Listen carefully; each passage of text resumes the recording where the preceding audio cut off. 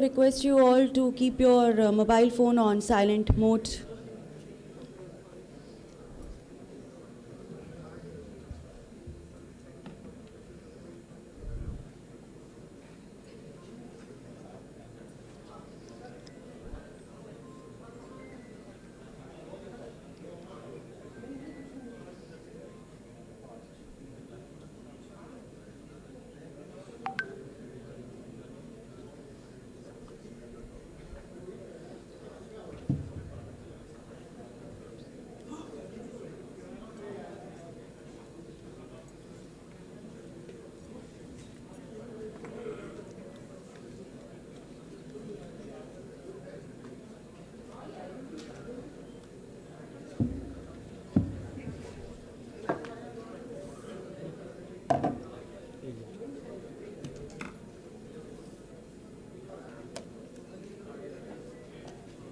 आप सभी अपने मोबाइल फ़ोन साइलेंट मोड पर रख दीजिए प्लीज़.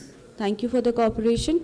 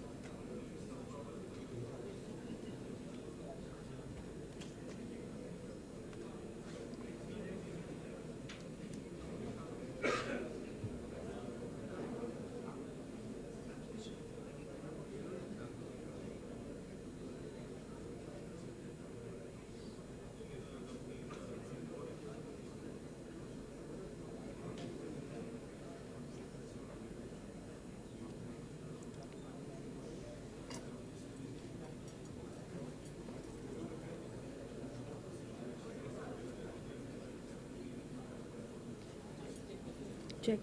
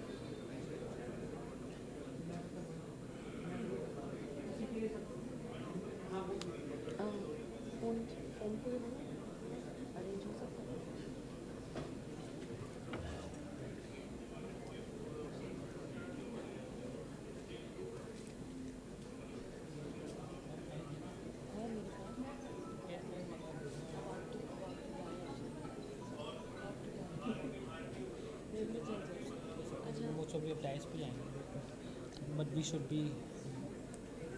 नहीं आएंगे तो PSA आते हैं, ये PSA है. अजय कुमार से. हाँ, अजय कुमार से समझ जो उधर बैठे हैं. समझ लेफ्ट राइट मतलब जो फर्स्ट है. ये ना. हाँ जी. Ajay Kumar okay. Secretary sir और मंत्री दोनों मंत्री most of के साथ में आए थे. अच्छा ओके. तो जब सारे के सारे बैठ जाएंगे तब यूज यहाँ से स्टार्ट. हाँ, तो अगर सब बैठ के then you start from here. फिर सब नीचे आके बैठ के then you call them on dais first. Honourable ministers हम दोनों बोलते हैं. ऑनरेबल मिनिस्टर ऑफ कम्युनिकेशंस ये पूरा बोल देगा, honourable minister of this and honourable minister of this, ये सबका ही बोल दीजिए। सबका ही बोल दूँगी। हाँ, एंड पाँच आर एस्टीम डिग्निटरीज प्रोफेसर जिग्वासु। और फिर देन ये स्टार्ट हो जाएगा ठीक है। एंड फिर यही चलता है।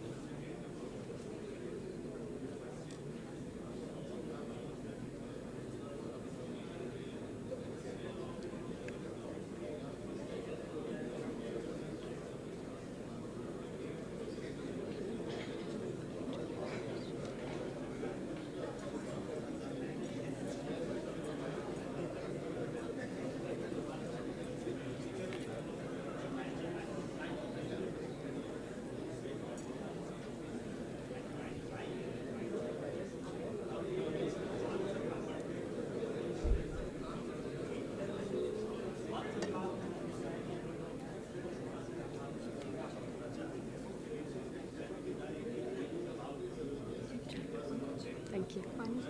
हाँ, पानी का सोच रही थी मैं। वॉशरूम पानी पानी में यहाँ रखना है। एक ऐसे रखा हुआ है, किसका? हाँ ये आपके इसमें हाँ दिस इज बॉटल, और ये जब खाली हो जाए आप हमें बोल दीजिएगा, मुझे आप साइन दे दीजिए। और कुछ भी हो तो आपके पास नंबर टेक्स्ट कर दीजिए, कुछ भी बाकी पानी पानी एक बॉटल एक्स्ट्रा रखा हुआ है।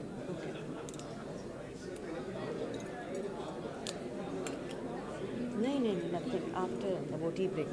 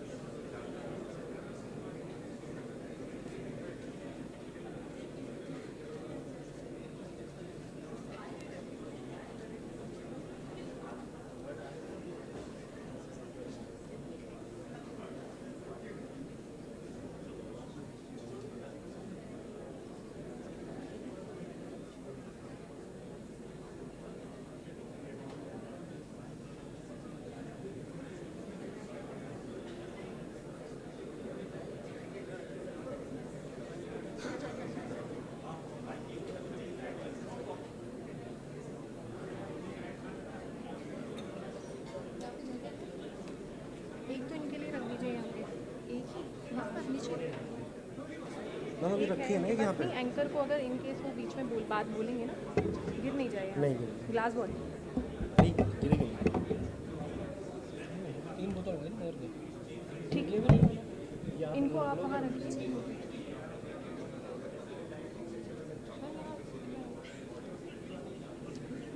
यहाँ बॉटल्स रखिए, आपको कोई इशू तो नहीं है? आपके लिए है।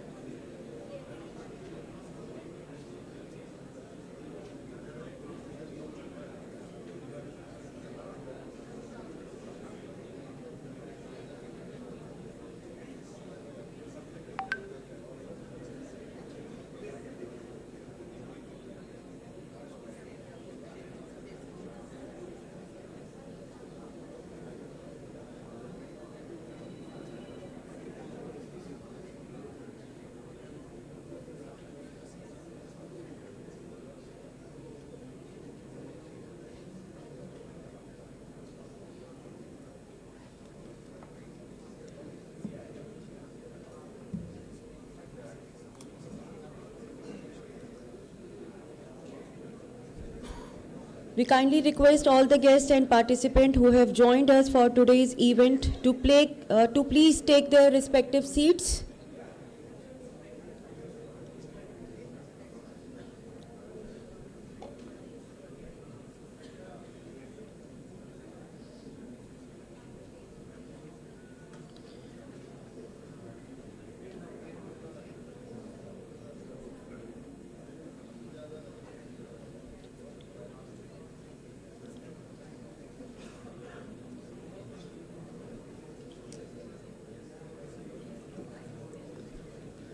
And also again, we are requested you all to keep your mobile phone on silent mode.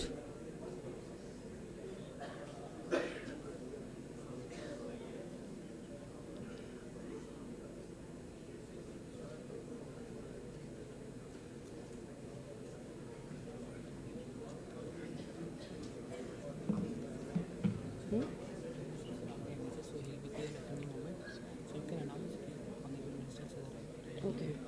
He'll be arriving. So all are requested.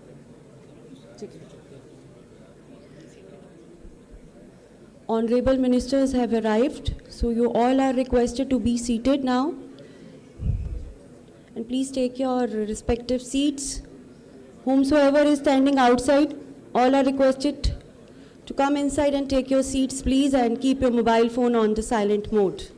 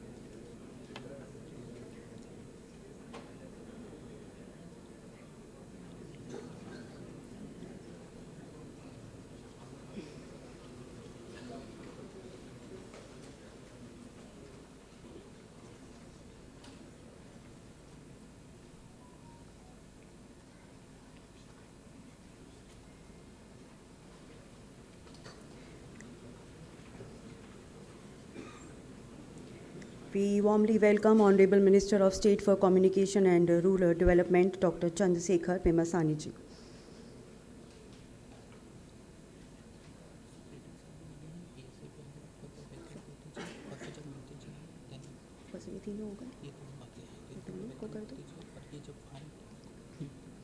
I also welcome Professor Ajay Kumar Sood, Principal Scientific Advisor to Government of India, and Dr. Neeraj Mittal.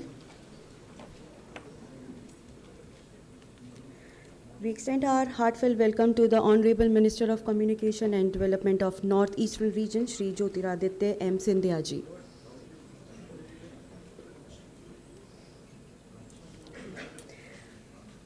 So So we would like to request our honorable ministers and our dignitaries who is sitting among us to kindly grace the stage with their presence.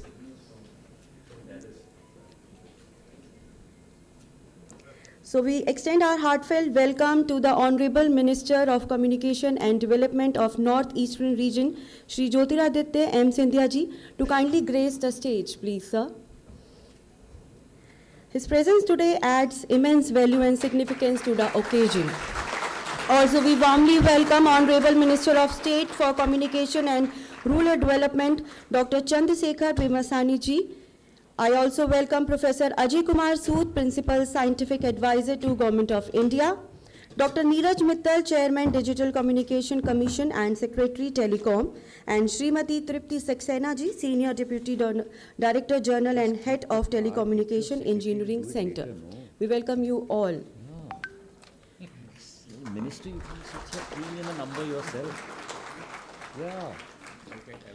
To honor the presence of our honorable ministers and esteemed dignitaries, we would like to request officers from TEC to kindly come forward and present them with bouquet as a token of our respect and gratitude. For that, I now request Ms. Poonam Kumari, ADET TEC, to kindly welcome Honorable Minister of Communication and Development of North Eastern Region, Shri Jyotiraditya M. Scindia ji. Thank you so much. Thank you. Thank you. I now request Ms. Khushbu Sharma ji, Director TEC, to kindly welcome Honorable Minister of State for Communication and Rural Development, Dr. Chandrasekhar Pemasani ji.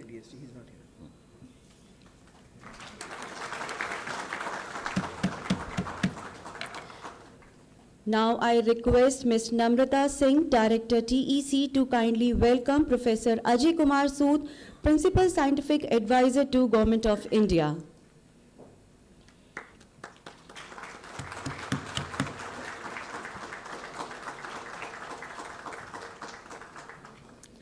Ms. Mudita Chandra, ADET TEC, to warmly welcome Dr. Neeraj Mittal, Chairman DCC and Secretary Telecom DOT.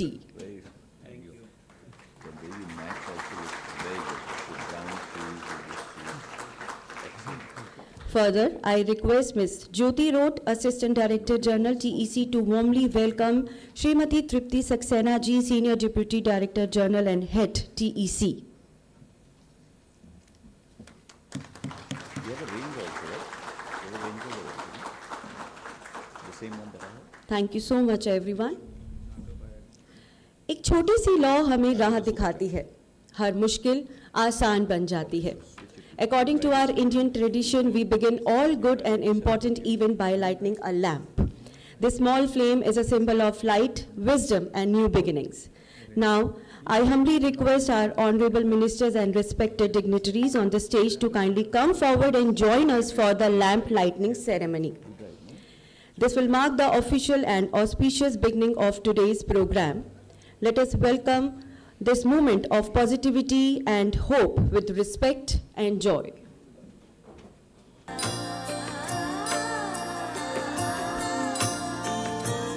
Tamso Ma Jyotirgamay.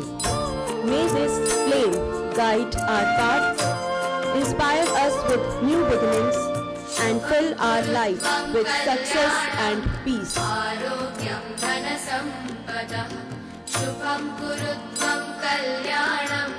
Arogyam dhanasampadah, shatru buddhi vinashaya. Deepajyotir namostute, Deepajyotir namostute. Shubham kurutvam kalyanam. Arogyam dhanasampadah.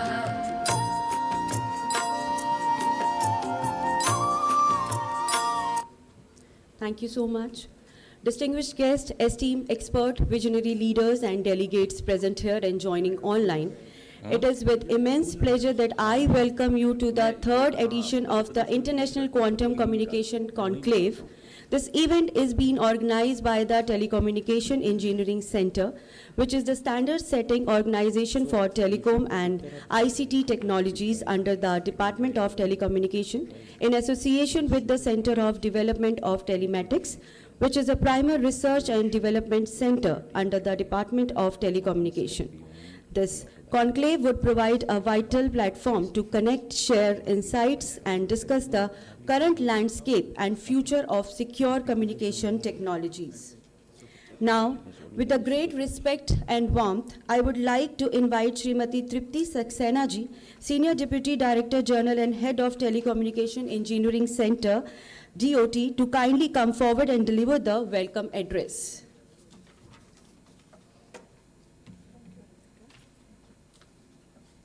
Very good morning to everyone. Honorable Minister of Communication and Development of Northeast Region, Shri Jyotiraditya Madhav Scindia ji, Honorable Minister of State for Communication and Rural Development, Dr. Chandrasekhar Pemasani ji, respected Secretary DOT, Dr. Neeraj Mittal ji, respected Principal Scientific Advisor to Government of India, Professor Ajay Kumar Sood ji, and esteemed members of audience. This is my privilege to welcome you all on behalf of TEC-DOT to this third International Quantum Communication Conclave in Vigyan Roy. TEC, that is Telecom Engineering Center, is technical arm of DOT. It is responsible for the formulation of standards and test schedules, and also for certification of products and technologies in the field of telecommunication. It is also entrusted with the task of keeping itself updated with all new and emerging technologies in the field of telecommunication. The upcoming technology of quantum computing presents major shift in computing capabilities and also a significant threat to existing IT systems. It may impact many crucial sectors like healthcare, energy, finance, telecommunication, to name a few. As a result, there is growing need for quantum communication technologies to address the evolving demand of secure communication in quantum era. TEC has a dedicated quantum technology division where standards with respect to quantum technology in communication are prepared and released in time with the advancement in technology. This division is actively working for preparation of standards, preparation of technology and products in consultation with academia and industry. It also releases technical reports for the quantum technology based on QKD, that is quantum key distribution, and PQC, that is post-quantum cryptography. Standards aim to ensure interoperability, security, and robustness in quantum network. I believe this conclave will help provide a platform to the subject matter experts and other stakeholders to interact, collaborate, and complement good work of one another in a productive manner, and everyone here will walk away with better insights into quantum communication technology. Thank you all for participating.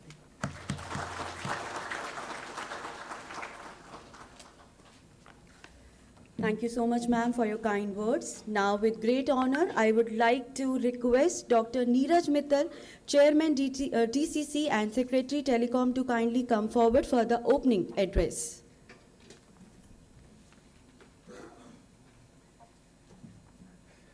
Honorable dignitaries on the dais, really happy to be here today on this third International Quantum Communication Conclave.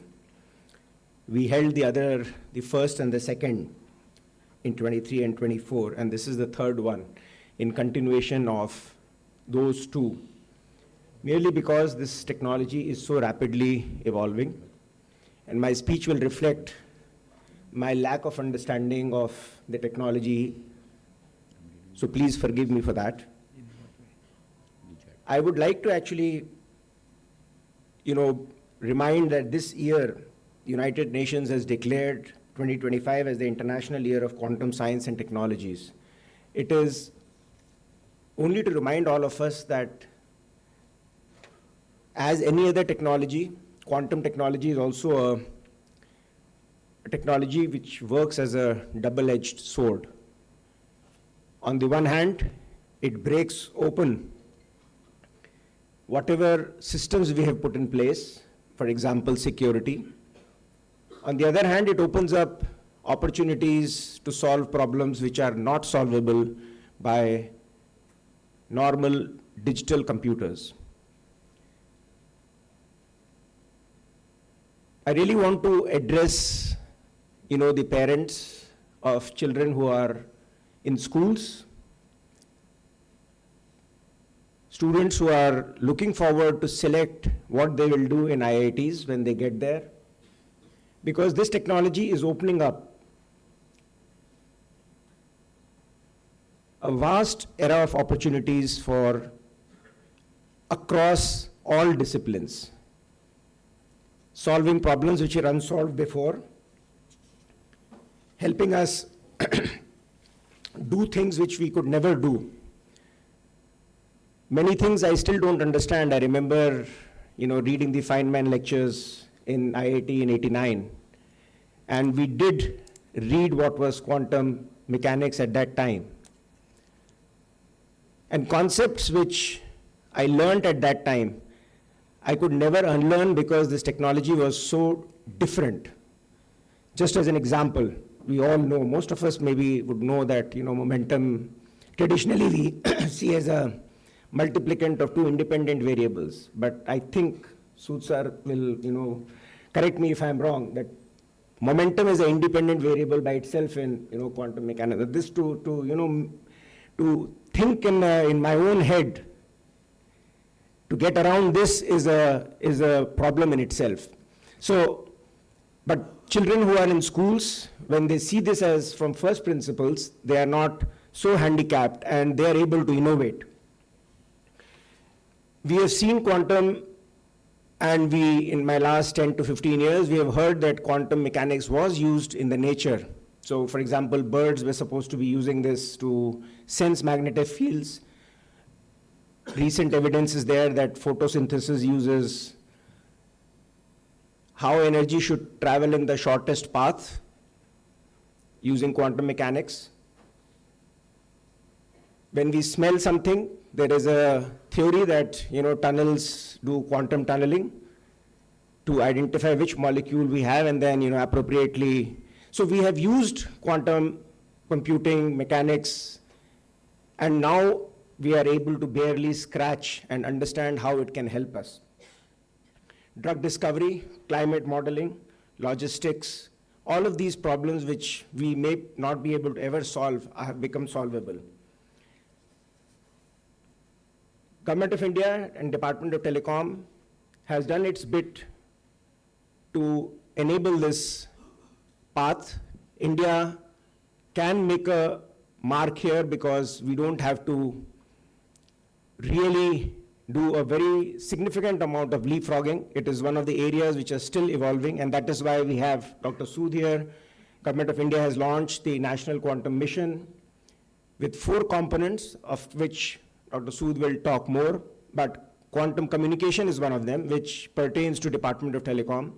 Quantum computing is another, quantum sensing is another, and quantum materials is another one.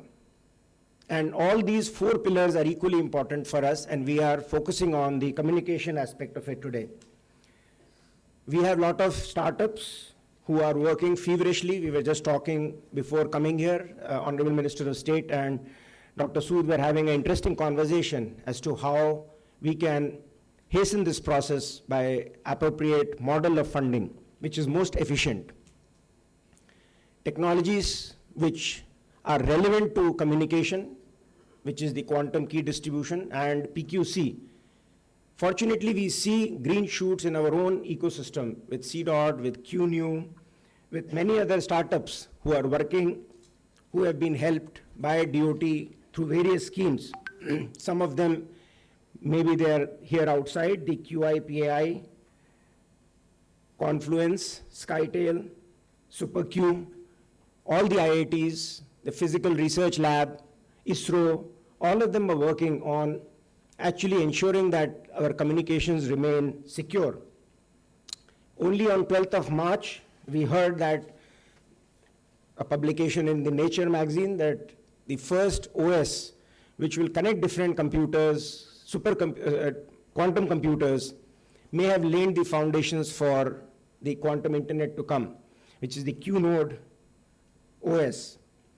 We are not here yet where our handheld computers and our phones are quantum enabled, but I don't think we are very far away from that day. It holds the promise of making the world safer, where maybe we'll not have traffic jams, where online data is completely safe. And these are goals which humanity has. We need to use this technology at its best. I hope that this quantum conclave will help us redefine the boundaries, foster collaboration, because it's an interdisciplinary field, and come up with recommendations so that the government, who is represented here at the stage, the highest level, will be able to take cognizance of that and modify our policies accordingly. We are going to release a few reports as well, which reflect our progress over the last 1 year, made by several agencies, including TEC, which does the standards for us, and lay the foundations for a fruitful next year. So thank you so much for giving me this opportunity, and I'm really happy and excited to hear your recommendations at the end of the conclave. Thank you.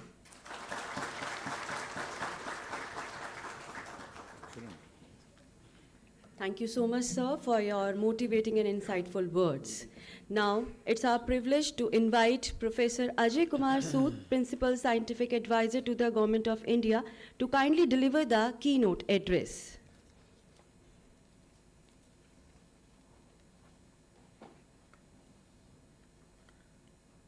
Dignitaries on the dais, Honorable Ministers Shri Jyotiraditya Scindia, Dr. Premasani Chandrasekhar, Dr. Neeraj Mittal, Secretary Telecom, and Shrimati Tripta Saxena, dignitaries of the dais, and all the experts from industry and academia.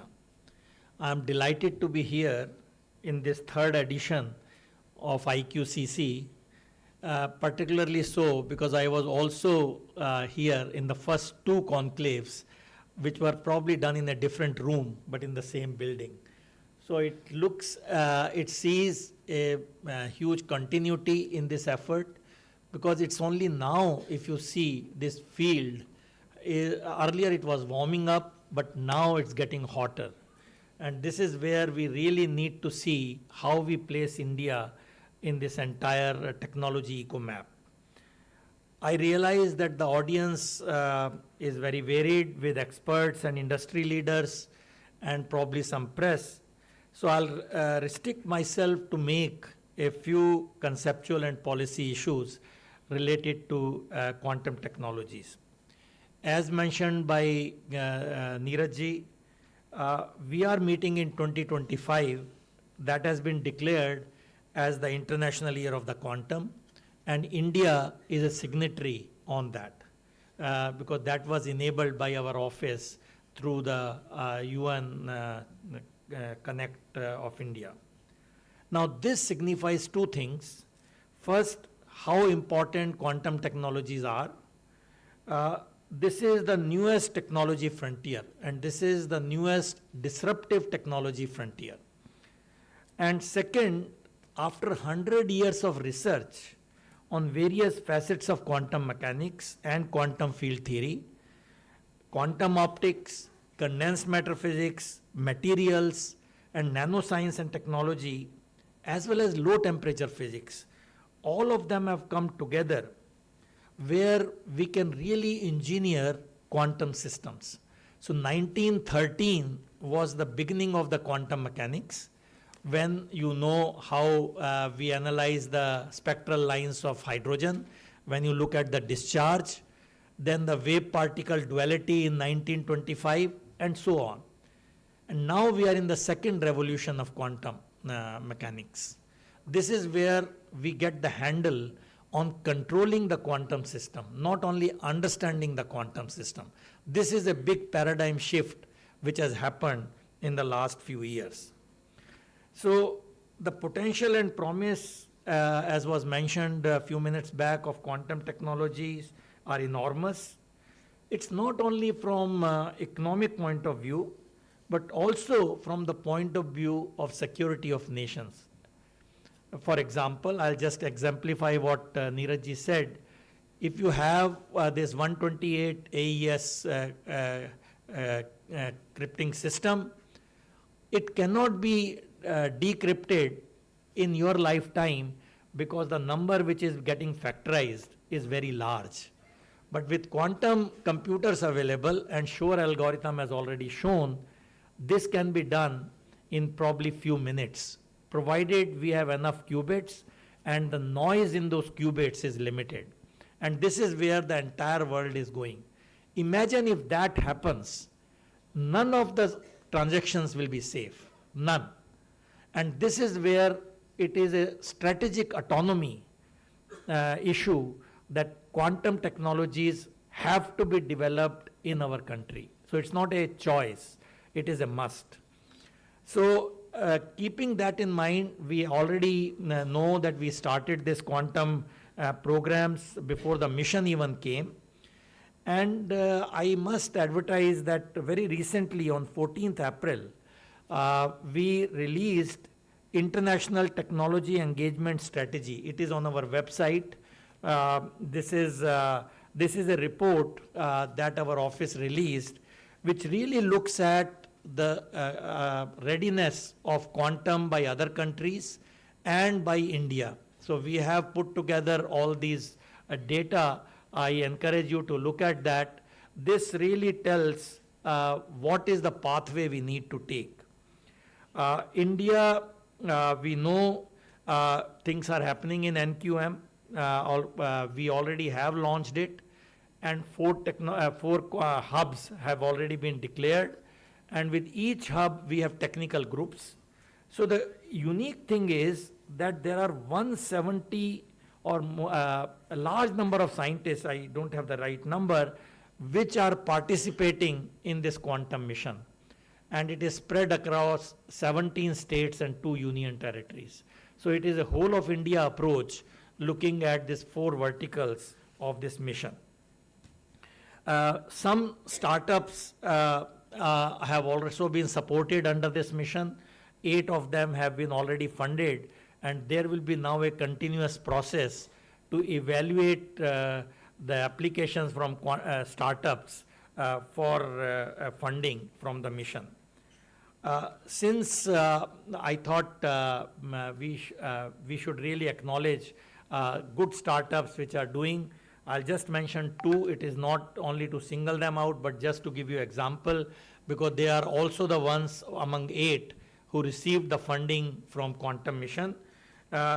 We know that QNew Lab announced very recently a 25 qubit based quantum computer on this recent World Quantum Day. And the second one, which I'm sure they are all here, the launch of Q Shield by QNew Labs. Again, a very important step because it's an integrated QKD, QRNG, and many other factors, hardware security module and post-quantum cryptography, PQC, together on this platform. So these are very, very encouraging big signs. And what we need to see, we need to enable these startups to become international global players, not only serving India, but also outside, taking care of the security concerns, if any. So this augurs very well. And another thing which I think I should point out, that there are very nice features of this mission. I thought it is no harm to repeat that, because though we might have realized it, because NQM has been designed with very focused deliverables. This is a very big difference between earlier projects and this mission project.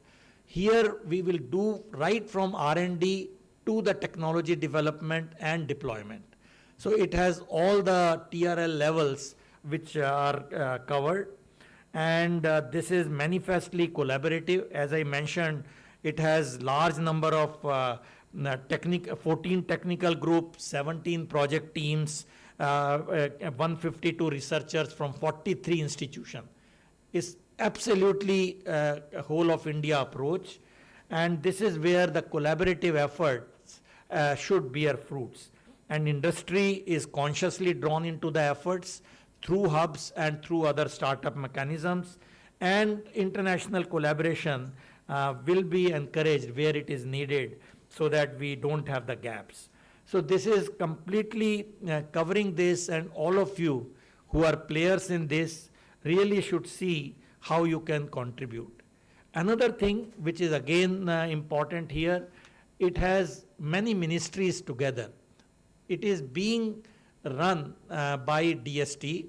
We have a quantum Mission Governing Board and the Executive Council with almost all relevant departments, and the experts are there. We have ISRO, we have MIT, DOT, DAE, DRDO, all are in this mission for making sure that we have the deliverables as we go along. It's not only R&D, but it also has to result in products. And very rightly, PQC is a big thing, because PQC does not need the quantum setup. It really looks at the algorithms which are quantum safe. And there are some standards which have been declared by NIST. So there is a complete effort here. There is a high-powered committee, and it has made a conceptual note what needs to be done, and this is what will be rolled out, making sure our fintech, our energy sector, all the important sectors which are vulnerable for all the attacks, adopt this PQC and this quantum safe methodologies right away. It may take some time because one needs to do scale up of the activities, one need to do capacity building, but this is already on. And one of the labs under PSA office SETS and under MIT CCA have given very important inputs, and they are part of this committee to really see how quantum safe communication can be done in India in all sectors, be it fintech, be it energy sector, and so on.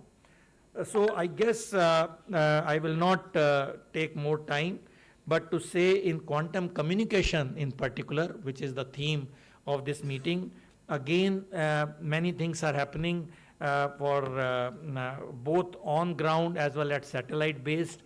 And as you know, that ISRO has already announced a quantum satellite which will be launched very soon. So you will have that quantum communication using the satellite even for places which are like 2,000 kilometers on Earth and so on. This is an extremely important step, and I hope ISRO will do that sooner than later, but they are already on the job. So and CDOT, of course, has been doing many things along with Sterlite Technologies. They maybe last week you announced that on this multi-core fiber, in one core they transmitted quantum signal and on another one classical signal. Again, a very important step. So the reason I am mentioning all this is it is really going on weekly basis. This is not a technology where you can come after 6 months and say what has happened. So all these things which we are saying is happening in last 1 month. So this is extraordinarily encouraging, and we must really put all our might into this. And let me close this by repeating that quantum technologies have strong strategic significance both in civilian and defense sector. Though this is what I'm saying repeatedly, but it is a must. All of us should not be saying whether we should do quantum technologies. When should we do? It is just that we have to do it now. And this we need to see, given India's strength, our demographic advantage, our government support, we would like to be a global player in the quantum technology supply chain. So the hardware is one where we need to work on.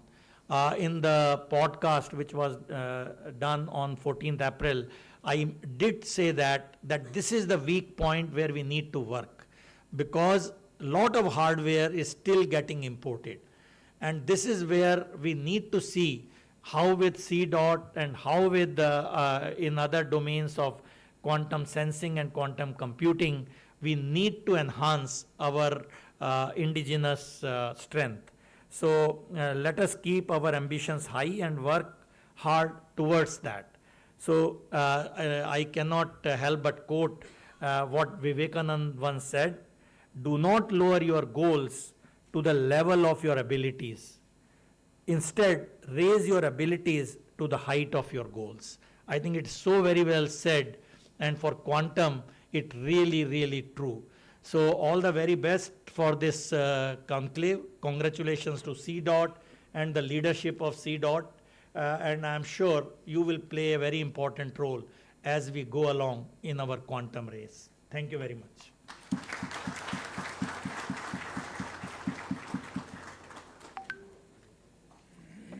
Thank you so much, Professor Ajay Kumar Sood, for your inspiring keynote address. And now, we move to a significant part of today's event, the release of standards and reports, a step forward in our journey towards promoting the deployment of quantum secure technology. Now, I respectfully request Shri Jyotiraditya M. Sindhya ji, Honorable Minister of Communication, to kindly release the standards for generic requirements on quantum random number generator.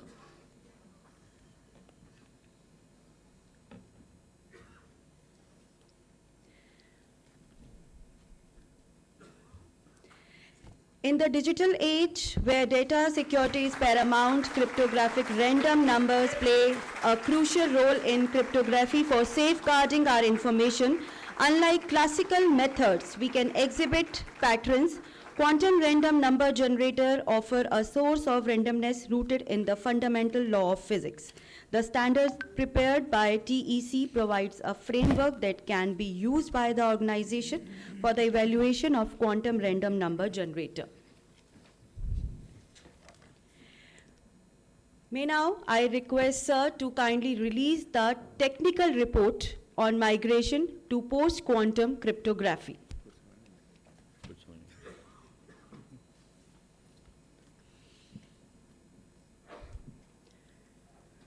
The present day cryptographic standards used for encryption and digital signatures like RSA, ECDSA, ECDH face a significant threat from the emergence of quantum computers and thus put an organization's digital infrastructure at risk.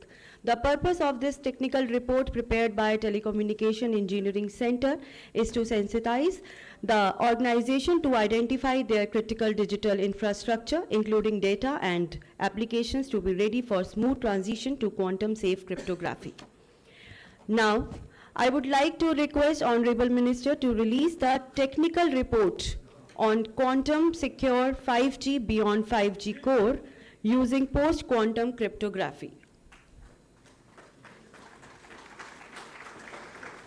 This report prepared by Telecommunication Engineering Center delves into the sensitivity of current cryptographic protocols within the evolving 5G core from the emergence of quantum computers and identifies key areas within the 5G core architecture where post-quantum cryptography can be implemented to achieve quantum security. This report will help raise awareness and educate the telecommunication industry on the importance and practical implementation of PQC for 5G core security.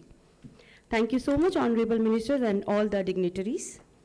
It is now my honor and privilege to invite Honorable Minister of State for Communication and Rural Development, Government of India, Dr. Chandrasekhar Pemasani ji, to kindly grace the stage and deliver the special address.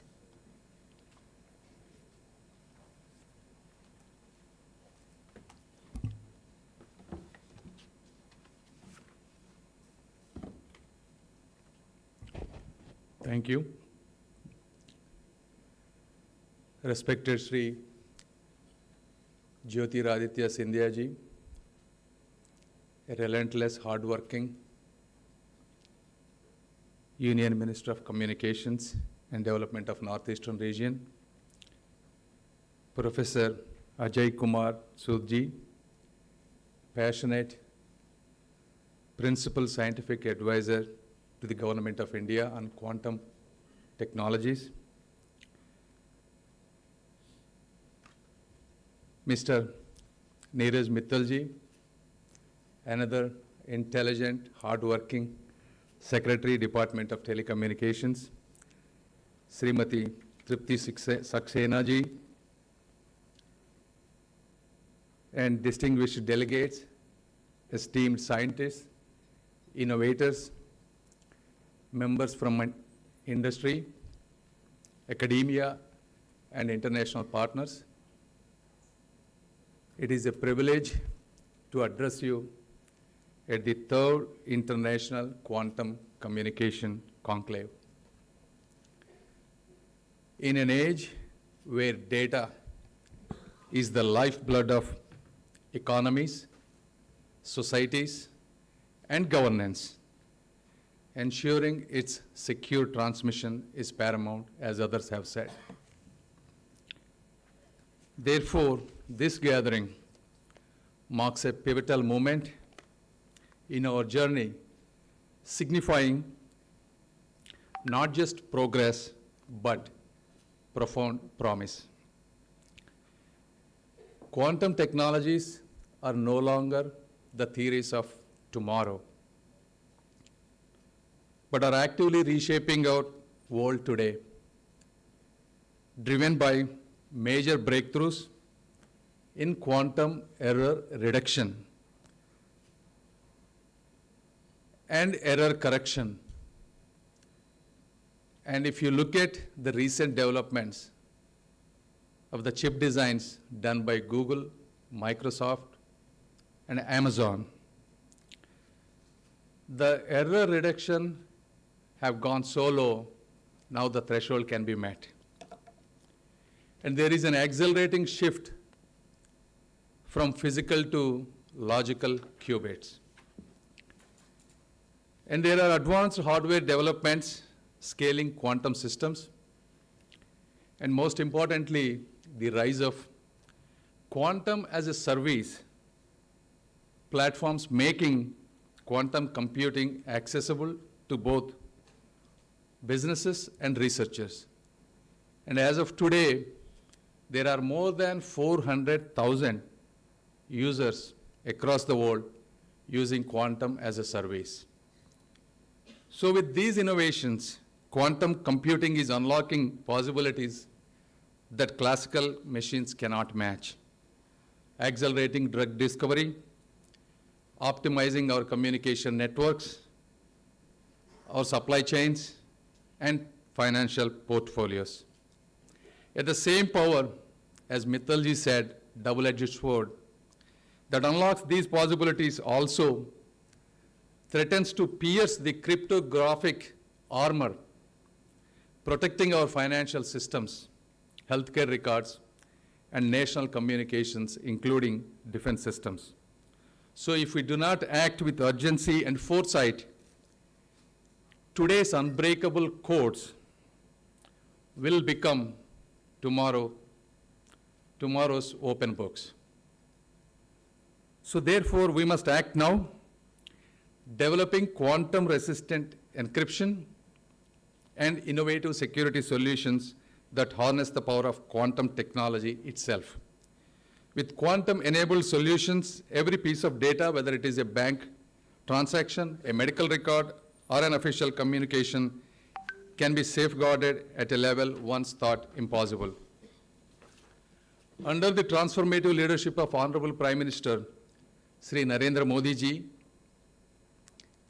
and the dynamic stewardship of Honorable Minister of Communications Sri Jyotiraditya Scindia ji, India is committed to leading this transformation. Through the National Quantum Mission, we are investing deeply in quantum computing, quantum communications, quantum sensing, and quantum materials. Our vibrant startup ecosystem, our world-class research institutions, and our industry pioneers are already delivering indigenous quantum solutions ready for deployment. We're proud to have demonstrated quantum key distribution over 150 kilometers, developed quantum random number generators, and startups that have built quantum computers with 25 qubits. These are significant milestones that showcase India's growing leadership in this domain. As the Minister of State for Communications, and I am inspired by CDOT's commitment to Atmanirbhar Bharat, our vision of self-reliance. Department of Telecommunications, along with our partners, is actively supporting the development of standards, testing frameworks, and real-world trials, ensuring that India is not only participating in the quantum revolution, but shaping it. While the possibilities are exciting, the path ahead may test our resolve. Quantum technologies, as you already know, are challenging, not only in the research phase, but also in production, implementation, and standardization. We must remember, however, that every great breakthrough in human history was once deemed ambitious or unattainable. Ladies and gentlemen, the success of India's telecom revolution is not an accident.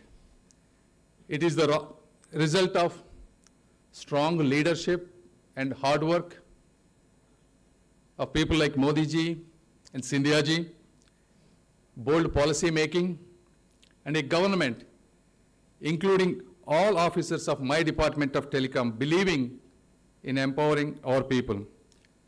PM Modi ji's governance shows when vision meets execution, when policy meets purpose, and when India believes in itself, nothing is impossible.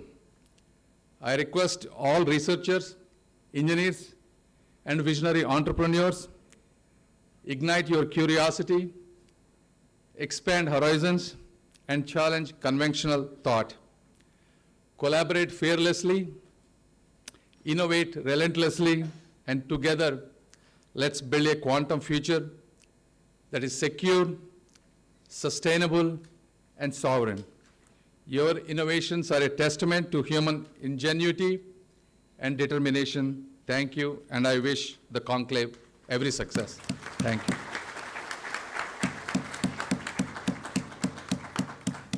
Very good. Thank you so much, Honorable Minister of State for Communication, Dr. Chandrasekhar Pemasani ji, for your inspiring words. And now, it is our proud privilege to invite Shri Jyotiraditya M. Scindia ji, Honorable Minister of Communication and Development of North-Eastern Region, Government of India, to kindly grace the occasion and deliver the inaugural address.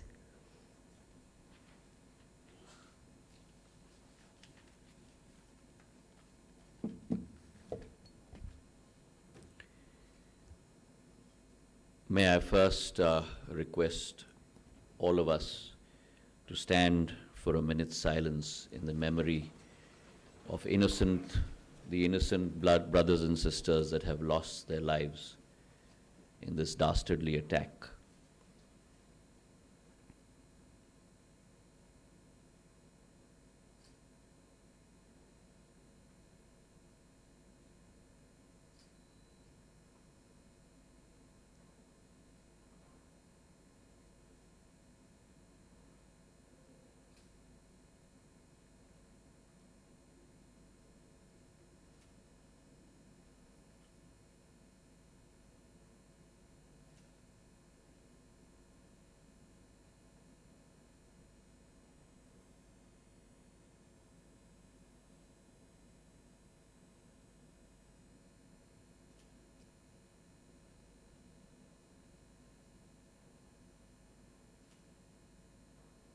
Om Namah Shivaya.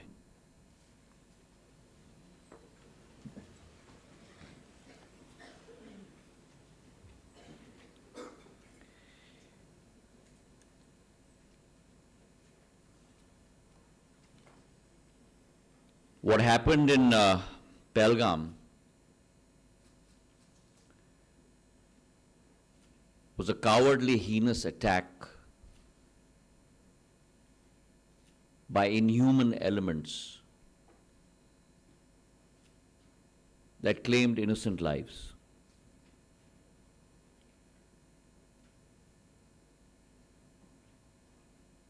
Those inhumans have tried to strike at the soul of our country. But they do not realize that India rises even faster and higher when challenged at this very core.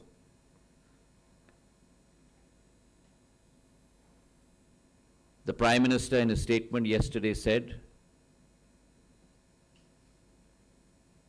that we will go to any extent. We will search high and low.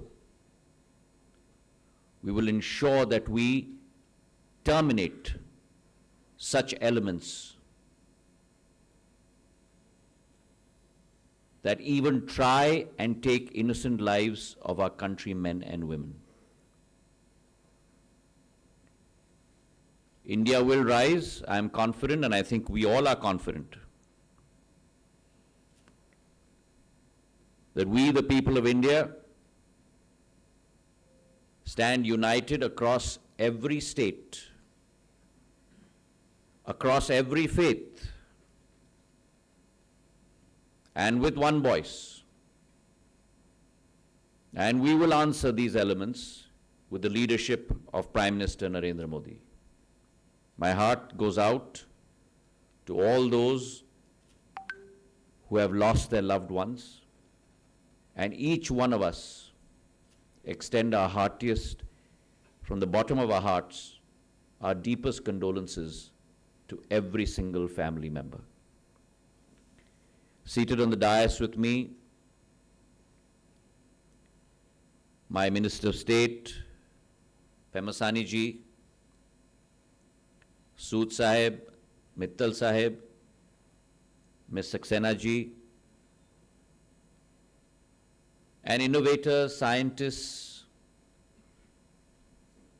members of our entrepreneurial and startup community, and friends from the media present here today. We gather under this wonderful banner, which in its very title signifies the rise of New India. This third International Quantum Communication Conclave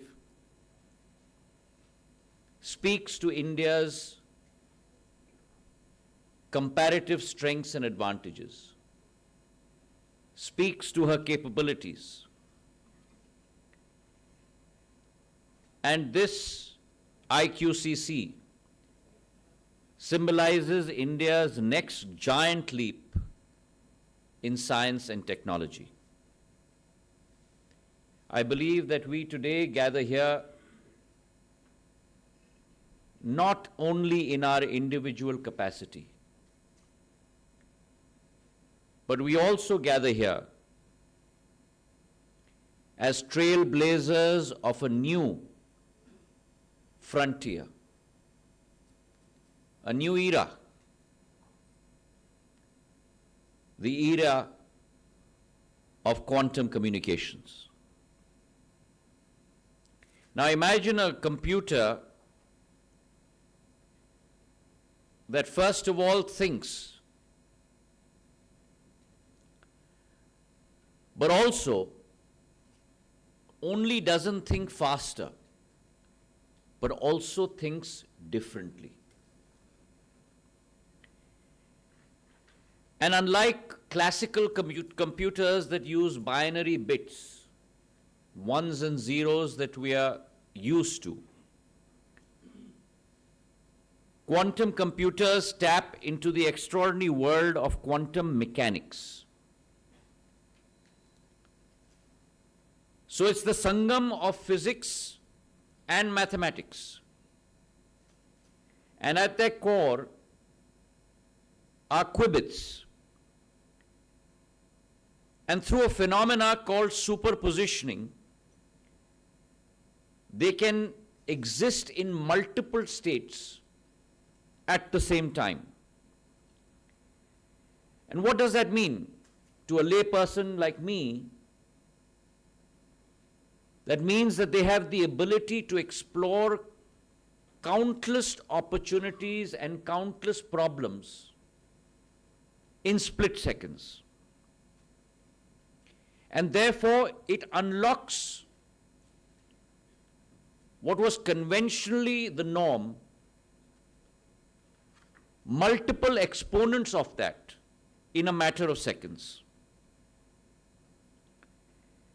But that's only the beginning. It gets more mind-bending. Quantum systems also harness a phenomena called entanglement. So you have superpositioning, but now you also have entanglement,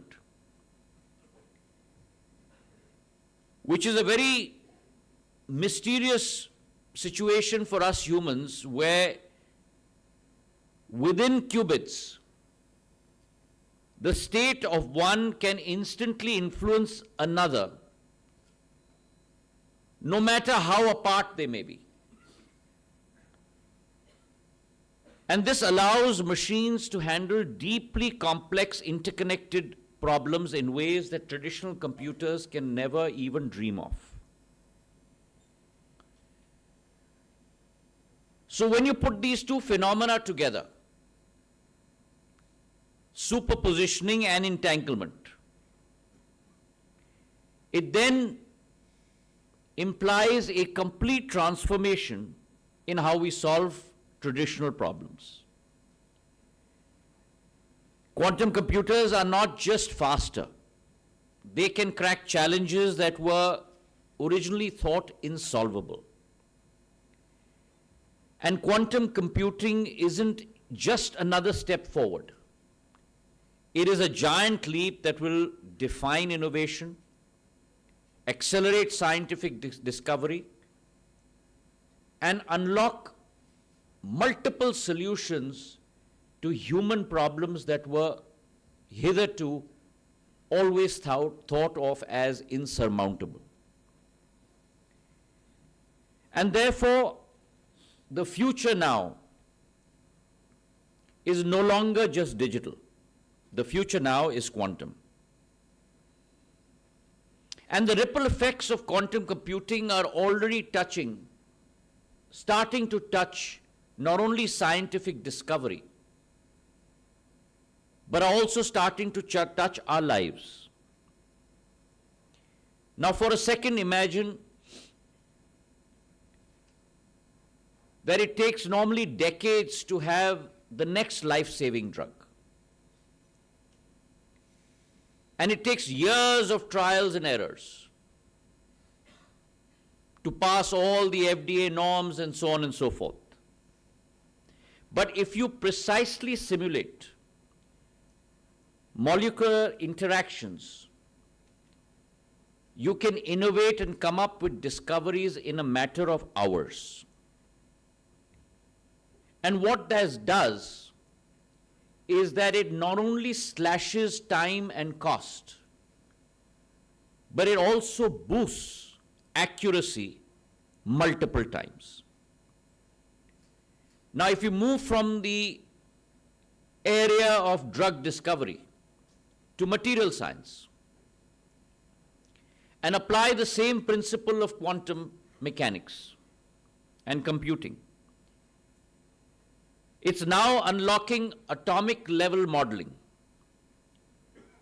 enabling the creation of lighter, stronger, more efficient materials in the areas of aerospace, in the areas of energy, in the areas of multiple electronics and much more beyond that. And if you think about it, it's innovation from the inside out, a concept that we've not been used to. The financial sector, which is what my background is, has also not been left untouched. Today, if you talk about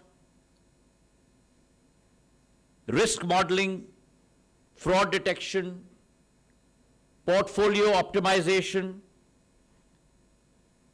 quantum algorithms have unlocked processes that have simply turned the concept of volatility in the area of finances, turned the concept of volatility into opportunity. And therefore, while we tread down this path, you also now venture into quantum machine learning, where when you apply the concept of AI, it reveals deep amounts of insights into massive data sets, which through quantum technology will fuel breakthroughs in genomics, language processing, personalized medicine, and financial forecasting. Even our cities will benefit from this new technology. When you look at route optimization through quantum computing, the results are huge across multiple spectrums. As Neeraj ji said, it will not only cut traffic congestion, it will also reduce emissions. It will make commuting much smoother. And therefore, ladies and gentlemen, the quantum era is not coming. It is already here. And it's reshaping our world, one qubit at a time. Now, the government of India, under the leadership of Prime Minister Narendra Modi, in the last decade, has started heralding change across the globe. India is no longer a follower.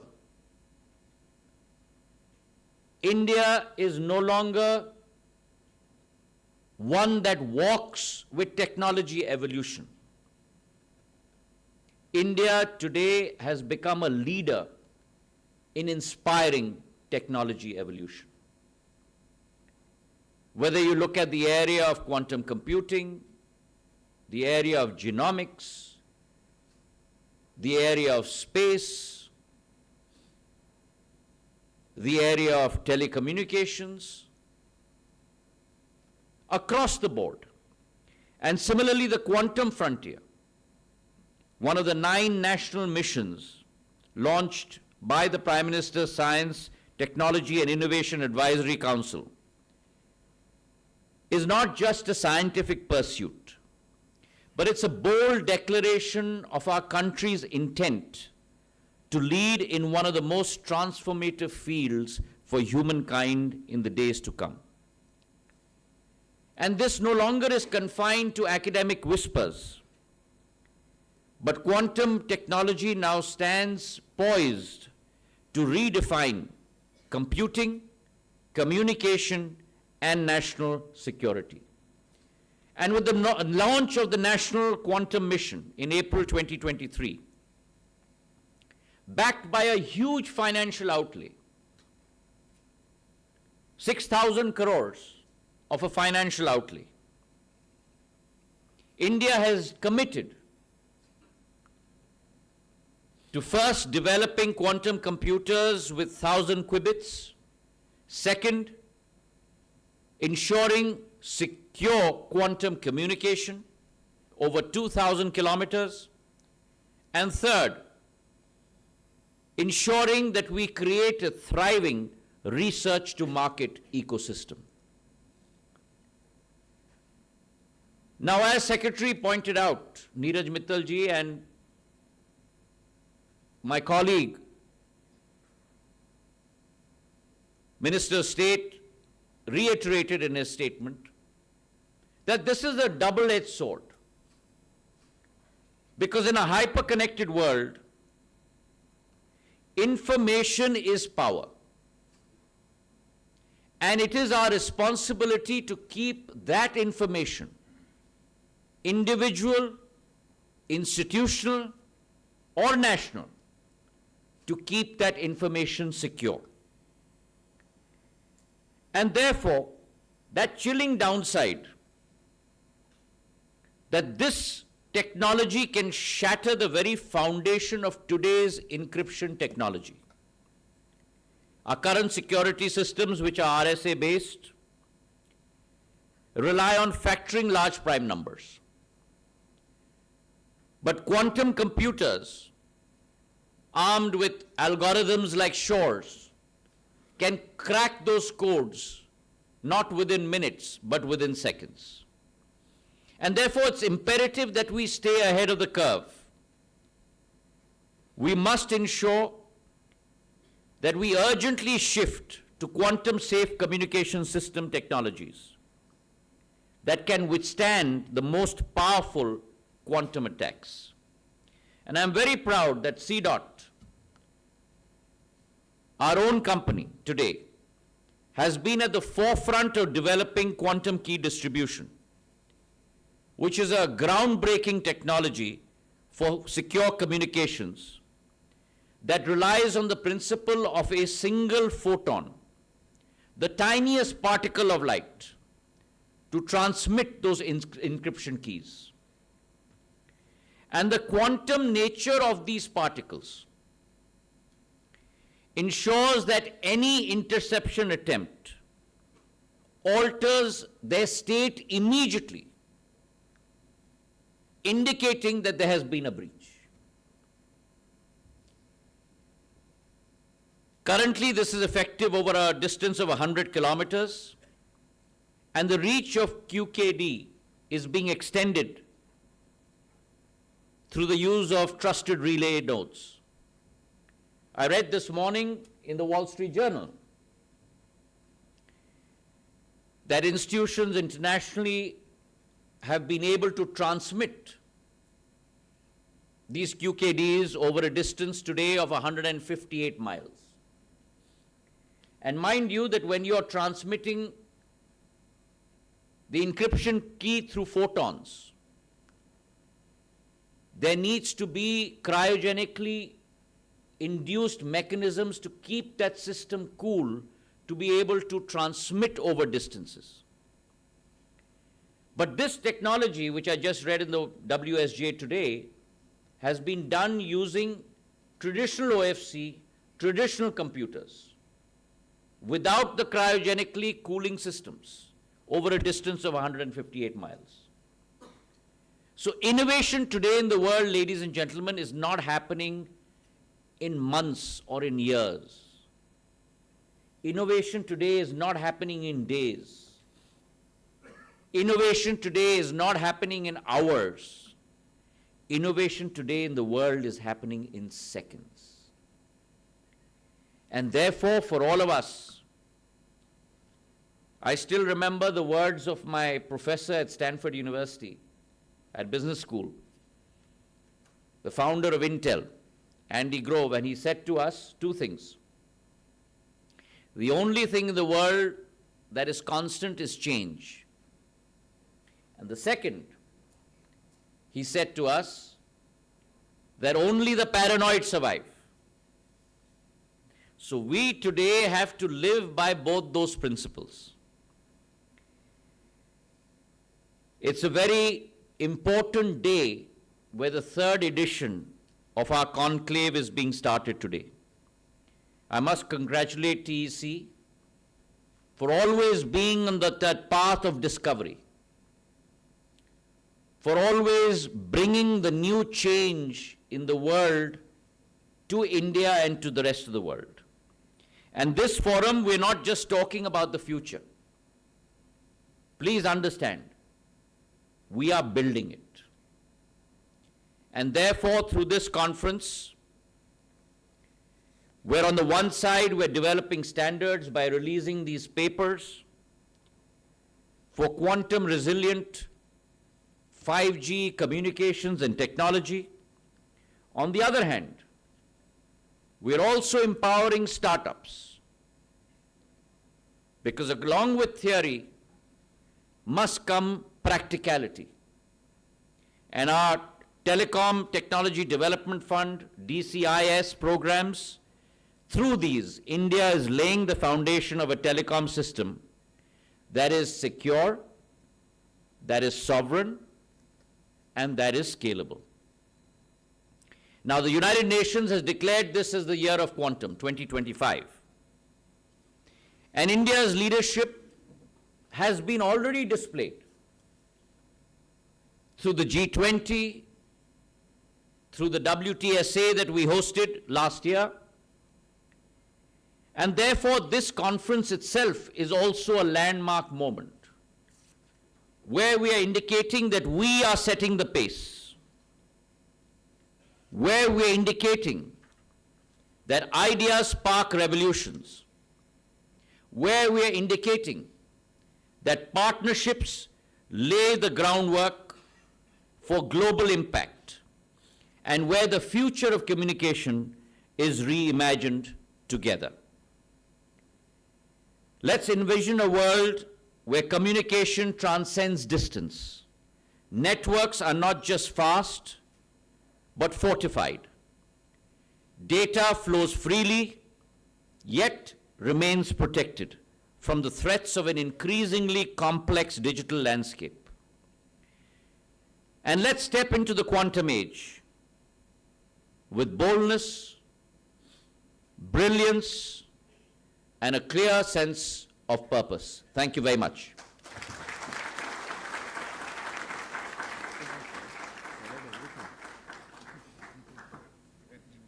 Thank you so much, Honorable Minister of Communication, Shri Jyotiraditya M. Scindia ji, for your valuable words and guidance. We would again like to extend our heartfelt gratitude to our Honorable Ministers for taking out time from their busy schedules to join us today. Your presence and contribution have truly added great value to the occasion. Thank you so much. Thank you. And also we would like to thank you all the dignitaries for your motivating words. Thank you all the participants who are present here and have joined remotely. Your continued support, efforts and contribution have played a key role in shaping today's event. Thank you. And now I respectfully request our distinguished dignitaries on the dais to proceed for the inauguration of the exhibition located in the pre-function area outside hall number 6. This showcase by R&D institutions, industry and startups offer a glimpse into the cutting-edge advancement in quantum communication and related technology. And after the exhibition, followed by the high tea at the ground floor, we will begin the next session at 11:30 or 11:40 a.m.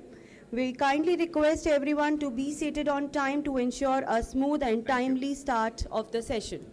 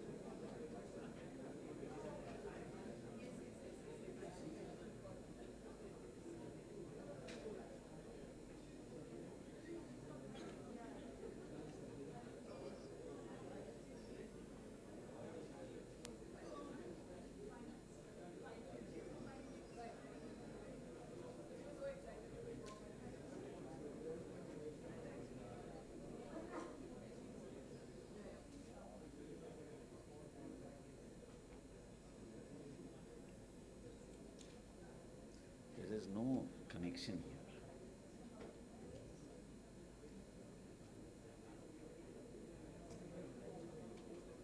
वो कैसे रहा है वैसे?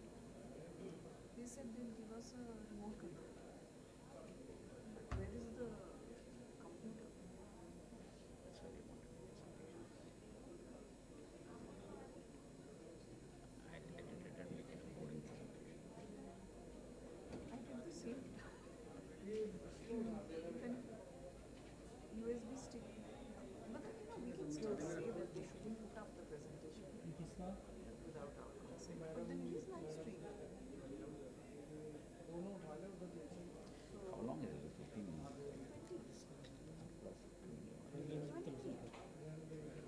Monologue. For Ram, I've never seen it. Monologue.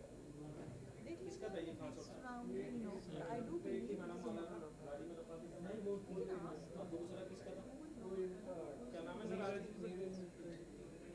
Ask the guy who was supposed to send the presentations to. पर मेरा तो मतलब Indian में होगा नहीं आप go through stick. मैं तो Google Slide send them a link. But I have to then remove. I can only put public information, private information. No, that to ensure before sending because I have this happen before. But then you're going to go through Google.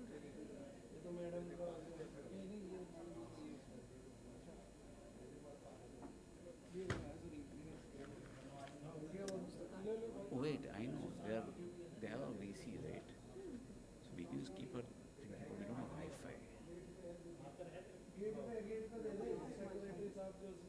do it through hotspot. There's no connectivity in the hotspot now. And how are we going to send? बहुत slowly जाएगा पर जाएगा. No, send is just a link for me, so that's okay. Link में भी तो upload करना है. No, it's already on.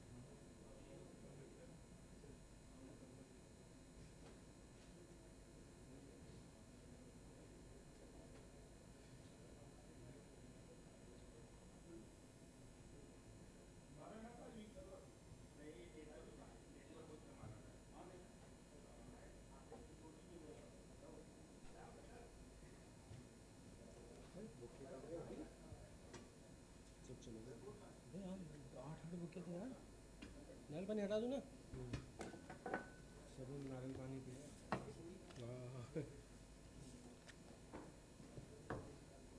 एक तो बचा 2 बचे साल को ले लेते हैं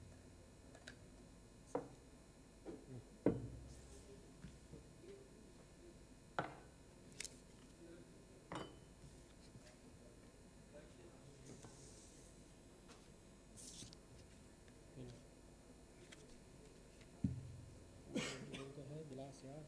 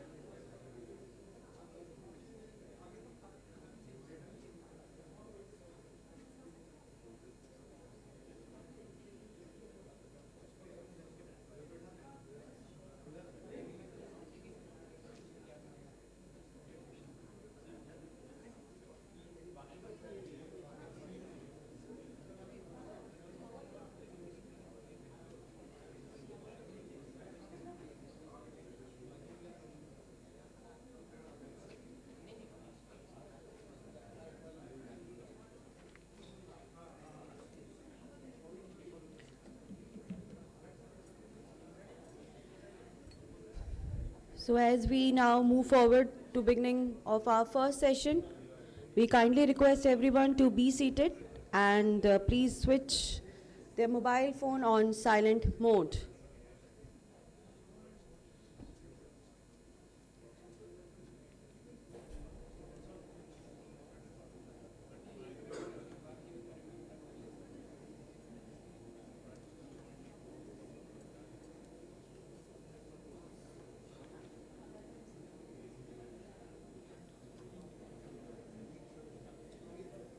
हाँ अभी कुछ नहीं करना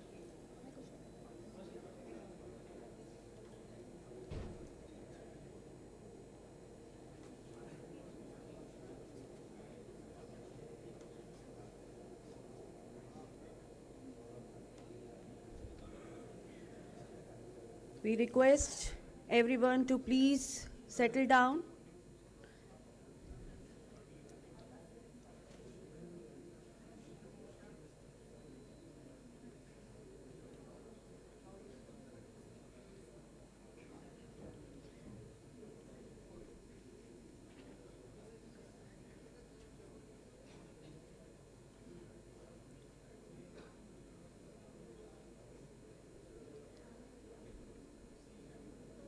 Everyone please get settled down. We are about to begin our first session. Your cooperation is deeply appreciated. Please keep your mobile phone on silent mode so that we can proceed without any interruptions.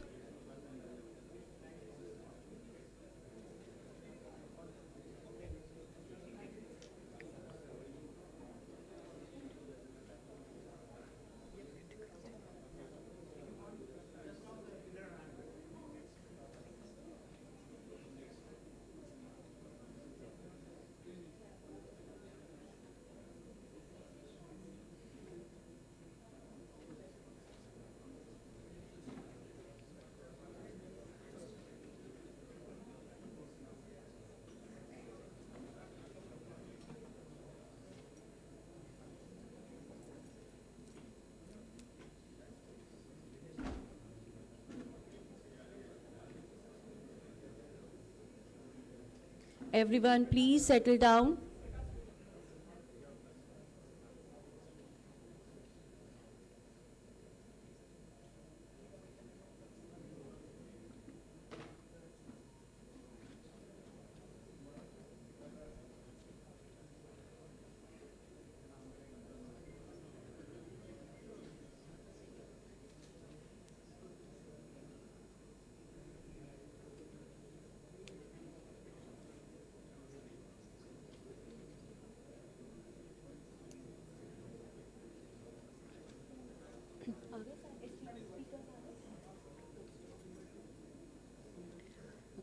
So may I kindly request all our esteemed speakers to please take their seat on the dais so that we can begin the session without further delay. So I request Dr. Rajkumar Upadhyay from CDOT. Kindly.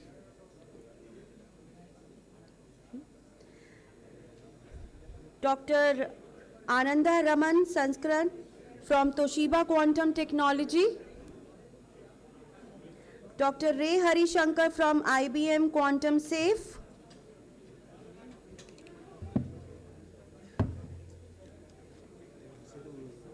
कहाँ उसमें लिखा हाँ वो है Hello. Good to meet you. अच्छा यहाँ Japan, they to see. अच्छा Japan okay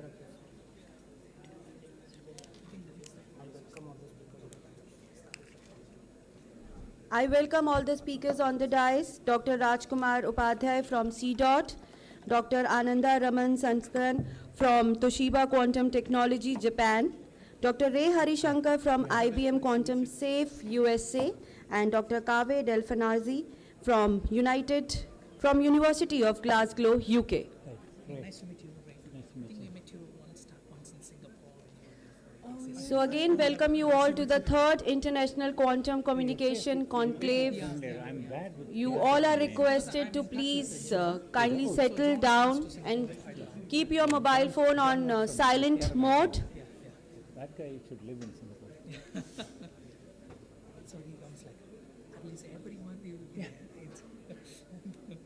Yeah, now he's coming to Indonesia and then he's going to go to Singapore.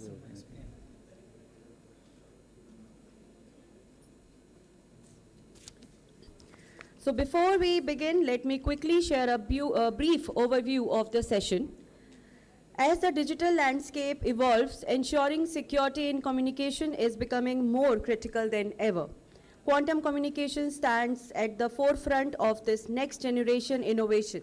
In this session, we will explore some of the cutting-edge advancement in quantum communication with a focus on how these technologies are set to transform cryptography.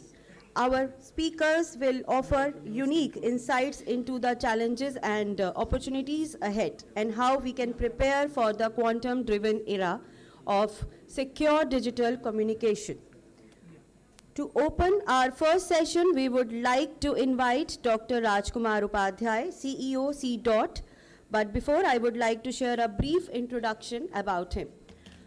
Dr. Rajkumar Upadhyay is the CEO of CDOT. CDOT is actively involved in the development of quantum technologies, particularly in the area of quantum communication, and has developed quantum key distribution systems and post-quantum cryptography systems, which enables the secure transmission of information.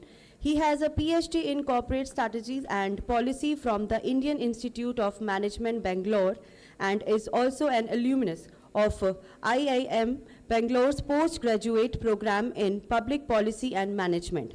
He has won many awards, which includes J.C. Bose Award by Ministry of Defense, the National E-Governance Award, CIO, 100 Award by International Data Group, and Deepak C. Jain Award by IIM Bangalore. So I welcome you, sir, Dr. Rajkumar Upadhyay. It was here. I think it's for us. Yeah. Because I was looking for this.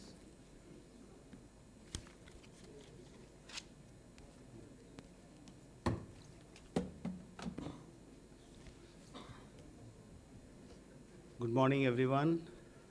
I think we had a wonderful opening session where the sense of where the quantum field is going was given and what the government of India is doing and how it makes a great opportunity for us as country to develop quantum systems, as was told that we don't have to leapfrog. For example, in many of the technologies, world has gone ahead and we have to catch up game. But here, since the technology is evolving, and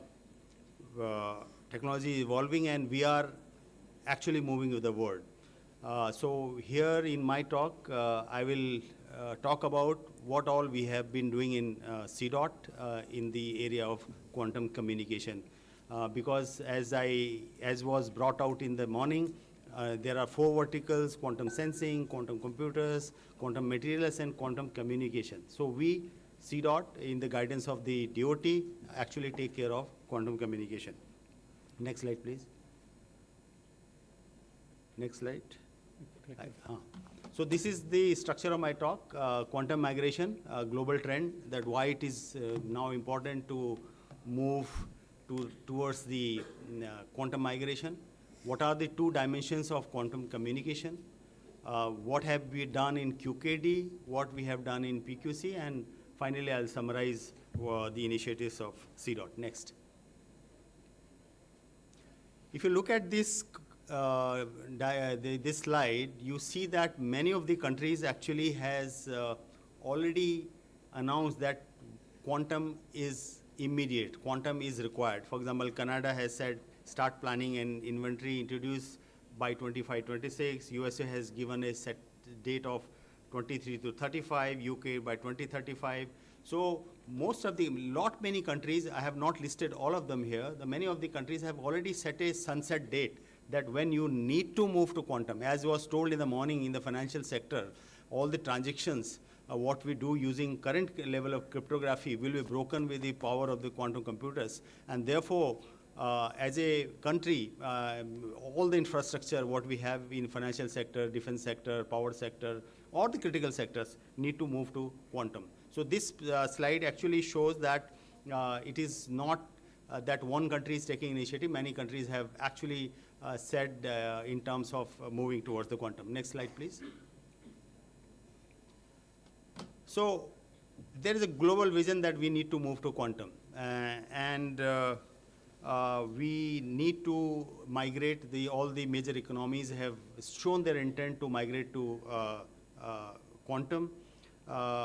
The quantum, what was thought that will come few years later, has already started arriving, because there was a talk in the morning by Honorable Minister about Google, Microsoft, Amazon, how they are moving. And in India itself, QPI, for example, has developed a quantum computer. So quantum computers are the reality. They will come sooner than they expected. And if they come sooner than they expected, your communication system need to be protected. World over, many countries are investing heavily. For example, China has a program of $15 billion only for quantum. They know that quantum they have to take leap, because the status of the industry of quantum is what semiconductor used to be in 1950s. So it is at that stage, and it will develop. So right now, if we invest well and we do a lot of innovation, as we know that the innovation per capita innovation, or the money invested in innovation in India is very less. At less amount of money, we can do a better innovation, what we know by frugal innovation. So as in line with the global vision, the CDOT has developed the systems in QKD based on international protocols. We have developed system in PQC based on NIST protocol. And our systems are production grade. They are already deployed in some organizations. They are deployed in universities. And we are out of the 4 hubs. There are 4 hubs under NQM. We are one of the hub along with the IIT Chennai. So Quantum Communication Hub is jointly run by CDOT and IIT Chennai. Next, please. So I know most of you know what quantum is, but just to set the tone, the quantum has 2 parts. Part number 1 is based on physics, that is QKD, which basically is working on photons, what was talked about in the morning. And it offers information theoretic security to the system. And any attempts of eavesdropping actually will be detected, because I think our Honorable Minister himself was talking a lot of technical things and very nicely explained that if the state of the photon is changed, the communication will stop. So in traditional systems, if there is a eavesdropping happen, your information is flowing, but I am also listening, and you don't know. In this case, the moment the state of a photon changes, the communication will actually stop. This is the physics part. This mathematics part is a PQC, post-quantum algorithm. That is that the factorization, what cannot be done by the classical computers today, will be done by the quantum computers. Therefore, we need a new level of algorithm which can sustain the quantum computers. And this we have implemented NIST algorithm Crystal Kyber. NIST actually ran the challenge from 2016 to 2023-24. So 7-8 years of hard work they did, and finally arrived at a algorithm which is fully proof and safe from attacks from quantum computers. Next, please. So this is our QKD solutions. The first one is COW and DPS. I mean, these are the protocols of QKD. There are others also. I think Toshiba will present the other one. The first system what we have made is QKD system, which is based on COW and DPS. You can see in our stall. While we were doing that, they were already in the literature that these QKD system also can be attacked through a side channel attack. And therefore, the new system came up that is called MDI QKD, that is Measurement Device Independent QKD. In this, one more node is established. There is Charlie. Typically, there is Alice, Bob, but in this MDI QKD, we established one more Charlie node. This system is also available, live demo is available of MDI QKD. This prevents the side channel attacks. The third one is multiplex QKD. Why it is required? Because the QKD, as you know, the photon has very, very less power. It, with the data, if it moves, the states can get destroyed, and hence you cannot achieve the distance. And therefore, when we were trying to deploy in Delhi, we found that you need dark fiber, and dark fibers are not available. So what we did, we multiplexed the classical channel and the quantum channel together in a single fiber, but at the cost of distance. Typically, we achieve a distance of 120, 130 kilometers. Here, we were able to achieve only 60 kilometers, but it, avoided the need of a dark fiber. So if you need a QKD system which doesn't need a separate fiber, you can use the multiplex system. Last week, I don't know how many of you got chance. Now we have tested a system with STL, Sterlite technology, that in a single fiber, you can have multiple cores. And in one of the core we utilize for quantum channel, and rest of the 3 cores we utilize for data channel in the same fiber. And we ran the experiment in the live scenario in Aurangabad, and 120 kilometer we achieved. So this will be a good solution, which will, be cost effective, because one of the criticism of QKD is that you need dark fiber. And this third one will avoid the need of separate fiber. Now comes the QKD relay node. Now, one of the critical requirement of achievement sought from the NQM is that we should achieve 2,000 kilometers of a distance. Can you do it QKD? But QKD can run only 120 kilometers. As we do regeneration, most of you will know that optical fiber also requires regeneration, repeaters. So therefore, in quantum also we need repeaters that we call trusted relay node, which you can see again. Initially, we designed trusted relay node as separate node, but later on we realized that it may unnecessarily create additional hardware. So now what we have done, we have integrated the QKD node and the trusted node. So wherever you want a repeater type thing, you put single box which will function as Bob as well as the relay node, so that the hardware cost and the software cost is reduced. In addition, I know while these systems have been made using a lot of imported components, for example, photon detectors are imported, drivers are imported. The next challenge for us was how do you indigenize that? So we have developed our own photon detector at 1/10 cost. So our photon detectors are already developed. RF drivers, intensity modulators, all these components actually will help us bringing down the cost. Now the last one, the red one, is Eve simulator. How do you know your system is actually safe? So you can actually use Eve simulator. It can do side channel attack. It can do various PSN attacks. So many kind of attacks it can do, and you can see whether a system withstands those attacks or not. And therefore, in some of the places where we are supplying our quantum system, we also supply the Eve simulator, so that they can see whether it is the system is working properly or not. Next slide, please. So this is our QKD solution. These are the live pictures, actual pictures of the system. We were the first organization to receive TEC. I think TEC is the body of Department of Telecom, which sets a standard and tests your equipment against the standard. We were the first in the country to have received the QKD, the TEC certification for both the protocols, DPS as well as COW protocol. Next slide, please. Next slide. Yeah, so this is the Charlie. What I said that in the previous one, then in QKD, while QKD was developed, there was literature that the QKD is susceptible to side channel attack. Using side channel attack, somebody can actually, attack your QKD system.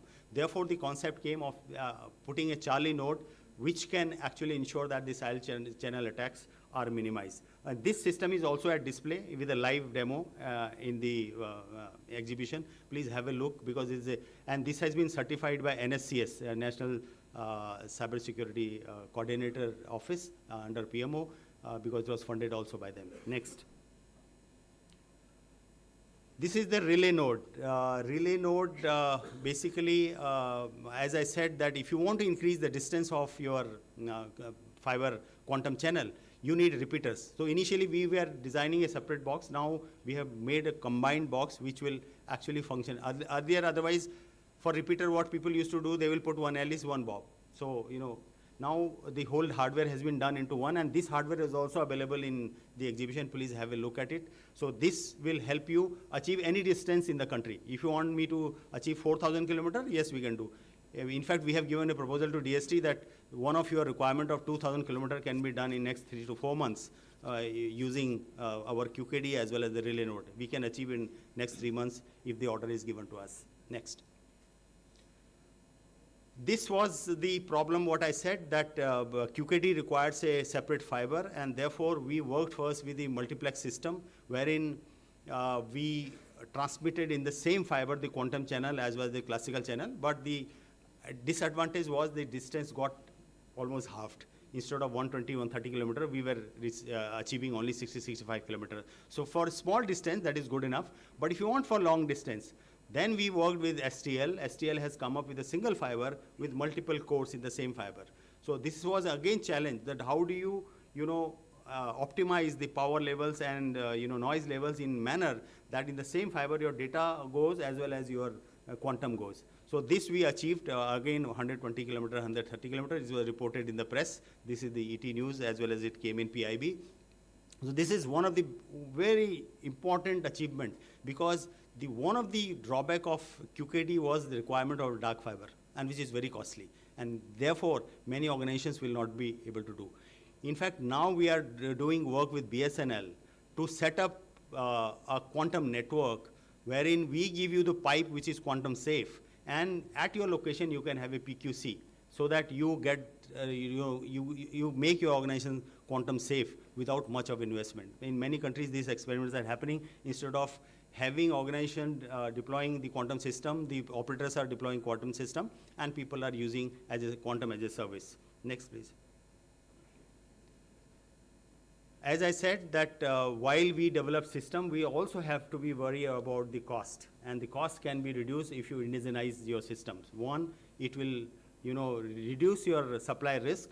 The second, it will bring down the cost. So this single photon detector, which picture you can see, has been developed by us, and we are open to provide to any of the fraternity who would like to use the single photon detector. We used to import it. Now the cost is almost 1/3, and with numbers it will go further down. Other two components you can see are the the amplifier and the module drivers, which also are significant in the cost. So once we develop, the cost actually goes down drastically. And this is next, please.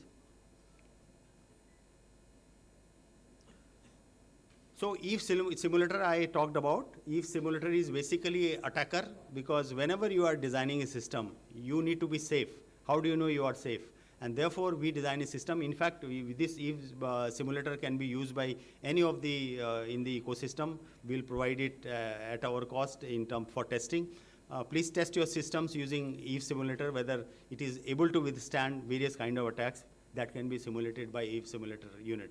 So this unit is also at a display in our exhibition. Please have a look at it. Next, please.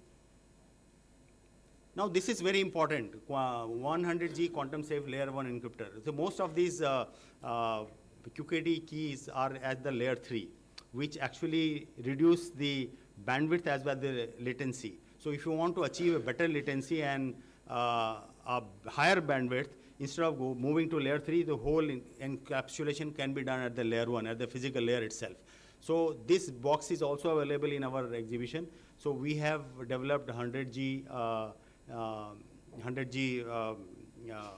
layer 1 encryptor, which can be used in your optical network without actually moving to layer 3. At layer 1 itself, you can encapsulate the whole frame. The whole frame is structured as per ATSI standard, and 100G can be transmitted quantum safe. Next. We being R&D, we don't do much of marketing ourselves, so we have transferred our QKD systems to 4 companies: ACIL, New Age. I think New Age is put a stall here also. They are also displaying our box, I saw. Then Skytel we have given, and ChipSpeed. These 4 companies we have already transferred the technology. Anybody needing these systems can actually take from them. And in a limited way, we are also giving where there are lead times, when these companies are not able to give it. But recently, one of the company has won DRDO tender where they are supplying the quantum system to DRDO. Next.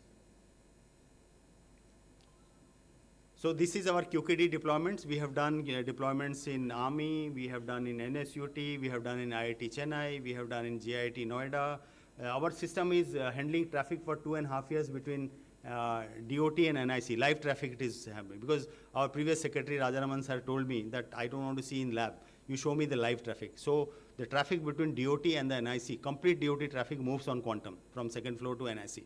So, and this is also installed in Ramarao Adik Institute of Technology, and trials are happening in Indian Air Force. I think more universities, the talks are happening to deploy our QKD deployment. Next, please. So while we do design this, we also have to take care of the academic part. So we have a lot of patents granted to us, a lot of research papers published, we have patent filed. We also have received awards for our QKD system. I have listed only 2. We have received multiple awards. So apart from designing the system, this is also well reported in the academic and the patent world. Next. The next is the PQC. This is the post-quantum, the PQC part. The first one with the QKD system. The PQC system is simpler. It is maths-based. This is the box. So you put this box between Delhi and Mumbai. Your whole traffic will be quantum safe. You do this between 2 organizations, DOT and MIT. Your total thing will be quantum safe. So PQC is this is a simpler model, and that is why many of the countries have actually mandated that first you move to PQC immediately, because it's simpler to deploy. And US, it is using NIST standard. NIST has finalized the standard, as I said, after hard work of 7 to 8 years. So this box, along with the routers which are QKD compatible, DWDMs which are QKD compatible, can be used to totally make your transport pipe quantum safe. Next, please. When we went to defense forces, they said we need a military grade. Military grade means, this system, even if you touch the transmission will stop.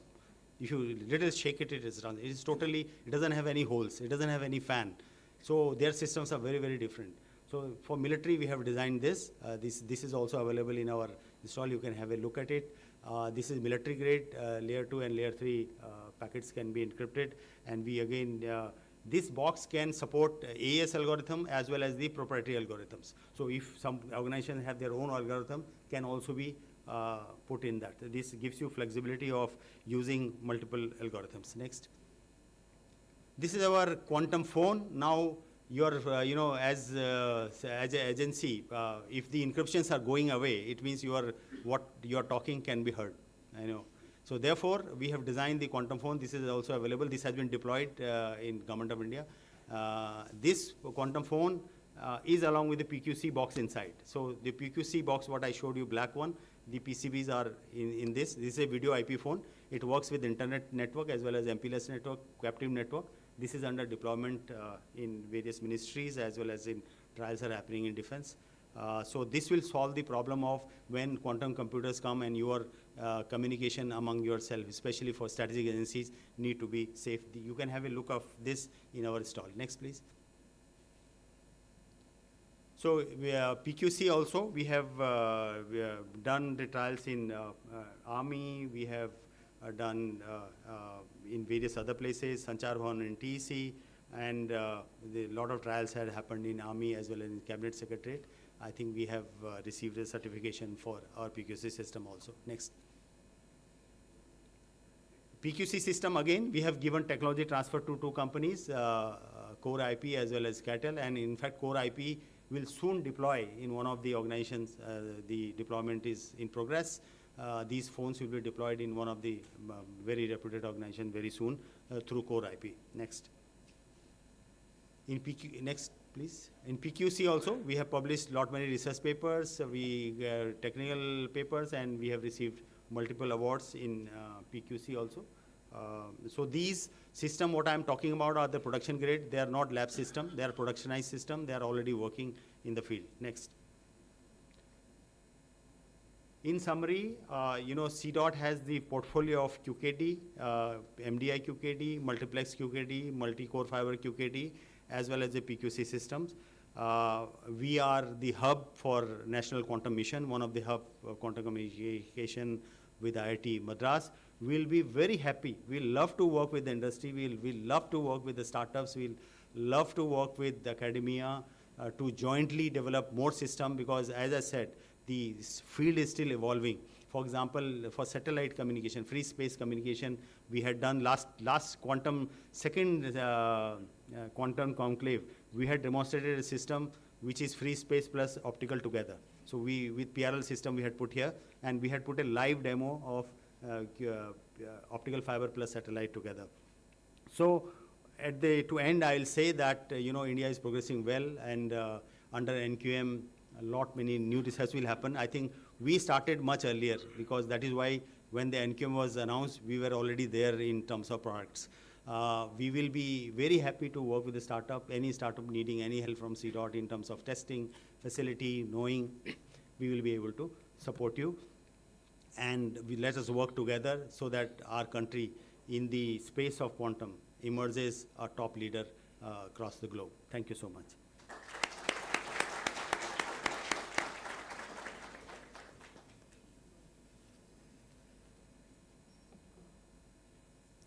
Thank you so much, Dr. Rajkumar Upadhyay, for your valuable words. Now I would like to invite Dr. Ananda Raman Sankaran, Senior Manager, QKD Technical Marketing Japan, to take the session forward. Dr. Ananda Raman Sankaran is the Senior Manager of QKD Marketing at Toshiba Asia Pacific Private Limited, Singapore, where he leads the quantum key distribution market and business development efforts. With Toshiba at the forefront of QKD technology, Dr. Ananda is driving the adoption of quantum safe solution across industries. In this session, he will share valuable insights into deployment strategies, real-world use cases, and Toshiba's commercializing journey, empowering organizations to build secure, future-ready networks in the emerging quantum era.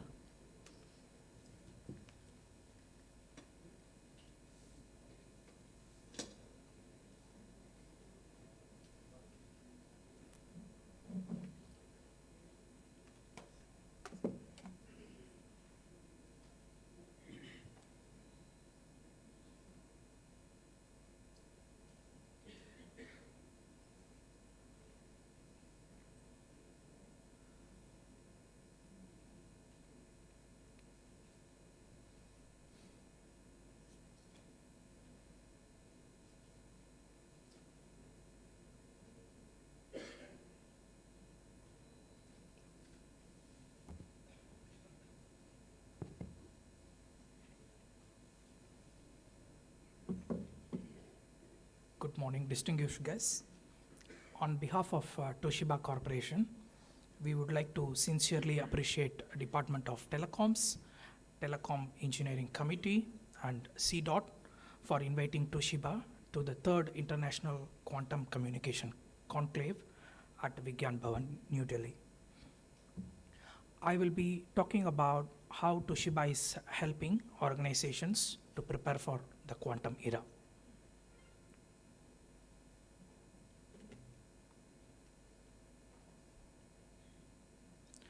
We foresee a huge potential of quantum economy. It will be much larger than what is digital economy today. Governments, energy sector, healthcare, financial, critical information infrastructure, all will require fast, reliable, and secure data communication to run economies. But against this backdrop, the quantum computing significantly poses the threat on the existing encryption standards that are used today, that is going to put vulnerabilities and risk in the data communication today. So we need new methods of encryption technologies in the quantum economy as well as in today's digital economy. That is where quantum cryptography offers this solution. So how do we define quantum cryptography? Quantum cryptography is a secure communication technique, is a symmetric key encryption technique where the secret key of that symmetric key encryption is used by technology called quantum key distribution. The one-time pad is a symmetric encryption technique that offers information theoretic security. The challenge of one-time pad technique is that you need to have pre-shared keys, and it will be used once between both parties. And QKD, using the natural laws of quantum physics, is solving that problem of key exchange between two parties so that you can have quantum information theoretic secure by combining QKD and symmetric key encryption, which is OTP. Our vision is to deploy and develop a global quantum secure or quantum safe network. It is a platform to secure the communication for the quantum age, as well as it will be immune from all future computing threats. The platform will include multiple technologies. It will include fiber-based QKD, it will include satellite QKD, and it will also include quantum-resistant algorithms such as PQC. In a long term, we see that there will be a pervasive use of this quantum secured network. Your traditional telecom network will be secured by this technique. And this paves a way for quantum internet, which is the subject of quantum communication, which not just is applied for security, improving the security of the communication or the networks, but it also allows quantum processors to talk to each other using quantum communication, and that will enable vast processing power of quantum computers. Globally, billions of dollars have been spent in the quantum key distribution technology solutions and services so far, and Toshiba has been investing tens of millions of dollars in this technology since 3 decades ago, and we have the world's fastest as well as furthest QKD systems. This is a snapshot of Toshiba's commercial grade quantum key distribution systems.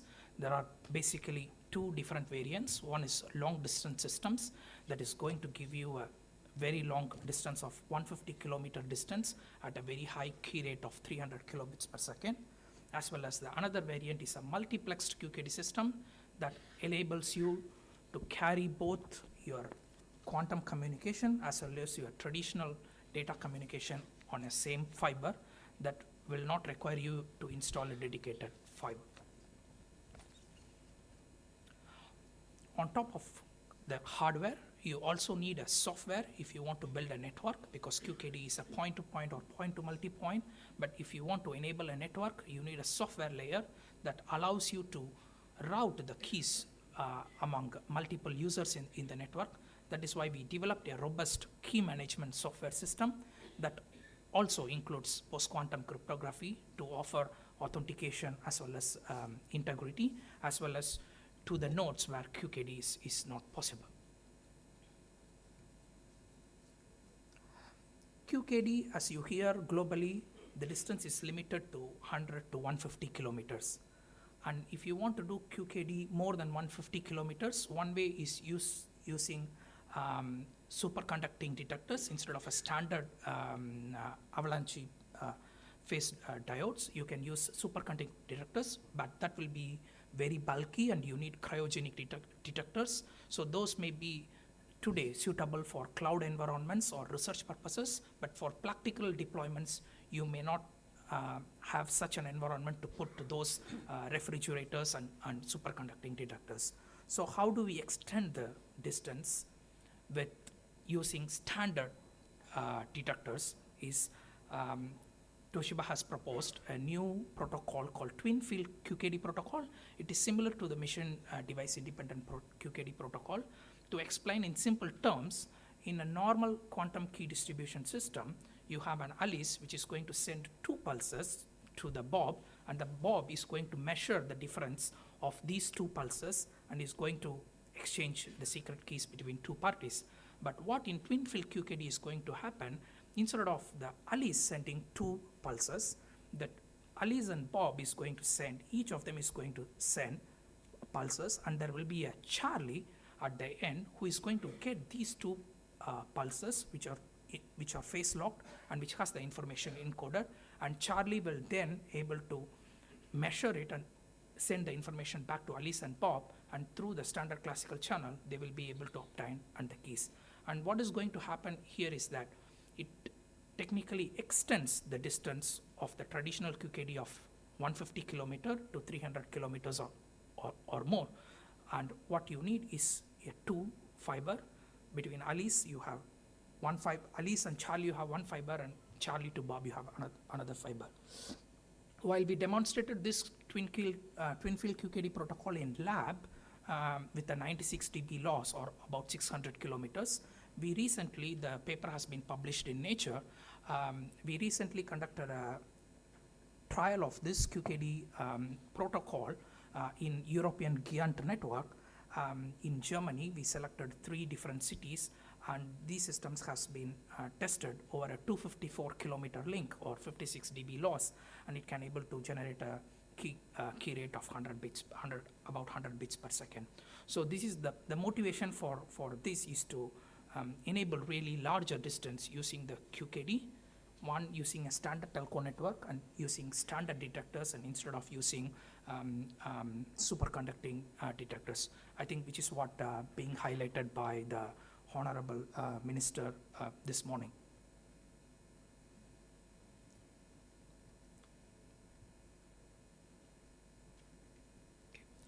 And we do understand that the QKD systems are a little bit expensive. That is what we're hearing globally because of the discrete photonics of how you built the QKD systems today.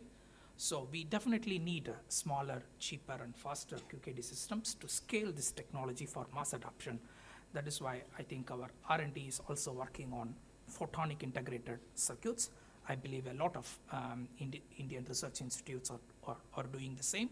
And this will enable you to not only miniaturize the QKD, but this will follow the standard semiconductor manufacturing process that will drive down the cost of QKD and mass adoption. Toshiba has been helping organizations globally to understand how this technology works, understand it from a technology perspective, understand it from a performance perspective and security perspective. The key highlights are we are working closely with British Telecom as a telco operator in UK for over 3 to 4 years, and we built a commercial QKD network. When we say commercial trial QKD network, which means that everything that is built on that network is telecom approved products and telecom grade solutions. And we are working with global companies based in which has the UK headquarters, and we give access to the technology for them to understand the technology, as well as for them to familiarize with it and how to develop quantum safe solutions for themselves. Apart from the UK, we are also working closely in European Union with the national or the European Union government related EuroQCI project. We are supporting multiple countries in EuroQCI with our long distance and multiplex QKD systems. Apart from UK, we are also helping Singapore and Japan, as well as in the United States. After the NIST published the PQC, the adoption or the awareness of the quantum safe communication has increased among the US private organizations, and they are very much interested to understand the working and the operations of this technology. QKD is particularly very important for financial sector because of the sensitivity of the data, as well as they hold the money, and it is very the first important sector to prepare for quantum era.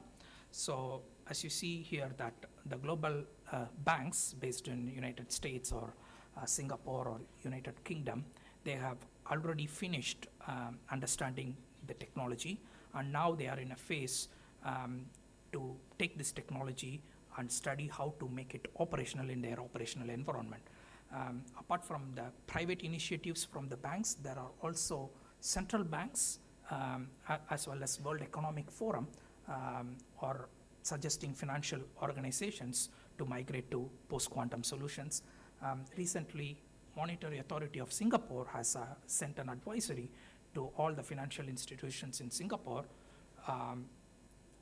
to start looking at post-quantum cryptography and quantum key distribution, and we are supporting that initiative there.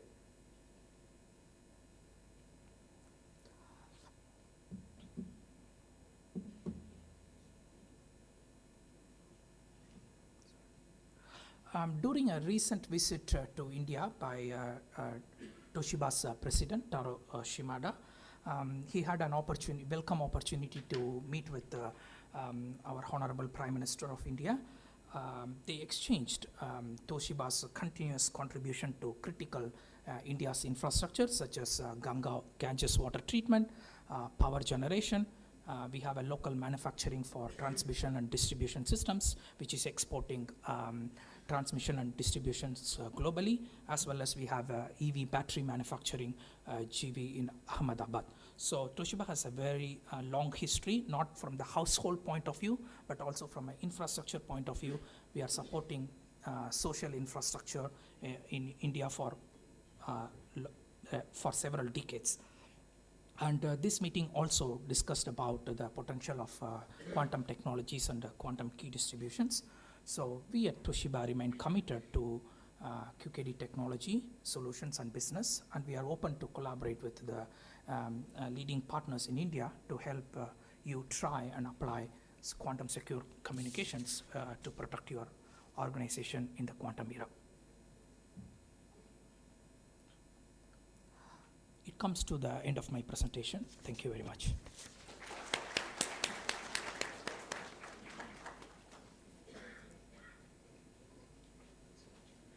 Thank you so much, sir, for your enlightening thoughts and sharing your global perspective with us. Now, I would like to invite Dr. Ray Harishankar to kindly share your views on IBM advancement in quantum computing and post-quantum cryptography. Dr. Ray Harishankar is an IBM Fellow and Vice President within the quantum team focused on quantum safe. He is responsible for driving the overall strategy for IBM quantum safe products and product engineering. Dr. Ray leverages the deep technical expertise of IBM in security services post-quantum cryptography. He advocates IBM capabilities and leadership in quantum safe with clients. Over to you, sir.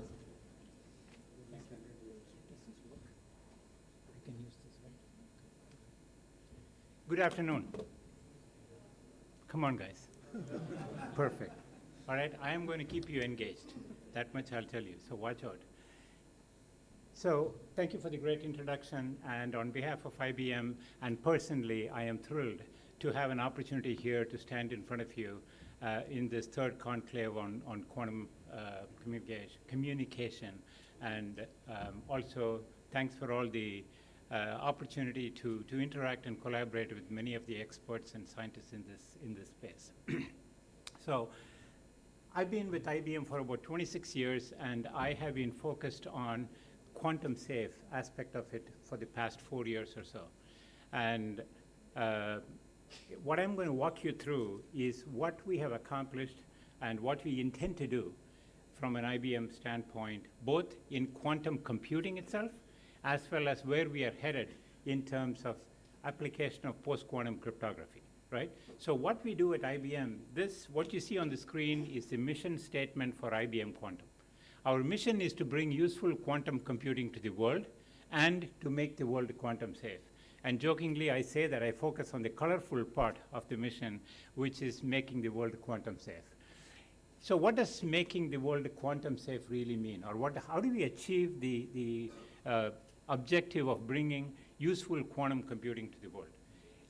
Our formula for that consists of about 5 things, right? And I'll walk you through this at a high level here, deep dive into a couple, maybe 3 of those, and then wrap it up, right? Usually I tend to get excited and talk and use up my time, so if somebody can tell me when there is 5 minutes left, I'd appreciate that a lot. Again, I'm in consideration for the fellow speakers, and also that I know we are already running late, so I don't want to take time away from your lunch.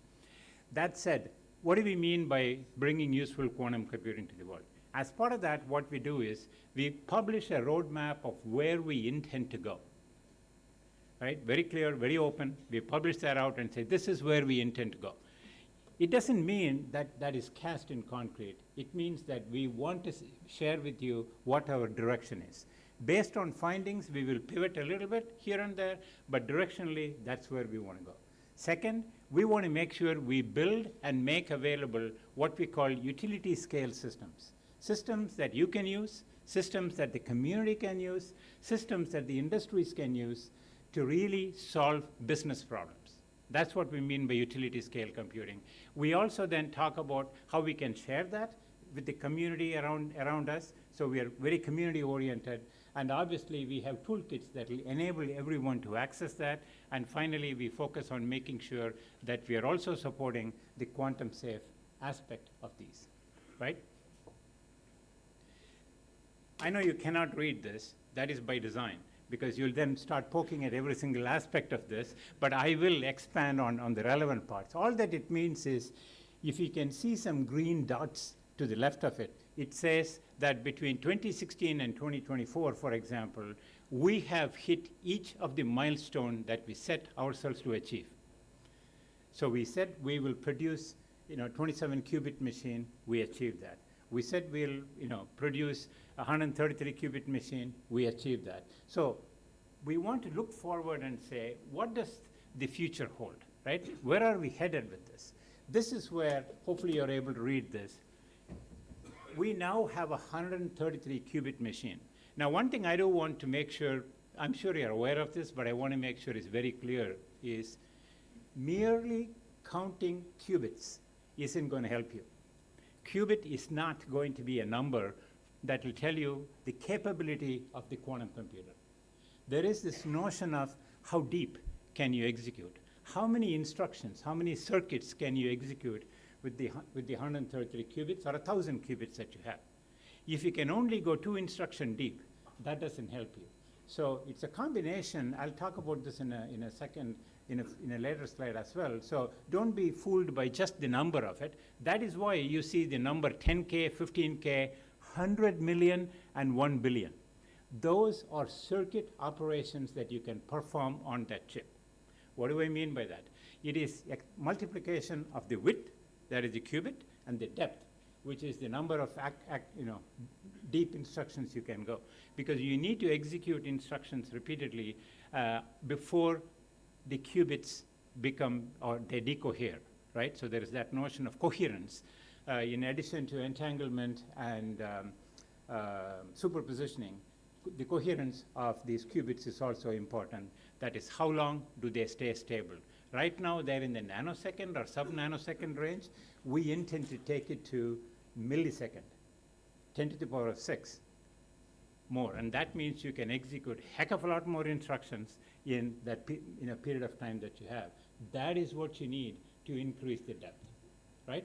So if you look with that lens, if you look at this, we find that we are implementing already error mitigation and improving the robustness or the quality of the qubits that we have and increasing the depth in 27, 28. And that will take us to about 15K instructions, right? However, in 29, we introduce error correction. That, we believe, is a very significant inflection point, and that is where we achieve significant scale, and that's why you see us going from 15K to 100 million circuit level operations. That is going to be a significant inflection point.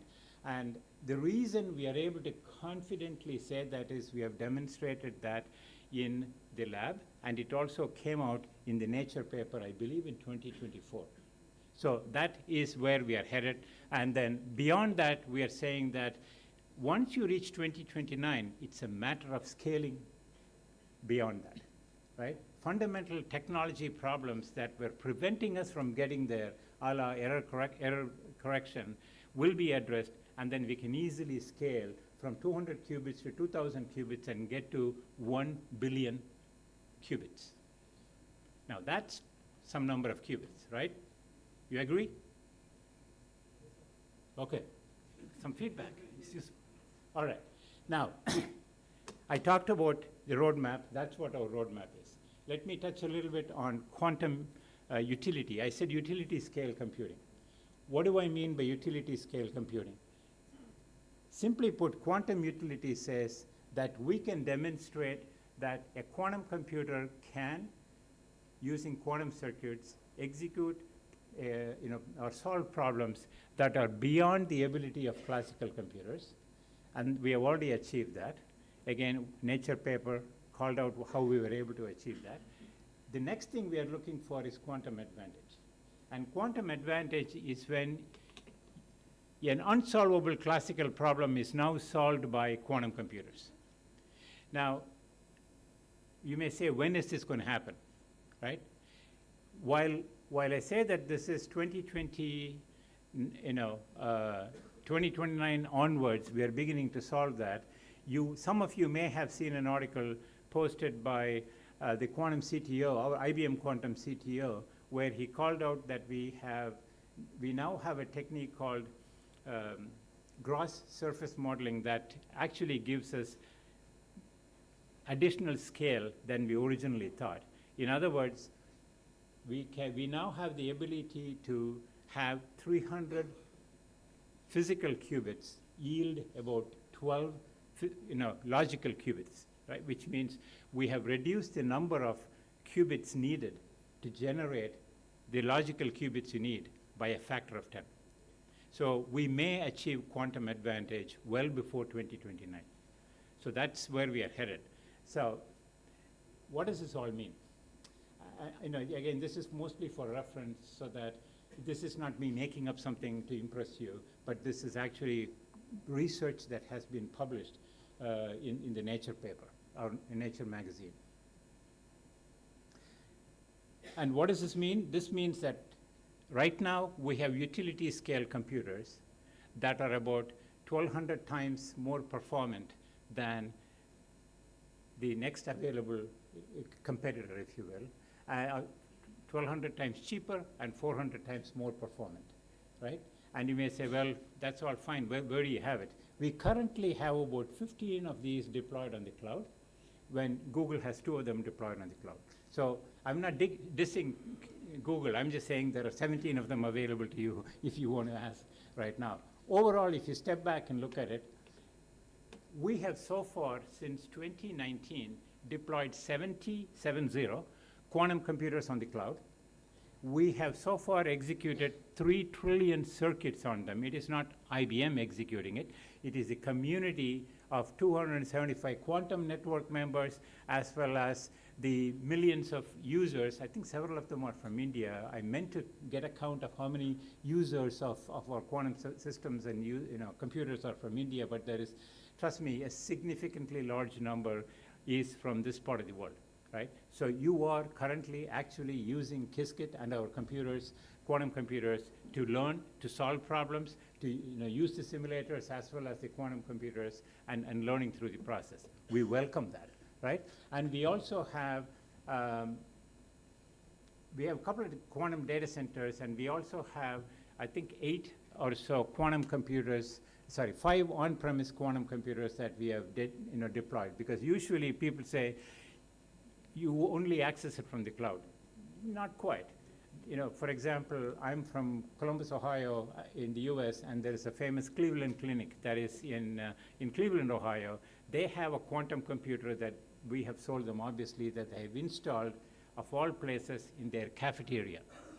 So everyone can go and see that. RPI, Rensselaer Polytechnic Institute, has one installed in their, in their building as well that folks can see. So while it is not prevalent, you may have on-prem quantum computers as well, right? You may not be able to read this, but the bottom line is, given our 2 decades or more of work here, we have published over 2,300 research papers. When you combine all of the other competition, they don't even add up to that number. So the point being, we have a significant amount of investment, intellectual investment, as well as intellectual capital and research papers that we have published out of the work that we are doing. What does this all mean? It all means that we believe that by 2027, we will begin to see quantum computers being used productively to deliver business value.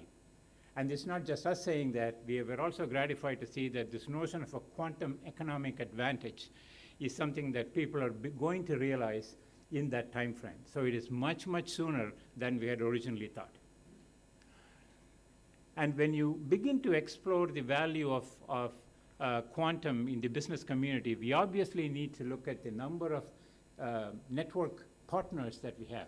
When I say network partners, I mean education institutions, institutions like CDOT, as well as commercial, institutions around the world, banks and insurance companies and energy and utility companies. All of them end up using quantum computers and begin to learn how they can apply quantum to make a difference in their business.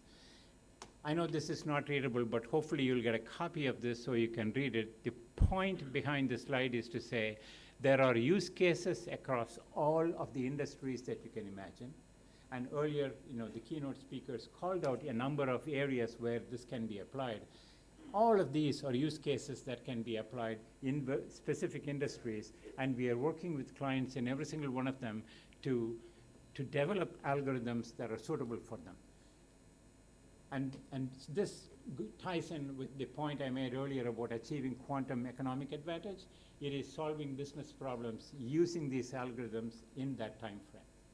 And where are we going with this? This is just a forward-looking statement where we believe that we are heading towards what we call quantum-centric supercomputing, where you have QPUs, GPUs, and CPUs all coming together and working cohesively to solve a problem, right?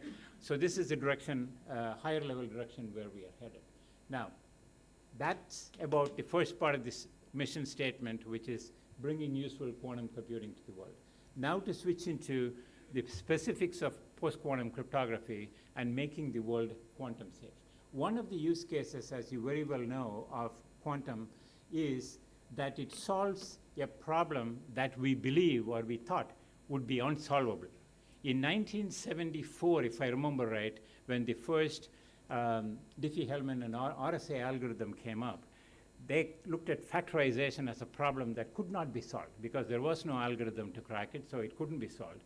Now, stepping back, I could look at it and say, talk about taking risk. All of asymmetric cryptography is based on this one problem that we believe could be unsolvable, which is prime factorization, right?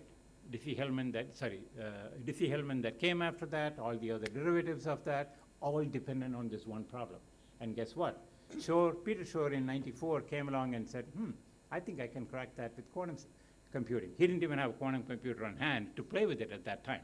But my point being, keep this in mind that putting everything or having all these asymmetric algorithms dependent on one mathematics problem is actually the cause of the problem here. Is there any other problem that we could have applied? Probably not. So I'm not challenging that, but I'm just saying what can we learn from that. So as we go forward, we ought to have algorithms that are not based on one type of math problem, right? That's the lesson we take forward. And all that this says is, look, there are problems that quantum computer solves that cannot be solved by classical, excellent. There are problems that classical computers solve that will never be solved by quantum computers. It's never going to do your payroll. In fact, it's worst when it is doing multiplication, right? Don't ask a quantum computer to do math. Or simple math, it takes a lot of time to do it. But there are also problems where classical computers do well, quantum can do much better. Optimization is one. We can say, oh, we have optimization problem. We have fraud detection algorithms now. Quantum can do it much better. That's the takeaway from that. So much of this has been talked about already as to what happens when a quantum computer really is available that is capable of breaking encryption. By show of hands, how many of you think that a quantum computer capable of breaking encryption, that is cryptographically relevant quantum computers, will be available in the next 5 years? How many of you believe that? Okay. How about 5 to 10 years? About the same. Beyond 10 years. There are some doubters in the group. Good. That you are optimists. Actually, you are right. They are optimists. So I'll give you an answer as to when we believe that will happen. Based on the roadmap that I just showed you, right? We are looking at 2029 as the earliest when you will have 10 million qubits, I think is what I showed there. Is that sufficient to break Shor's algorithm? Probably not. But here is what one has to think about. Shor's algorithm was created in the 1990s. People ignored it until the 2010, 2015, because it was an interesting problem, but not very relevant, because I might as well focus on some other research problem. But then quantum computers began to become a reality, and people thought, wait a minute, can I do something with Shor's algorithm? Can I improve it?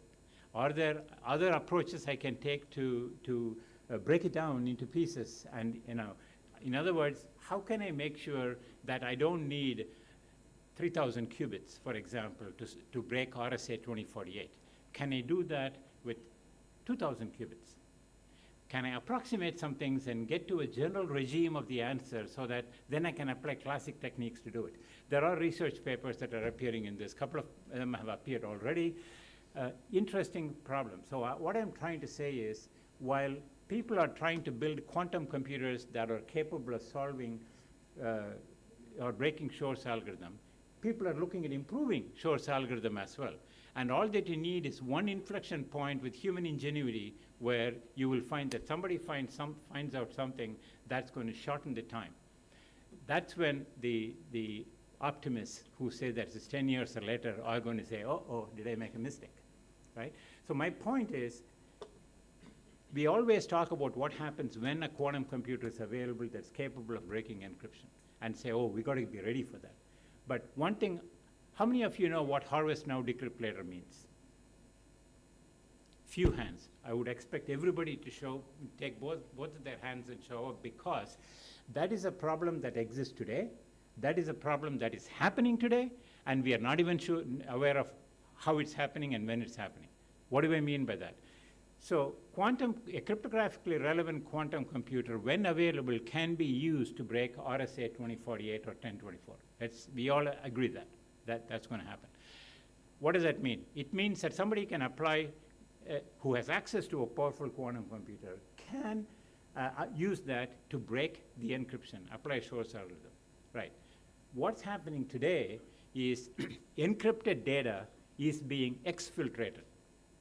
Bad actors are exfiltrating encrypted data. Right now, we are confident that even if they encrypt it, nobody can do anything with it because there's no way to break it. So fine, you can listen to my email conversation, you can listen to my exchanges with the SEC or SEBI, or you can download my secret communication I have regarding national defense, my drug discovery, my patent information. All of them you can download today, but you cannot do anything with it today because you can't do anything with it. You know where to decrypt it, right? Now, here's what the bad actor does. They're thinking, disk is cheap, so I'm going to store petabytes of that data or exabytes of that data today. Sit on it. And then 10 years later, 7 years later, when a quantum computer becomes available, I'm going to say, what problem can I cause by decrypting the information I downloaded 7 years ago? What trade secret can I steal?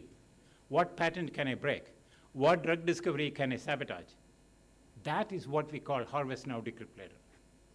So be very, very cognizant of that happening today. It is. And the bad actors are doing it. You won't know it. And when it happens, when a cryptographically relevant quantum computer becomes available, do you think the bad actor is going to say, I have it, I broke it, so I'm going to tell you that I broke it? No. They are not going to tell you that they broke it. They're going to cause damage using that information over a period of time. So what I'm trying to show here is, it will take a while for that to happen, not because the quantum computer isn't going to be available soon. It may be available, let's say, in the 7-year time frame, right? Mid-2030s or early 2030s, 2031, 2032 is where we predict you will have a cryptographically relevant quantum computer, but only the powerful will have access to it because it's expensive. And then so most critical, few and expensive quantum attacks may happen at a national level. And then you will find that low-cost quantum attacks happen over the next period of time, and then subsequently, beyond that. So be aware of that. I'm not going to spend any time talking about this because Dr. Upadhyay already called out that, hey, NIST ran these standards. The only shameless, advertisement I'll make for IBM here is that there were out of 84 submissions made in 2016, 4 algorithms were selected for standardization in 2022. 3 of them came from IBM, working with its collaborators. And incidentally, the guy who created the 4th algorithm now works for us too. So we have expertise. We have actually a pretty good, it's not accident, we have a pretty good cryptographic team in Zurich that does really breakthrough job here. And we have done it since the time of time of 1970s. So we have a history of doing that. Earlier, I made a point about you have to remember that don't put all your eggs in one basket, that we cannot depend on one math problem. So we have a variety of math problems that are being used to create these new cryptographic algorithms, right? So hash-based, isogeny-based, multivariate quadratic equations, lattice-based cryptography. These are all different kind of math problems, so we are not putting all eggs into the same basket, right? We talked about, again, thanks to Dr. Upadhyay, the timeline is 2033, according to this, and in a most recent CNSA meeting that I was at, they talked about left shifting it to 2031, by which they want to be ready. So while people have published timelines, they are also actively left shifting it, okay? Last couple points I'll make is this is not an individual enterprise or even an individual country problem. It is an industry-wide problem. So we have to work as an industry, as a nation, or as a region to educate, improve the awareness of, and we are forming several consortiums in this space. Even on Monday when I was in Bombay, I talked to the Payment Council of India, State Bank of India, Bank of India, to see if we can form a local consortium around banking and payments so you are protected, right? So the bottom line is, we do have some software that does this. You say, what do I do as a country, as an enterprise, as a company to protect myself? So there are some few basic steps. Increase your awareness. Begin getting an inventory of where you have cryptography. You cannot fix what you don't know.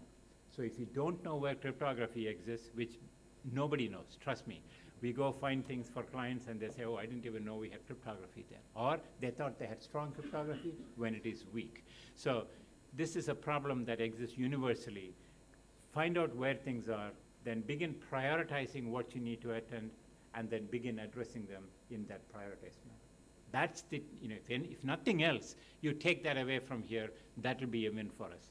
All right? Thank you so much for the time. Enjoy sharing this with you.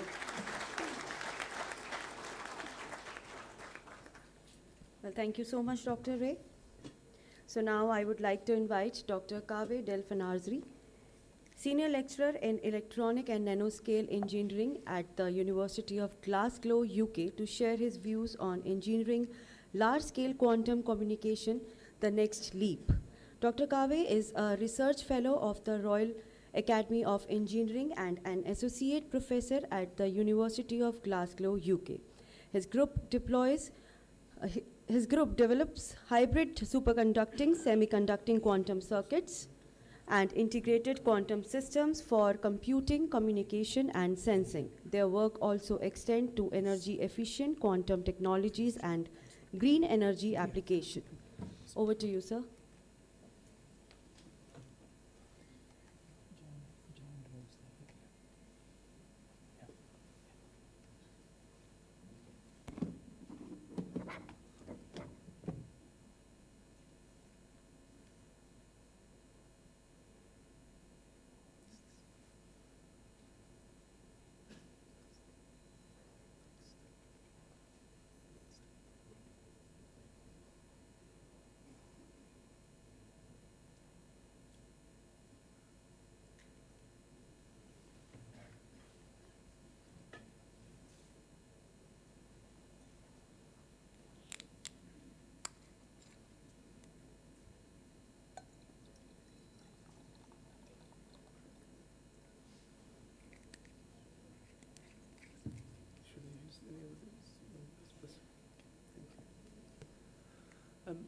Hello everyone, I'm Kaveh Delfinarzri. I'm from University of Glasgow.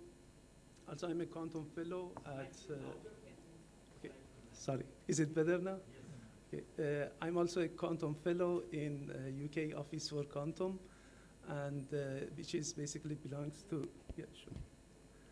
Okay, Department of Science, Innovation and Technology, or DSIT. So today I'm going to talk about engineering, basically quantum systems. Not sure if everything is okay. Yeah, so it's a great pleasure to be here. I would like to thank the organizer for giving me this opportunity to be here. I'm very excited by the talks, by the quality of the presentations, and thanks so much for all the effort you have been putting on this event. Basically, based on my role in DSIT and also University of Glasgow, I will give you a bit introduction on UK quantum mission and what the basically activity happening in UK, especially around quantum technology, and then how we in University of Glasgow would participate to the effort and make the basically quantum hardware, especially infrastructure in UK to be developed. The UK government, basically critical technologies, it seems that my slides are not shown, I think, right?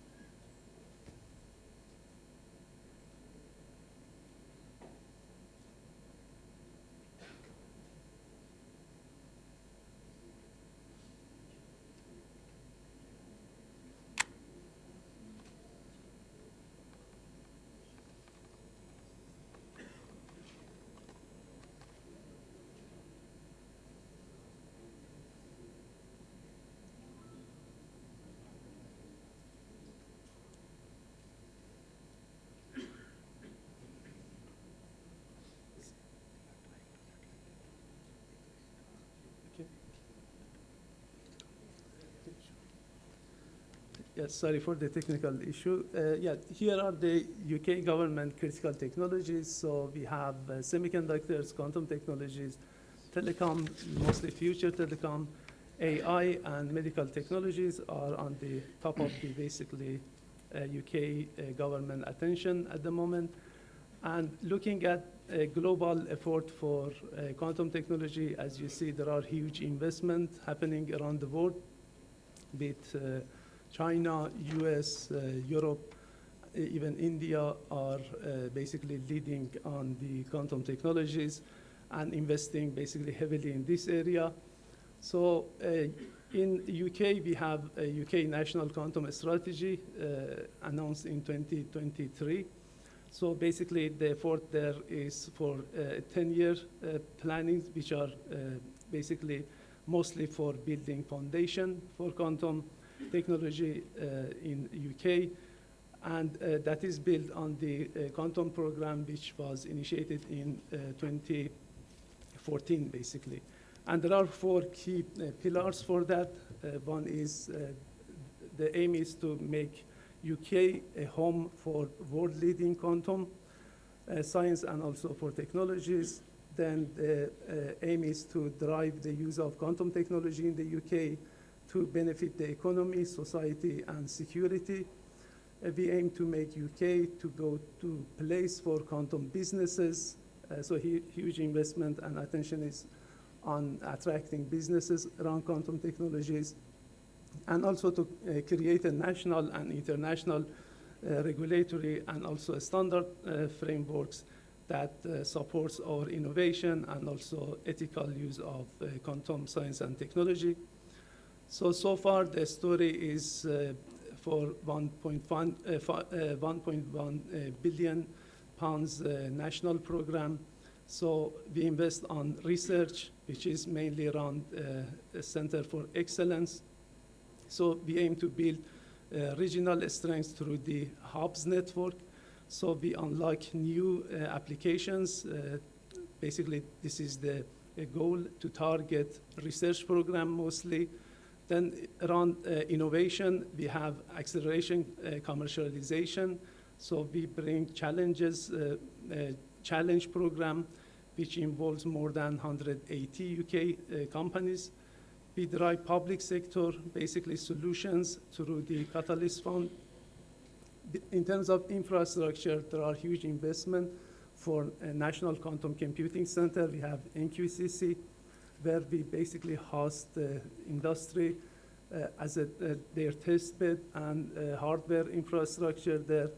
Then we do testing and assurance through the National Physical Laboratory, or NPL in UK. So we aim to bring and develop skills around quantum technology, attracting, retaining talent. We offer PhD studentships, fellowships in quantum science and technology to attract global, basically, talent. So what we aim is we make UK as a global leader, a global leading ecosystem. So we want to make, we want to be in UK, in Europe, basically as a first place, and third in the world for quality and impact of quantum technologies. For thriving businesses community, we want to be second in the number of quantum companies. Then high level of private investment, we have a second in attracting private equity investment, actually, and then the broad capability around quantum science and technology. We have quantum companies basically spanning computing, communication, sensing, and metrology, imaging, and supply chain. So currently, UK actually recently funded 100 million basically pounds for quantum hubs based on 5 quantum missions. So we have mission 1, which is the aim is by 2035, we want to have UK-based quantum computer, which are accessible and capable of running basically a significant amount of operation. And then the mission 2 is quantum networking. So by 2035, again, UK wants to have most advanced quantum network. Then the mission 3 is by 2030, UK want to have basically quantum sensing enabled solutions, mostly for illness in NHS, basically UK healthcare system. And we want to have, in mission 4, we want to have quantum navigation system deployed basically without relying too much on basically satellites signals. And then in mission 5, we want to have network quantum sensors. So based on these missions, the government recently, as I said, funded 5 quantum hubs around basically biomedical sensing, around quantum technology on imaging and timing. We have quantum network, quantum basically computing with interconnected implementation, and also we have quantum enabled positioning, navigation, and timing. So based on the earlier efforts since it started 2014, UK has developed basically quantum network which connects cities from west to London. So we have Bristol, Cambridge, and London connected through this UK quantum network based on dark fiber technology. And the recent UK quantum hub, UK integrated quantum technologies, quantum network technology is, or IQN. The focus here is entanglement distribution, and there are different activity happening which just initiated actually late 2024, early 2025. And this is a 5 years program. So that was around the national effort around quantum technology and especially quantum networking. which is somehow relevant to this presentation. And in University of Glasgow, we have basically quite state-of-the-art infrastructure to enable quantum technology.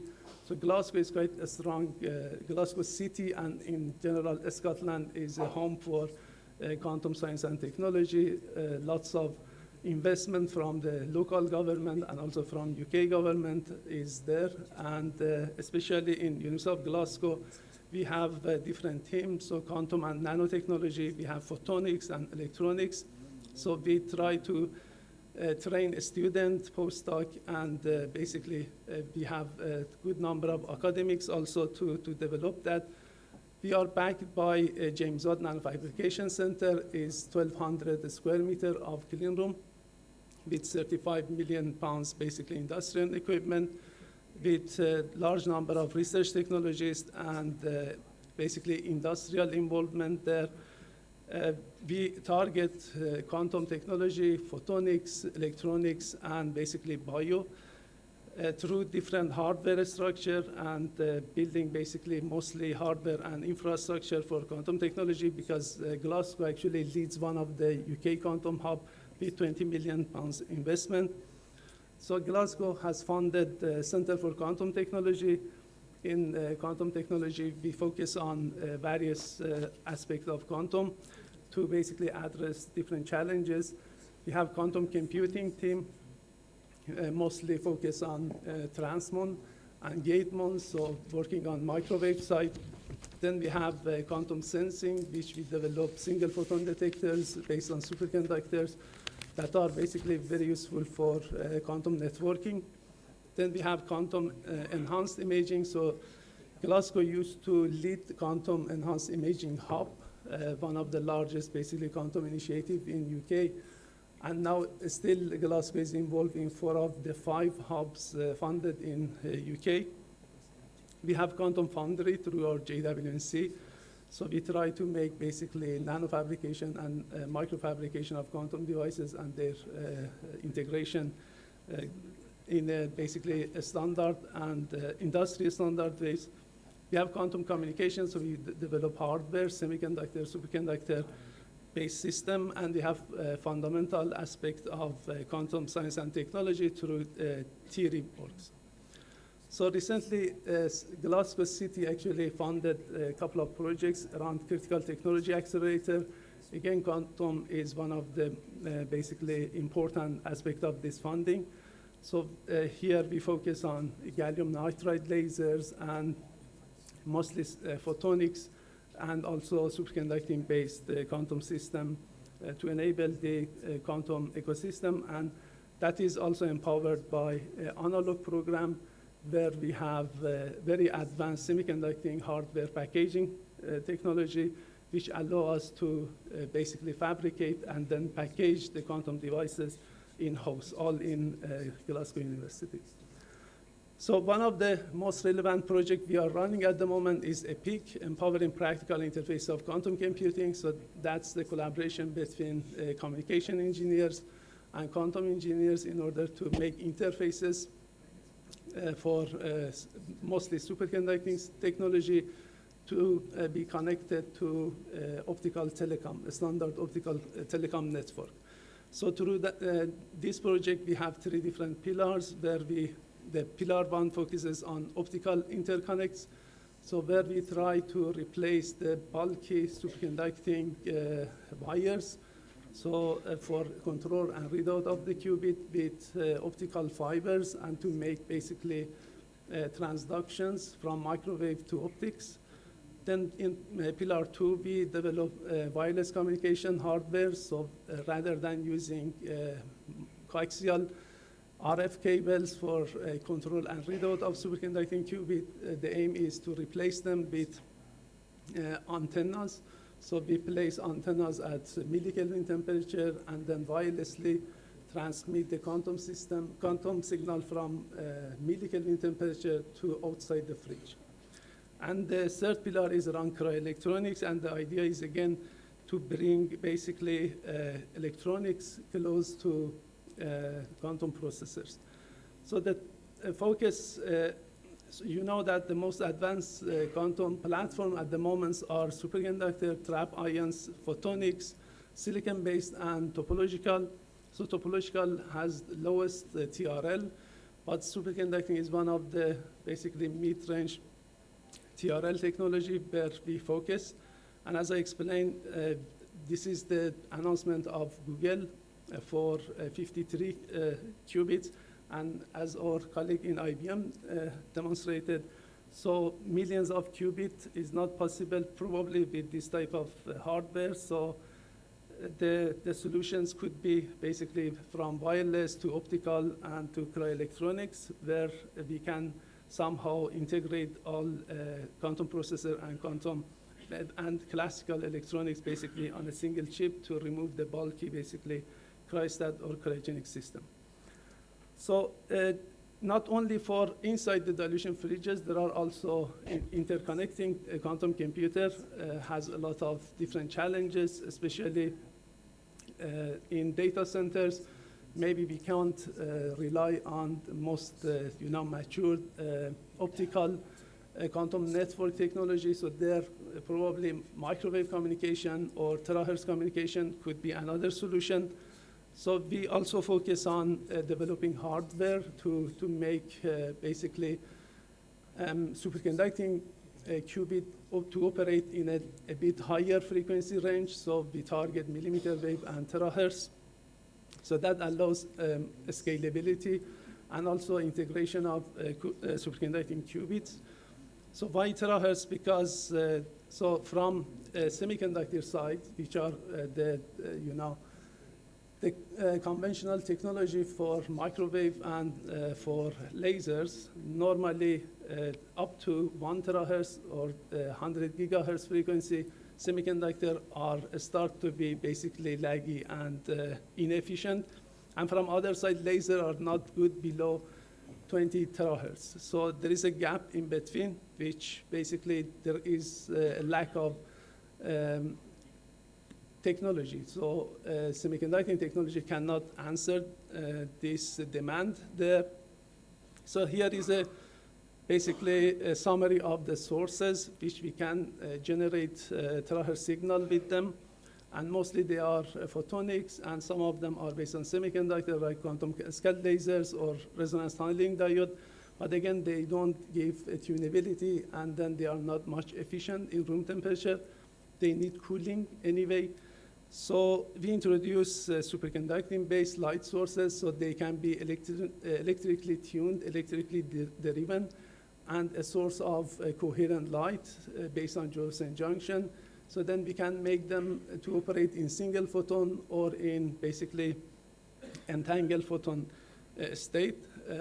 Specifically for terahertz generators, we use high temperature superconductor. They can be operated up to above basically liquid nitrogen temperature. That allows integration and scalability quite conveniently based on Josephson effect.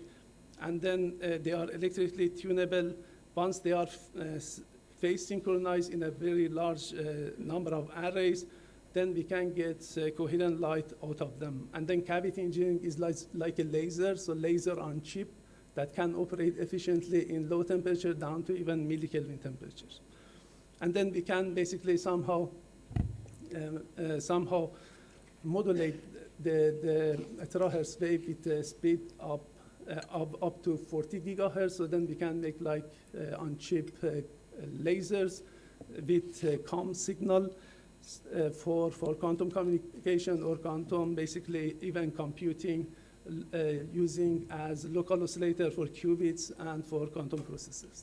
Thanks so much. I'm done. So in short, we develop quantum computing hardwares from qubit to the basically control and readout. We do quantum communication, modulators, basically light sources, and we do ultra-fast photonics for basically interconnect between the qubits and with the optical telecom. Thanks so much for the day.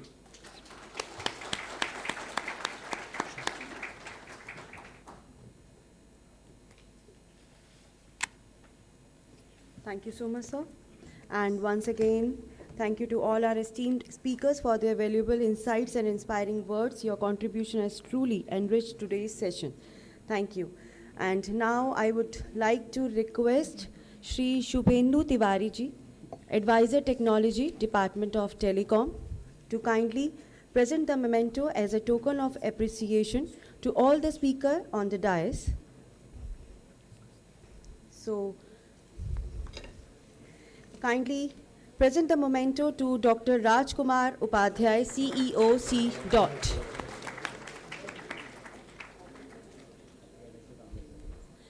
To Dr. Ananda Raman Sankaran, Senior Manager QKD, Technical Marketing, Japan.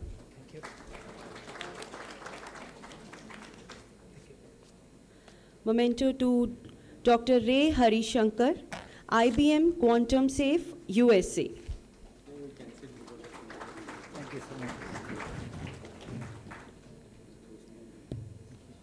And now the memento to Dr. Kaveh Delfinarzi, Senior Lecturer, Electronic and Nanoscale Engineering, University of Glasgow, UK. Thank you. Thank you for the opportunity. Thank you so much, everyone. Thank you. And it's a time for a lunch break. So let me inform you about the lunch arrangements. Lunch for all the delegates has been arranged in. Thank you. The bag to carry. Okay.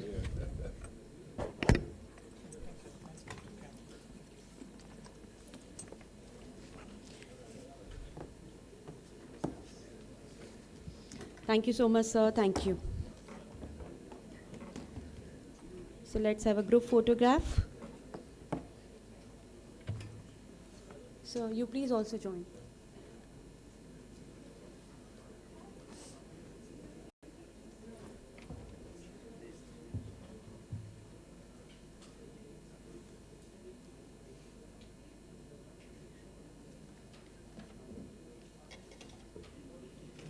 Thank you. Thank you so much. So it's a time for a lunch break. Let me inform you about the lunch arrangements. Lunch for all the delegates has been arranged in Atrium Hall on the ground floor. For our speakers and distinguished guests, lunch will be served in the VIP dining area on the ground floor. So we will meet after, say, about 45 minutes, around 2:15 p.m. So we look forward for your continued participation. And also we would like to mention that exhibition by a research organization, startups and academic institution is being held outside hall number 6. So you are encouraged to visit and explore the innovative display there. Thank you so much.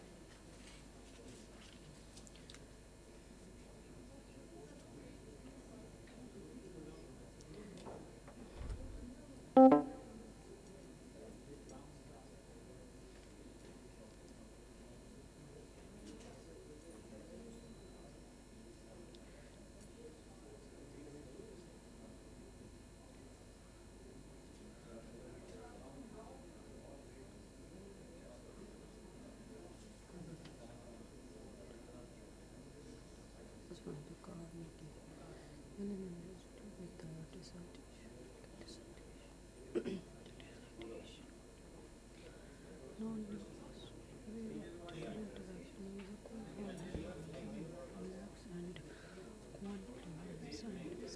the project director for the incubator quantum communication, Professor Gabriel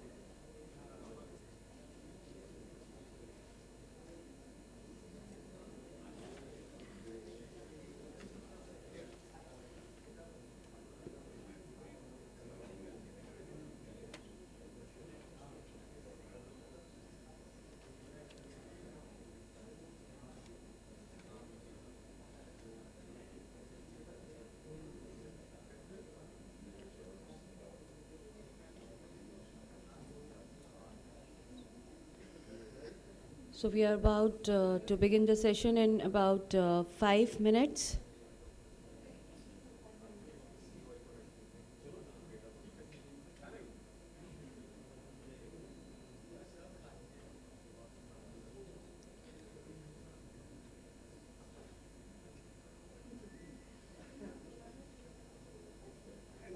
Sorry? Okay. So we are about to start the second session of the third edition of the International Quantum Communication Conclave. So you all are requested to kindly be seated and again keep your mobile phone on silent mode.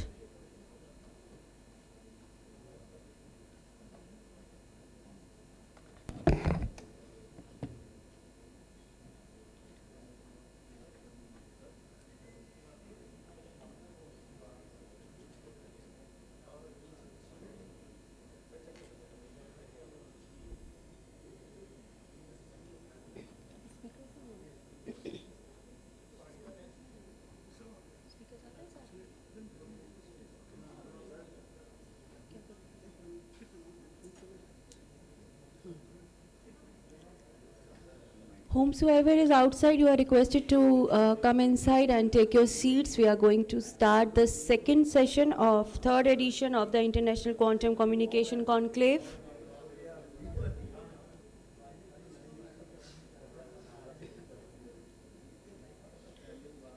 Please take your seats so that we can start the session without any further delay.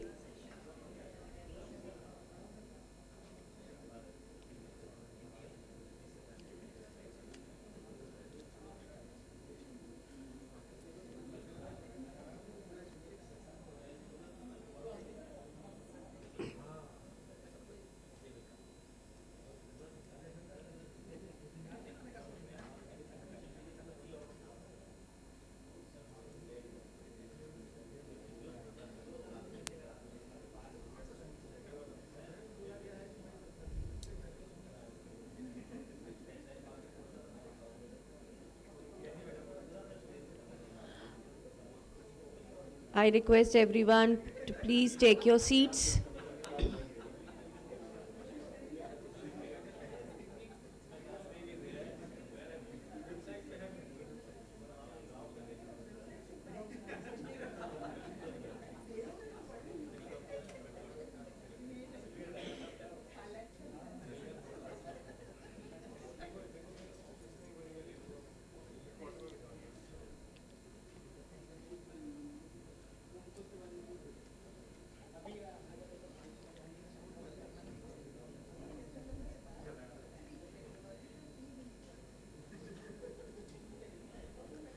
So welcome to the third edition of the International Quantum Communication Conclave. This event is being organized by the Telecommunication Engineering Center, which is the standard setting organization for telecom and ICT technologies under the Department of Telecommunication in association with the Center for Development of Telematics, C.DOT.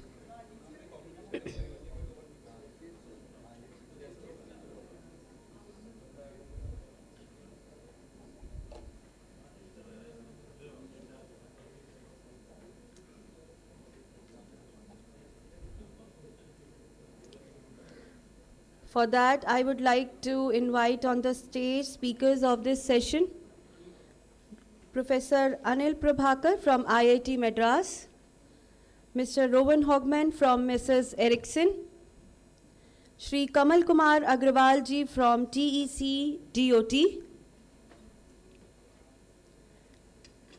Shri Dilip Singh ji from Keynote Labs, and Dr. Vipin Rathi from Delhi University.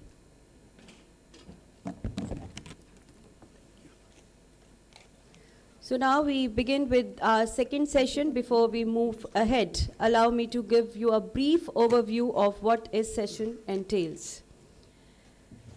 As we envision the future of mobile networks with 5G and 6G, security become paramount alongside speed. This session will share insights on the vital role of standardization and certification, as well as how hybrid approaches can help accelerate the adoption of quantum communication technologies, paving the way for quantum resilient 5G and 6G networks. To take this session forward, I would like to invite Professor Anil Prabhakar ji. Professor Anil Prabhakar teaches electrical engineering at IIT Madras. He received his PhD in 1997 from Carnegie Mellon University with a dissertation on nonlinear spin wave optical interaction. He is a co-founder of Keynote Labs and Confluence and is currently the project director for the NQM Hub on quantum communication. Professor Prabhakar has authored over 50 research publications and co-authored a book on spin waves. He holds 18 patents on a range of devices in the field of photonics, magnonics, as well as assistive devices. So over to you, sir.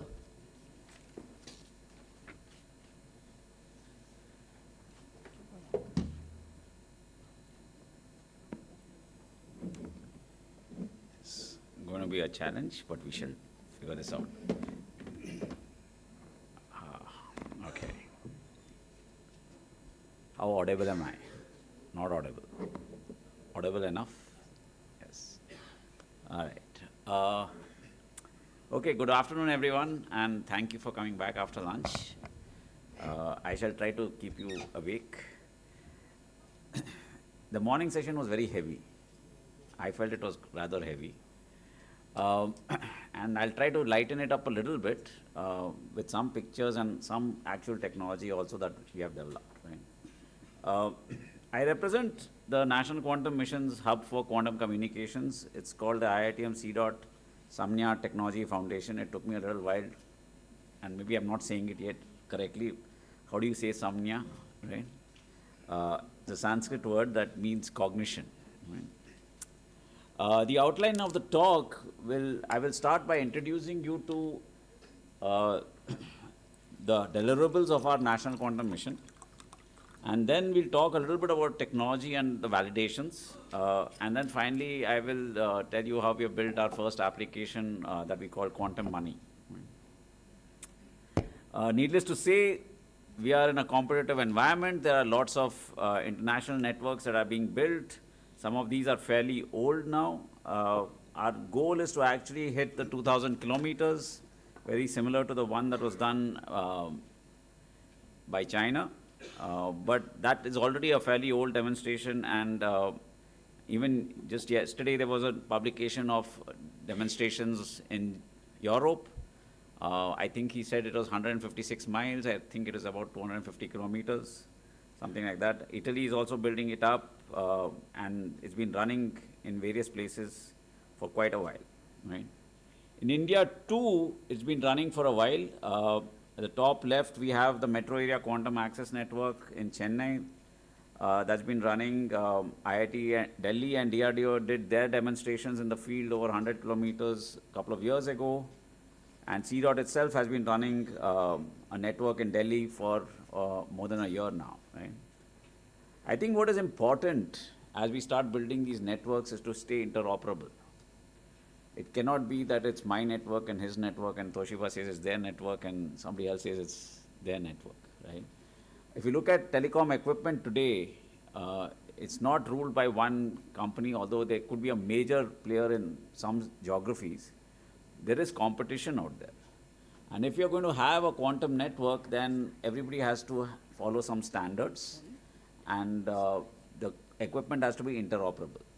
So I think that is where there is fair amount of work to be done because, as you may be aware, everybody wants their own technology to become a standard.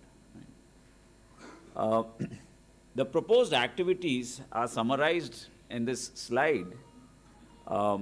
There are 5 major activities that have been undertaken. One is 2,000 kilometers quantum key distribution network. I have coined actually it was 2 years ago in the first quantum conclave when I was sitting in the audience before my talk that I was like, what is a good acronym for this? And I coined KILA, right? Because we had done Makan and then I said, we'll do KILA. I remember coming out and telling Atul Makan to bana diya, abhi KILA banao. Right? So the idea is that, of course, it's a good acronym because it's also a defensive shield. Right? And I think one of the things that I'd like to tell a general audience always is people mix up quantum computing and quantum communication in their talks. I heard it this morning also. See, quantum computing, the way it has originally designed, is meant to break passwords. It's an offensive weapon. Quantum communications is a defensive weapon. It's meant to protect yourself from someone who might crack your password. Hopefully, we will have other uses for a quantum computer, but if the only use case for a quantum computer is to crack passwords, then man, maybe a few people in the country should do it and not the whole country. Right? The rest of us should be doing something else. Right? So anyway, so we are talking about quantum communications here, which is a defensive weapon, and where our goal is to try to develop technologies that protects our digital infrastructure. KILA is one of them. The satellite-based quantum key distribution that was mentioned in the morning is another one of them that is being done by ISRO. But you'll notice it's a competitive space. Before we've even launched our satellite, our neighbors have already launched 10 microsatellites that do this. And they're communicated with South Africa, right? So speed of movement is essential. Post-quantum cryptography, we heard a lot of it, and CDOT is leading the charge on that. And I have my colleague Urvashi who will talk to you more, I'm not sure, but maybe she'll talk to you more about the quantum memory that she's designing under the National Quantum Mission. Okay. The collaboration itself is between startups and industry, academia, and research labs. It's a very busy slide, but to the top right, I've counted there are 23 member institutes and research labs. Right?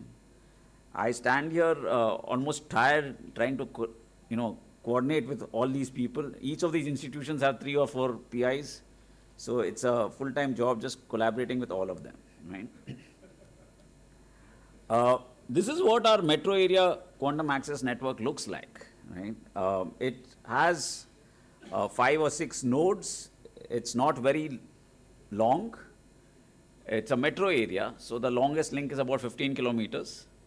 But the problems are not the distance, and that is also something that I like to highlight.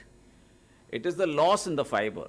So a link could be short, but if it's very poor quality fiber, then you are in trouble because you're losing your photons. So the loss along these fibers, even if it is about 15 kilometers, could be equivalent to the loss of about 25 or 200 kilometers, right?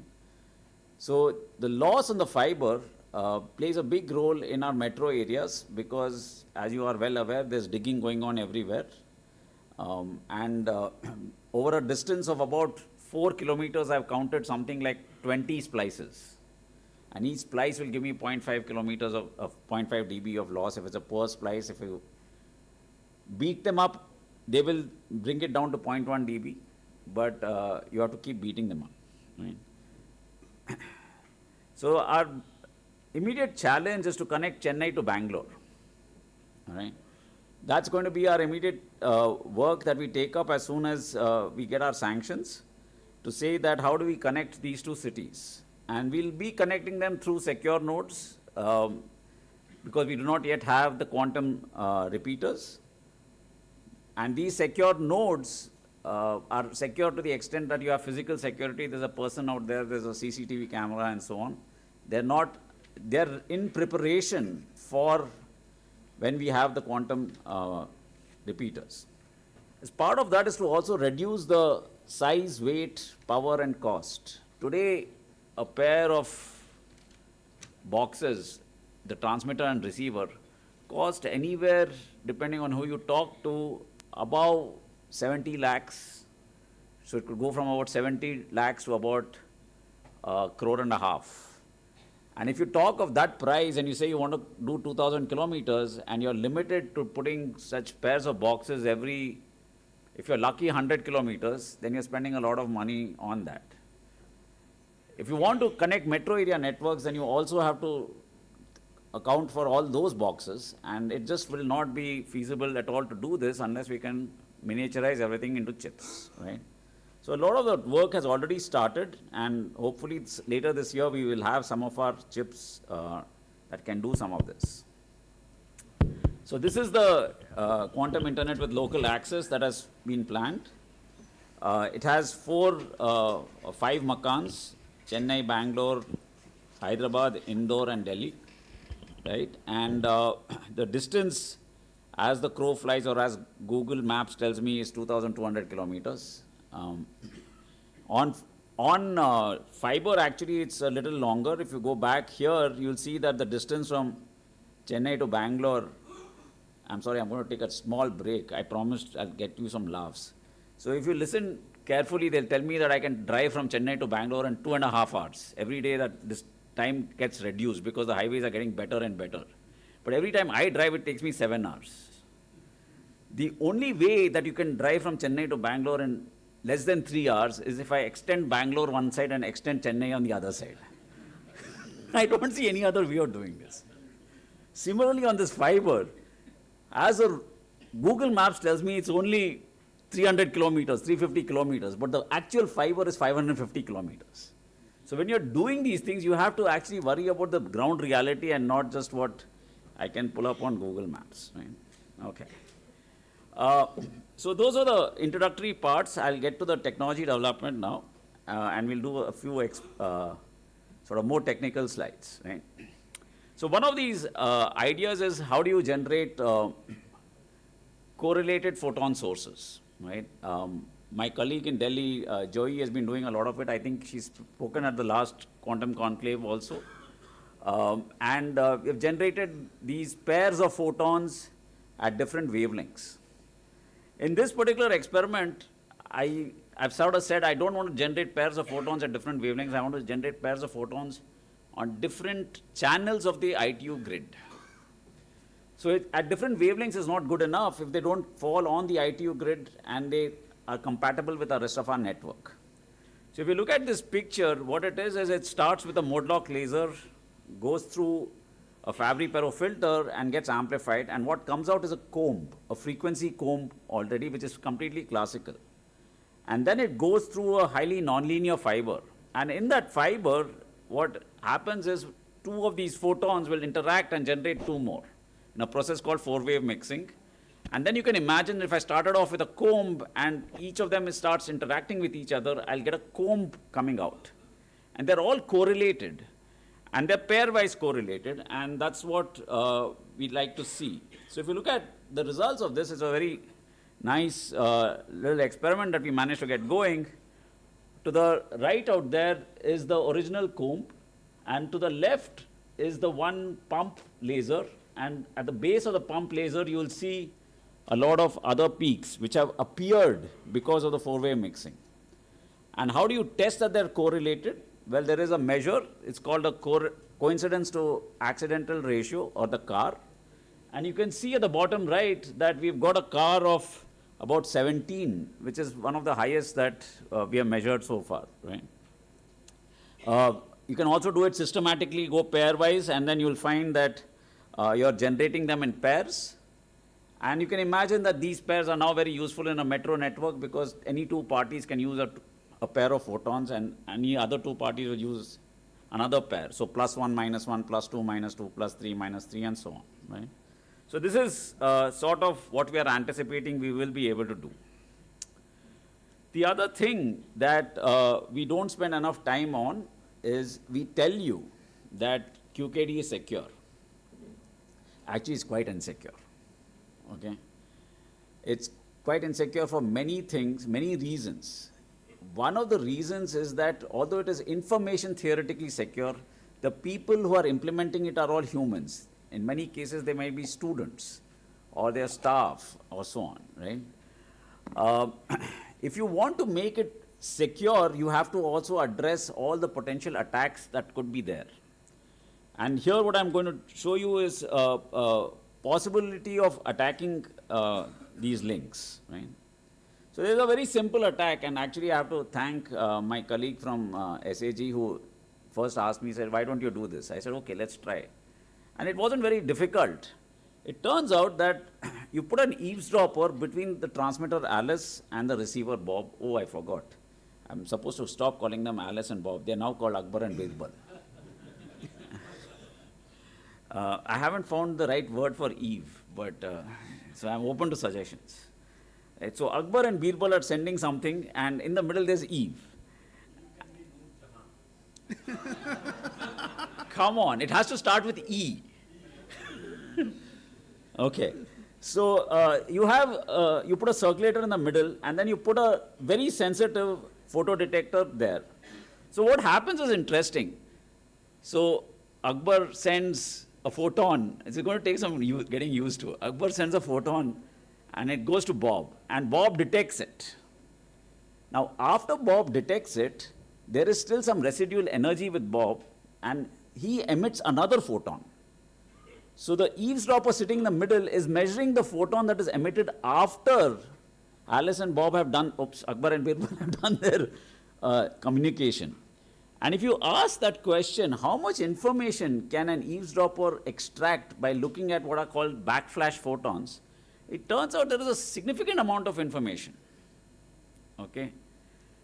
The reason this becomes difficult is because when we do the theory, we say that, you know, we have idealized photon detectors with Bob, but actually we don't. We have 10% efficient detectors.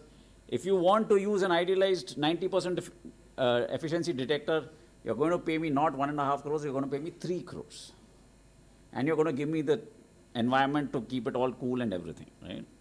So that is why these sort of attacks become interesting for us. So since we did that, then someone came to me and said, can we do show security with decoy states? And I said, sure, why not? Let's try that. So here's a picture that says how security works on the coherent one-way protocol. The alpha and the 0 alpha is a logical 1 bit. And in the middle, the two gray pulses are actually the decoy state. And then after that, there is a gray state and a white state, which is the logical 0. The idea here is that if there is an eavesdropper, then on the detectors DM1 and DM2, I should be able to detect the eavesdropper. So I said, why not? Let's try. So at the bottom is a classical trace that shows that Alice is sending pattern 101101, and an eavesdropper goes in there and puts in another 1, right? And if you look on the right, you'll see that the eavesdropper, on the bottom right, you'll see the eavesdropper shows up out there. So we are able to detect an eavesdropper. The question is not whether we are able to detect an eavesdropper. The question then becomes, how little light can an eavesdropper put in there, and still you should be able to detect it, right? So that I don't have an answer to yet, because that's still coming up. But I'll take you to the next experiment, which I thought was also interesting. It's called quantum money. We heard in the morning about what is called measurement device independent quantum key distribution. Why is it nice to do measurement device independent? It's because of this black flash attack, right? The detectors could be compromised. But suppose I am so confident that I give the detector to the eavesdropper and say, go do what you want. I will still have a secure protocol. And that's measurement device independent. Now, in a measurement device independent protocol, you have Alice and Bob or Akbar and Birbal, and you have Charlie. You have one more name. Sir, you need one more name starting with C. So you have Charlie, who's actually an eavesdropper as well as somebody else, right? So to do quantum money, what we are saying is we'll call Alice a client, Bob a merchant, and Charlie is the bank. The bank has all the information, right?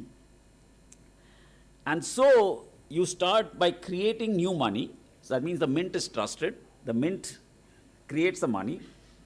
Alice and Bob, they have an account with the bank, so they have a secret key. The key can be known to the bank because it is trusted. And then you have a transaction that goes from the bank to Alice to Bob to the bank, right? And if you look at it, this is the actual setup. So the laser, the intensity modulator, the phase modulator, these are all with the bank. And then there's a client, that's Alice. And then there's a merchant, that's Bob. And depending on what the phase that the client or the merchant add, in addition to what is sent by the bank, you will get detections on the two detectors, right? So here you're getting these detections and you have a protocol that says, okay, if I have sent 0 pi 0 or pi pi 0, then I have derived some sort of a scheme out there. So this was our first demonstration of actually doing digital quantum money between three parties, right? And it was done on 30 plus 10 kilometers of fiber, right? I'm not sure how I'm doing on time, but I can, do I know how much time do I have left? I'm out? Yeah, I'm out. Okay. So that's good. So let me end by a little blurb and also an acknowledgement. None of this work is, of course, done by me. A lot of the students will do it, and I also collaborate with a lot of the staff at IIT Madras. We are broadly working on photonics and quantum communications. And we, of course, acknowledge a lot of support from the government and also industry that has now started pitching in and helping us with a lot of the support, both financial as well as technical. So with that, let me stop here. I can take 5 more minutes? Oh, very good. Now I have to rewind. Why don't I ask a question? Does anyone have a question? Right?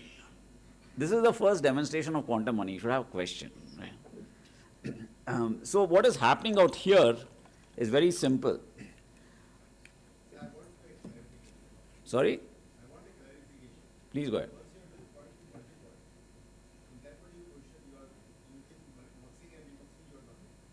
Not in this experiment.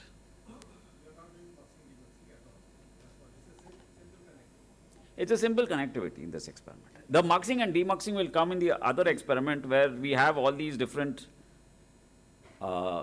photons on individual channels.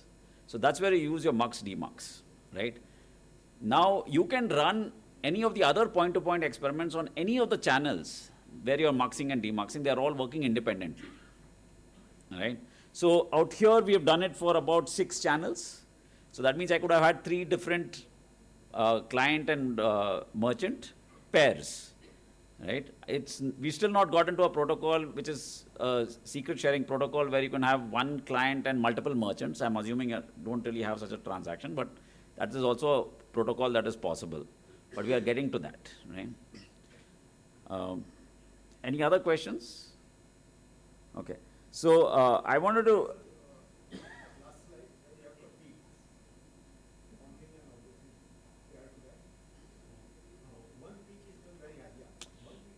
Yeah, I was trying not to give the physics lesson, but I'll try this now again. So the way 4-wave mixing happens, see, normally you generate photons with what is called a 3-wave process. In a 3-wave process, you send 1 photon and it becomes 2 photons, and these are entangled. In a 4-wave process, you send 2 photons. So both are classical, and you generate pairs of photons out here. So now my two classical ones, the tall peak and the rest of the peaks on the right are all classical. So instead of doing one and one, I'm doing one and a whole comb. And then I'm generating from this first line of this comb and this a pair, second line of this and the comb a pair, and so on. So I can generate as many of them as I can. You'll see out here that there is an efficiency problem that it will decay as you go further away from the comb, right? So you can't, it's not infinite. If you get it on a chip, you might be able to do better, okay? All right. Okay, so let me get back to my last slide, since I think I've used my 5 minutes.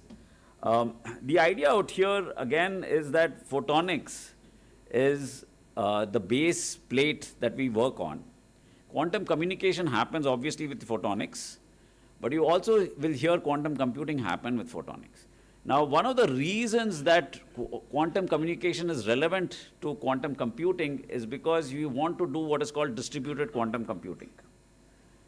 And distributed quantum computing, you have to think of it as a computer and an Ethernet cable. The communication is the Ethernet cable and the computer is the computer, right? Now, if you want to do quantum computing distributed, you want to connect two quantum computers with a cable. The problem is people don't tell you that the wavelengths matter, because all our communications are at 1550 nanometers. If your computer, let us say is IBM's superconducting computer, it is a transmon, it doesn't have anything at 1550 nanometers, it's all at 2.4 gigahertz. So there has to be a transducer that takes that information back to 1550 nanometers. So anytime someone tells you that they can do all these things, you first start asking what wavelength are you working on. And if it involves an optical fiber, please ask them whether it is 1550 nanometers. Right? Otherwise, there is another step that is involved, which reduces your efficiency further. Okay? So with that, let me stop here, and thank you very much.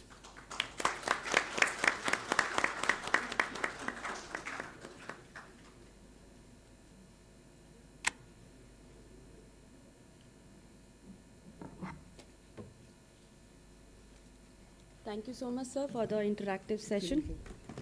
I would now request Mr. Rowan Hogman to take the session forward. Mr. Hogman is Director of Advanced Technology APAC at Ericsson, overseeing long-term technology plans and strategy for Ericsson's in India. He manages Ericsson's commitment in research programs and forums like SIGG, Bharat, covering topics like AI, quantum, XR, etc. He was previously Director of Ericsson Research Partnerships and Ecosystem, and has been the chairman of the Ericsson's White Paper Board and editor-in-chief of Ericsson Business Review. Mr. Hogman has held leading roles in the communication industry the past 28 years and obtained a Master of Science in Industrial Engineering and Management from the Royal Institute of Technology in Sweden, 1996. Over to you, sir.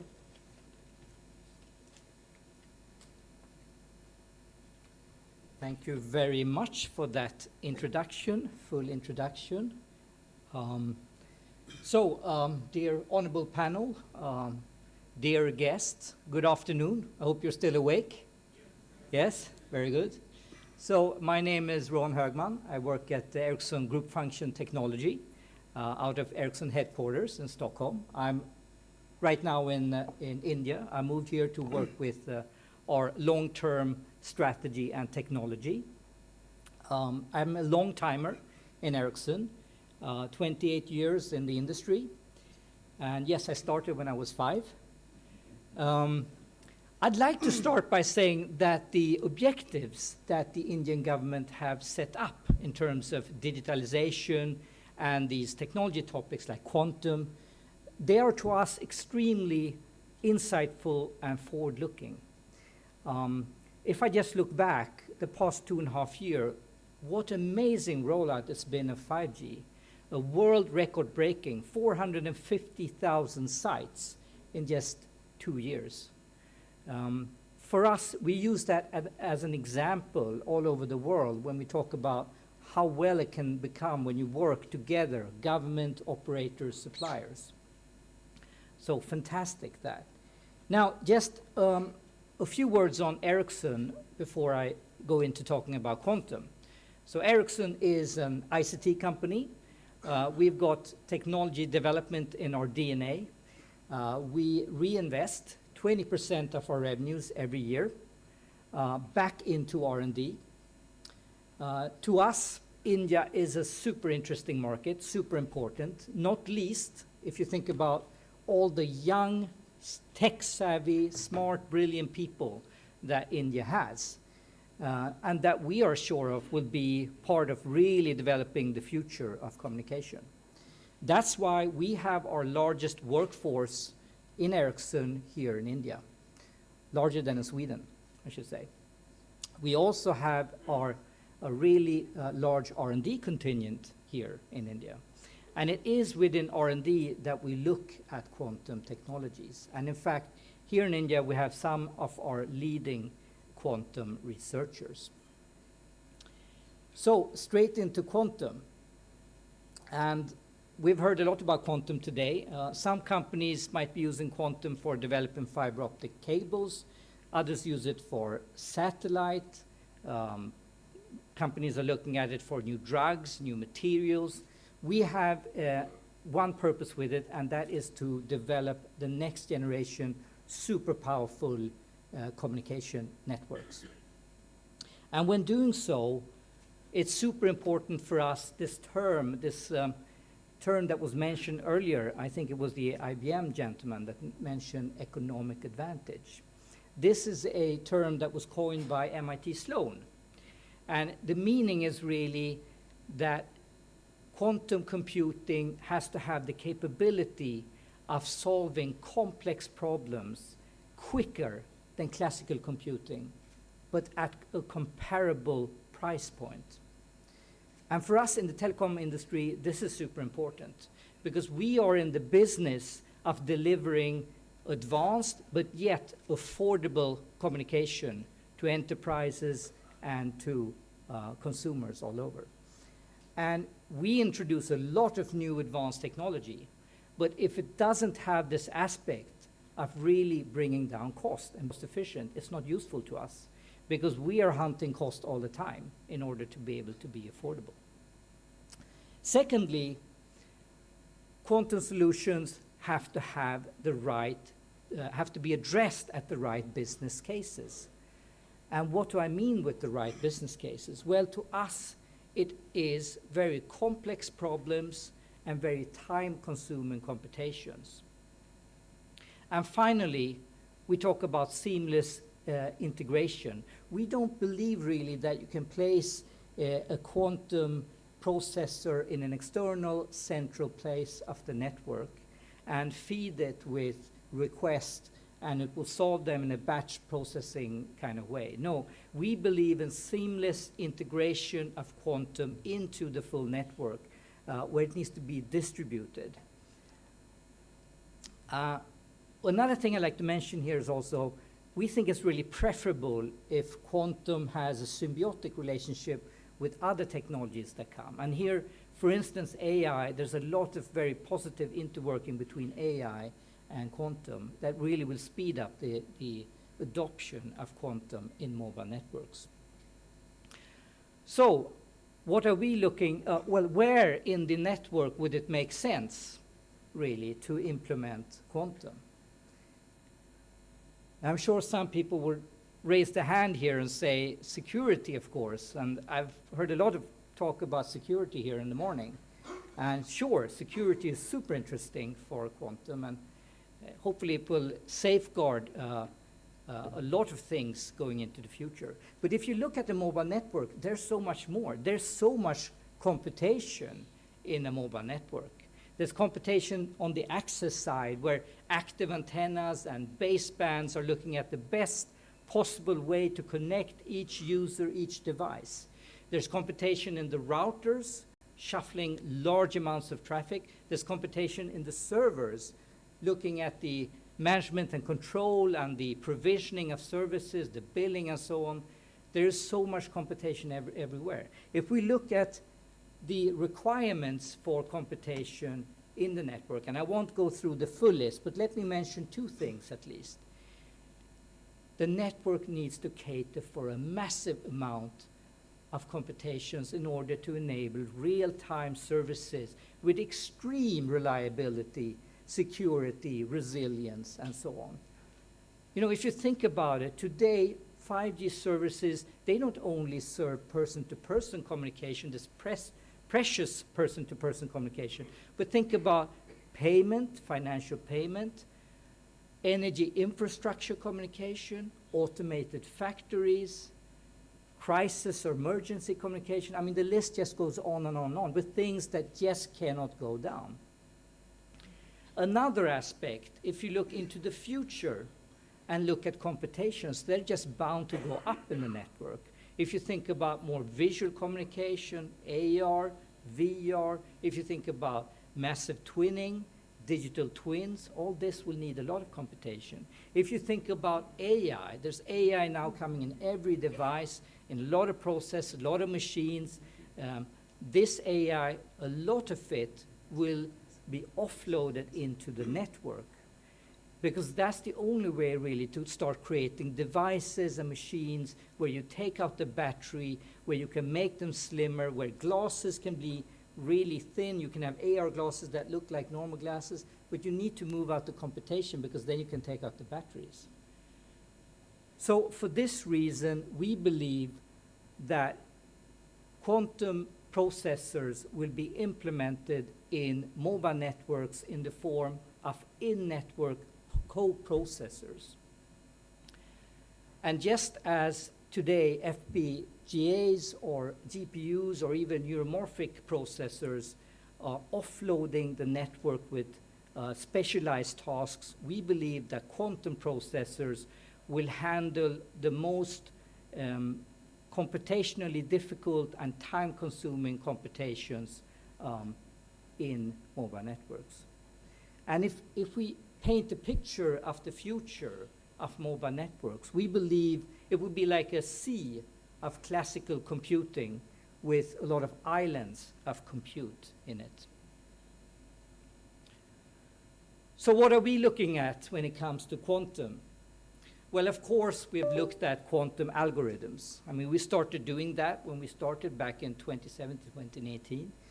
We realized quite quickly that quantum computations alone won't do it for mobile networks. We need to have hybrid computing. We need to have a combination of classical and quantum to solve the problem. And we need to use the best of both of these solutions. And when you think about the systems, you put these two software sets next to each other. Well, they need to interwork, and there needs to be a system that makes it possible for them to interwork. Let alone that, you also need that system to be able to manage quantum sensors communicating directly with quantum processors, because that way you can keep the exactness of the quantum sensors. On the next level, if you think about the software, the applications, the systems, well, all this need to sit on some type of hardware.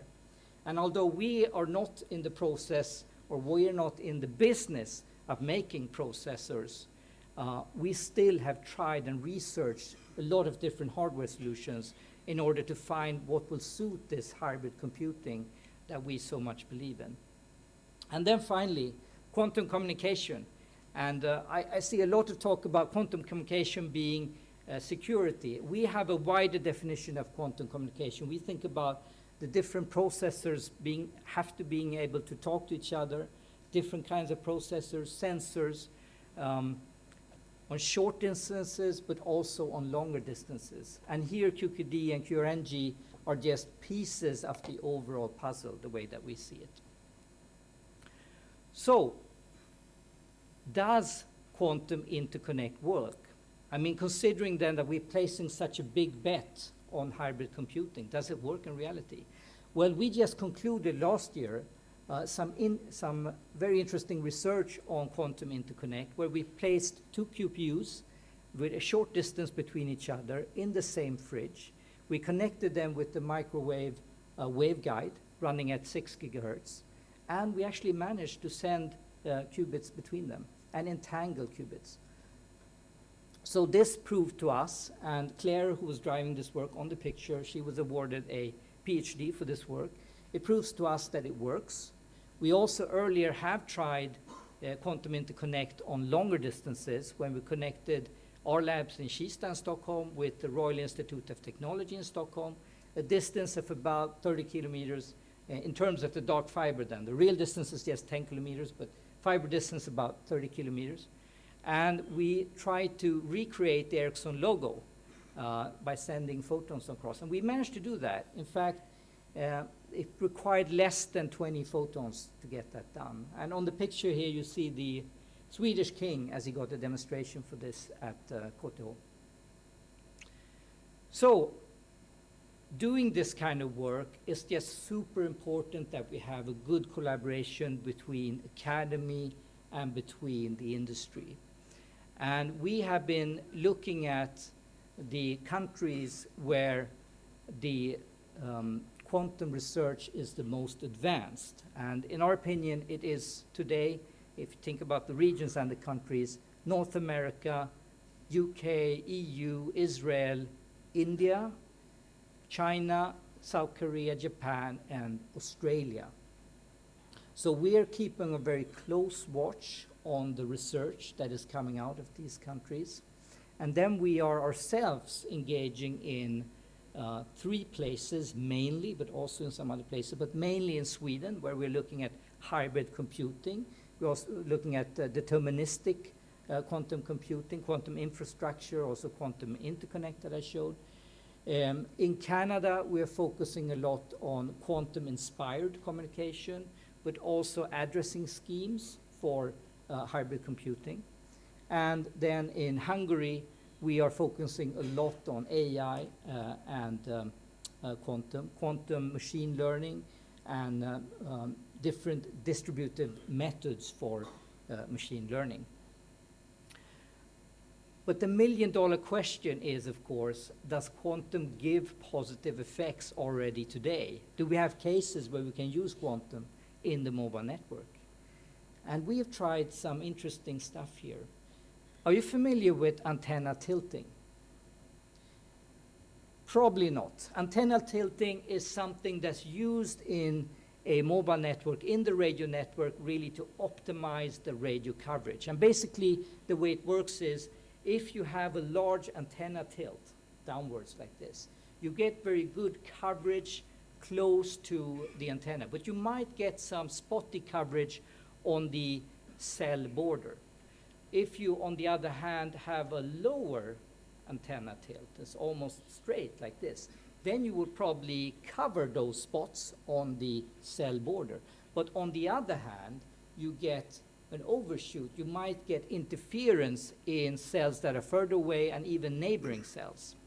So this is really an optimization problem. How much do you actually tilt the antenna? And the way that we normally work with this is that we use a reinforcement learning system. And we give a reward to this agent in this system if the tilt gives a better result in the actual cell and in the neighboring cells. Now, the quality of service in a network like this depends on roughly 2,900 different parameters. So this calculation normally takes a while to do. So what we do is we normally do this computation offline in a network simulator. So we train this agent, and then we bring the agent into a live network. So what we did here was we used a 9 QPU system, a pretty small system, but still 9 QPUs. We trained this agent. We didn't use the full 2,900 parameters. That would have been too much. But we took a subset of those, the ones that were most important for the quality of service. And the result was really good. I mean, we got a comparable result to the way that we traditionally did, but we did it in 10% of the time it took to train. So this showed to us that you get a really good result, at least a first draft of a result, so to say, because this was a trial. Now, this was a quite difficult computation. and it was very time-consuming computation. So this is, the kind of case that you should look at. So I'm just going to finish this talk with some of the challenges that we see going ahead with quantum for mobile networks. And the first being, which I'm sure you're all familiar with, the quantum state. There today does not exist, well, I should say there exist a lot of methods for achieving the quantum state, whether it's photonic or whether you use trapped ions, and actually with the 6 or 7 that are there, none has really been identified as the really strongest one to use, although I think superconductivity, trapped ions, and photonic are the ones that are mostly used. So here we really need to find the best one, which is easy to industrialize. Secondly, the actual computing architecture. Professor Martinozzi at Princeton described this as a big blob, and it's still a little bit of a mystery exactly what this architecture will be. There's been a lot of good research on memory issues, and I think we're mostly in agreement in this street that von Neumann architectures is not the way forward. But exactly what will this look like? We still have to figure this out. Then noise. I mean, there's a lot of work that has been done here. Google Willow took it a long step further. So, we're almost there, but we still have some things to work out on the fault tolerancy. Quantum solutions are not best for every problem. It will give a speed up in most cases, but it doesn't mean that it, from the business perspective, is the best solution to use. And then we've been working with classical computing for, I'd say 60 plus years, but if you want to count Pascal's calculator in 1642, you could say 300 years. Anyhow, we've been working with that a really long time. It's not reasonable to believe that we can substitute that overnight with quantum computing. So we believe really in using, continuing to develop classic computing while we are also developing quantum, and then use the technology that's best for the specific problem that you're looking at. So I'm finishing off there. I just want to mention, if you want to learn a little bit more about how to use quantum in mobile networks, there's a super interesting article in the Ericsson Technology Review. Please read that. Otherwise, the summary is very much, we believe in hybrid computing, we believe in quantum computing as a in-network coprocessor. When it comes to 6G networks, the standardization is starting just in a few months. So we don't believe that we will have quantum computing in the first release of 6G, but there might well be quantum in the next coming releases of 6G during the next 10-year period. Thank you so much for your time, and hope you enjoy the rest of the afternoon.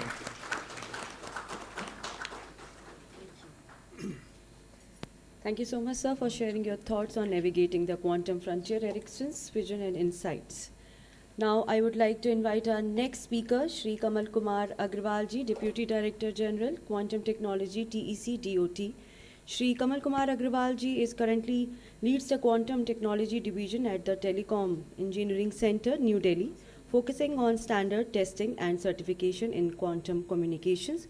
He has 27 years of experience in various units of the Department of Telecom, also active contributor to the ITUT on quantum topics. He is also an expert in cybersecurity, having managed the Telecom Security Operations Center and projects like centralized monitoring system and internet monitoring system to safeguard India's cyberspace.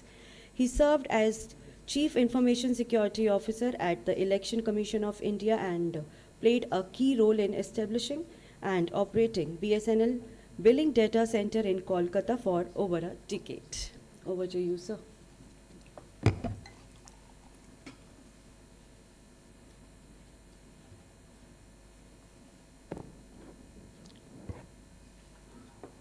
Very good afternoon. Thank you for the introduction, ma'am. Today I will talk about the 361-degree perspective on quantum communication. And TEC is the Telecommunication Engineering Center's role in standardization, testing, and certification. So before talking to the quantum communication, I have, it would not be write, if I have to cover quantum computing as well. So few slides are on quantum computing, and after that I will talk more about the quantum communication.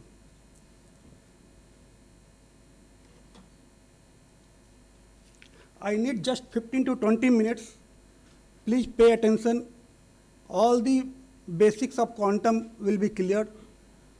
I will try to give you complete basics about the quantum computing, and then I will take you to the quantum communication. So, quantum revolution era 1.0. In this quantum revolution era 1.0, what we have in the nature that we have studied using the quantum mechanics. And we studied our periodic table, but we could not design an atom. So this was the era. We study about the metals, how it behaves. We study about the semiconductors, how it behaved. But we could not much change the behavior of the metal and semiconductors. So that was the era 1.0. So it is over now. Now we are in era 2.0. In era 2.0, we are trying to use this knowledge as a technology. We are trying to do engineering. So now we are talking about quantum engineering, quantum technology.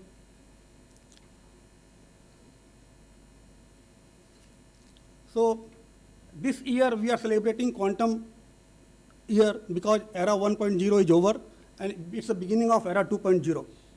So the purpose of this year 2025 is to promote global collaboration and address critical challenge in science and technology. UN has declared to celebrate this year as 2025, the International Year for Quantum Science and Technology. So this is the this is the principles of quantum mechanics we have studied in our BTech time, even in our class 10, Heisenberg's uncertainty principle. So the era started from there. In 1927, we know Heisenberg's uncertainty principles. It talks about that both position and speed cannot be determined simultaneously accurately. So everything started from there. Then comes the de Broglie wave particle duality. Before that, we all know light is having dual nature. Light is wave as well as particle. So when light generates, it's a particle. When it travels, it's a wave. When it terminates, it's a particle. So then de Broglie comes. He said, okay, matter also behave in that same way. Matter means all electrons or atomic particles. So now we are in quantum world. In quantum world, we are talking from deterministic to probabilistic world.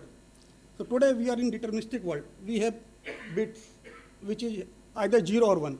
It cannot have more anything in between 0 and 1. But in qubit can have anything between 0 and 1 as a value. So if anything is having two values, we can write it's a linear linear equation. I've written cat alpha cat 0 plus beta cat 1. If you see the right side, so this is the representation of qubit because it can have anything. It can be 0, it can be 1. So what is the probability of 0? It's alpha square. What is the probability of cat 1? It's a beta square. So now, if suppose we have 3 bits today, if I have 3 bits, I can represent what? 0, 0, 0, 0, 0, 1, 0, 1, 0, 0, 1, 1. So like that we can represent 8 states. So to represent all the 8 states together, I need 24 bits. But in quantum world, we need just 3 qubits. I'm just giving a small idea so that I can build up the things. So like in the universe, known universe, we have 10 to the power 80 atoms. And to represent all the atoms, how many qubits required, you know? Only 300, not more than that. So quantum superposition, our MOC sir, Honorable MOC sir has explained very nicely. So when we toss a coin and when it is in rotating state, it's difficult to say it's whether head or tail. It can be anything. But when it is stationary, it will be either head or tail. So this superposition principle help in parallel processing. Why it is important actually? So this is useful for artificial intelligence, for machine learning, for training deep learning models. Quantum entanglement, also sir has said in the morning that it is not two particles are entangled, means it does not reveal the state of other particle, but it also change the state as well. So if you see the right hand side, I have just given a computing how this entanglement is generated. You see Hadamard gate is there, H it's written. Just below that C naught gate is there. I have given input 0, 0, and I am getting output 1 upon root 2 cat 0, 0 plus cat 1, 1. So that says that if one particle is 0 state, other particle will also be at 0 state. If one particle is a 1 state, it will be in 1 state only. Or you can say one more example, pair of shoe. We have a pair of shoe. I pegged both the shoe in different boxes, and I send one box to some other place. If I have box, I open my box here. If I am having left shoe of left pair, a left leg, so in the other box it will be of the right leg. So next is the quantum teleportation. So this is a technique. If two particles are entangled to each other, then how we are transferring the quantum states. So this is the quantum teleportation. In this quantum teleportation, we are using the classical channels to transmit the informations. And at the other end, we are reconstructing the qubit information. This is the quantum teleportation circuit, actually. So first 3 rows, if you see, these are the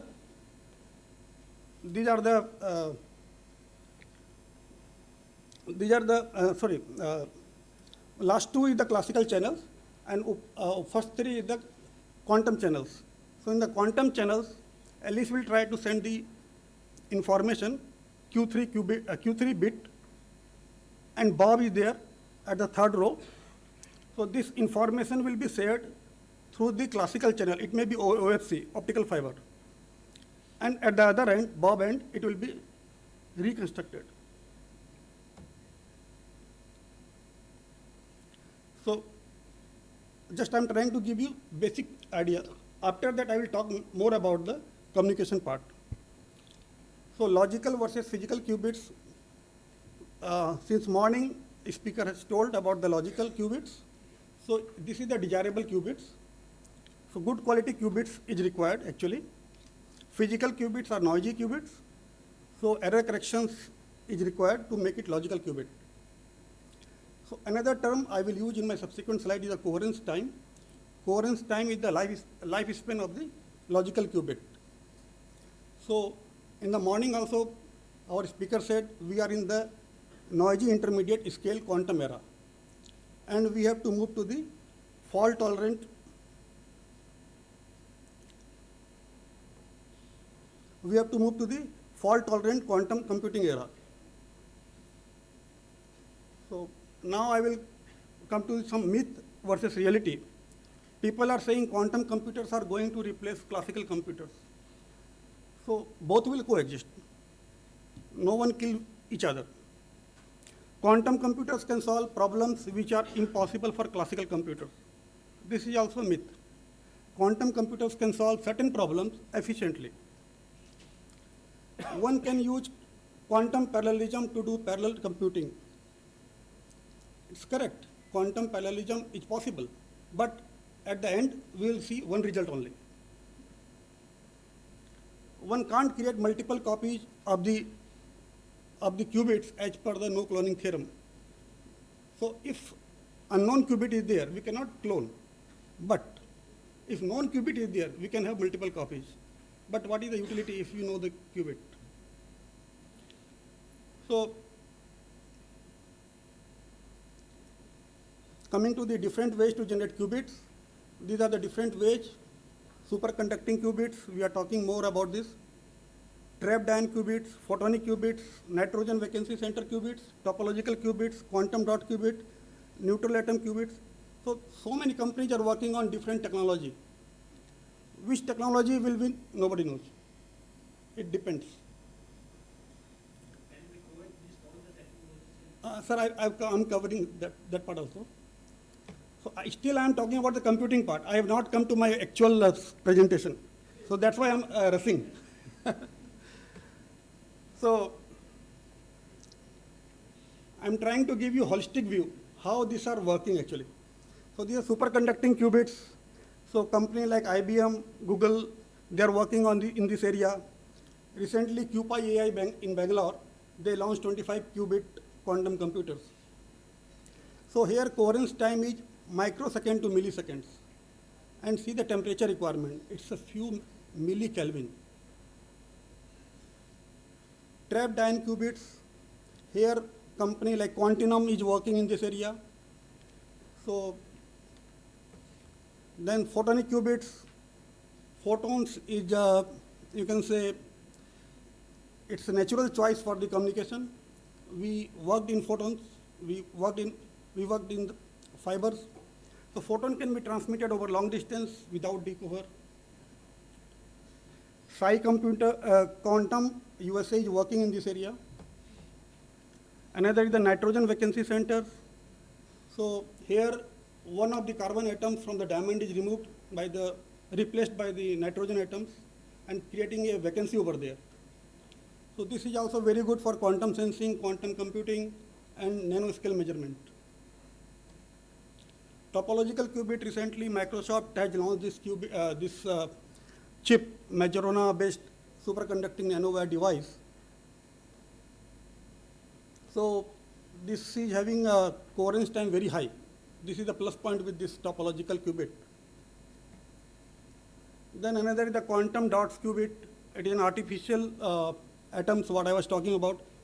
Like now we are trying to generate or have artificial atoms. Neutral atoms or cold atoms. So at the 0 degree Kelvin,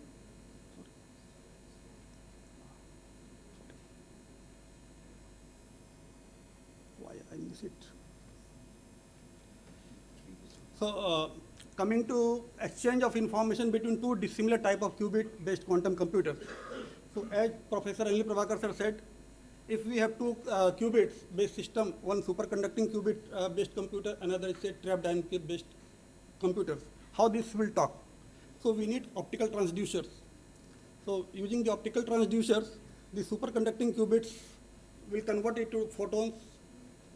Optical transducer at the superconducting qubit computer side will convert superconducting qubit to photons, and at the other end, photons will be converted back to the trapped ion. So now coming to quantum algorithms.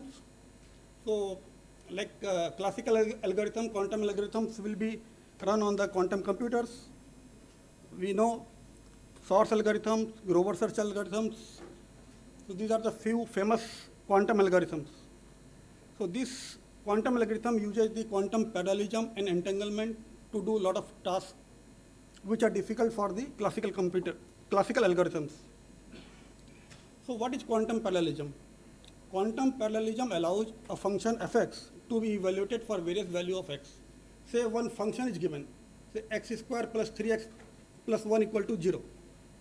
If I am giving different value of x, so every time for classical algorithm, they have to run programs. But if I want to have multiple value of x, so quantum computers will give the result immediately in one shot.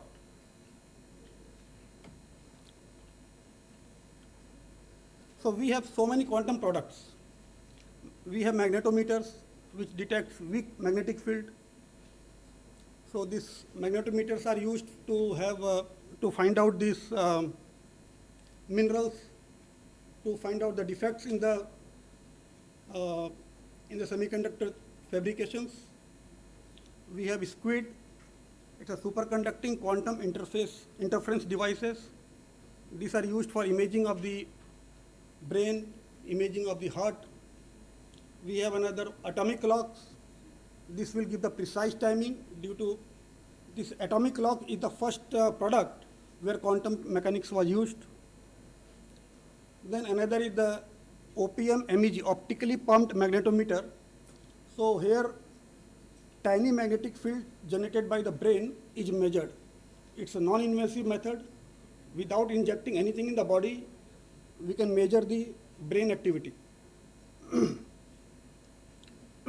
Probable use cases of quantum computing to solve complex problems. So here, already we have discussed much about this, what are the use cases of quantum computing.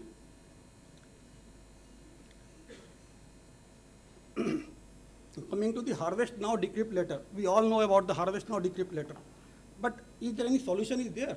Yes, we have a solution. So we can encrypt our critical data right now at the physical layer. So this is demonstrated in the CDOT stall outside. So they are talking about the optical encryptors.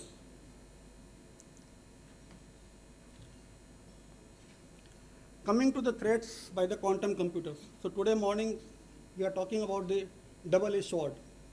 So everybody is worried about this, when quantum computers will be available and source algorithm is already there, then RSA encryptions will be broken. So why we are so much worried? What is RSA algorithms? If you see prime factors, a number is given 77. We all know prime factor is 7 and 11. So it's not very tough. But if this number is a 2000 digit length long, then classical computer will take years together to find out the prime numbers. But quantum computers will do it immediately in hardly minutes. So I will just cover in one line. Prime factor is what? It's the greatest common divisor bit of z plus 1 and n. N is the number. And another prime factor is the greatest common divisor of z minus 1 and n. So here n is a 77. What about the z? Z is the solution of z square equal to 1 equation. This is very simple. Z square equal to 1 is a very simple equation, but it should be non-trivial. This is the catch. This is the hardest problem. So now, actual topic I am starting from now here. So quantum communication. So today, we know both classical and quantum computer will coexist. This is very clear to us. So whatever our classical communication data is there, how it will be quantum secure? For that, we are having QKD solutions, quantum key distribution solutions, or PKC solutions. So I will talk about the QKD first and then PQC. So in QKD, we have two types of QKD systems, continuous variable QKD and discrete variable QKD. Continuous variable QKD, so it's similar to the present optical communication, what we have right now. So it is having some limitations because of the high SNR value, signal to noise ratio. So we will talk about the discrete variable QKD. In discrete variable QKD, all of us know about the transmission of photon one by one, and information is encoded by changing polarization of the photons. So today we know that discrete variable QKD based on the optical fiber is demonstrated up to 800 kilometers and free space up to few hundred meters, and satellite based we have covered around 2000. By Chinese Messias satellite, it was demonstrated up to 2000 kilometers. So there are different type of protocols used in the QKD. BB84 protocols, coherent one-way protocols, differential phase shift protocols, and measurement device independent protocol. And twin field protocol, yes, in the morning Toshiba has explained about this. So what is the requirement for the QKD? We need a source, we need optical fibers, we need a detector. Very simple. But source is a single photon source. This is the catch. Fiber, we need very good fiber, with very low loss. And preferably, loss would be less than 0.2 dB per kilometer. And detector. A detector should be as good as like SNSPD, superconducting nanowire single photon detector. And for the network, what we need? Repeaters. That we can say quantum repeaters. but quantum repeaters right now it's not available. So we have to wait for the quantum memories. The day quantum memory will come, then quantum repeaters will be there.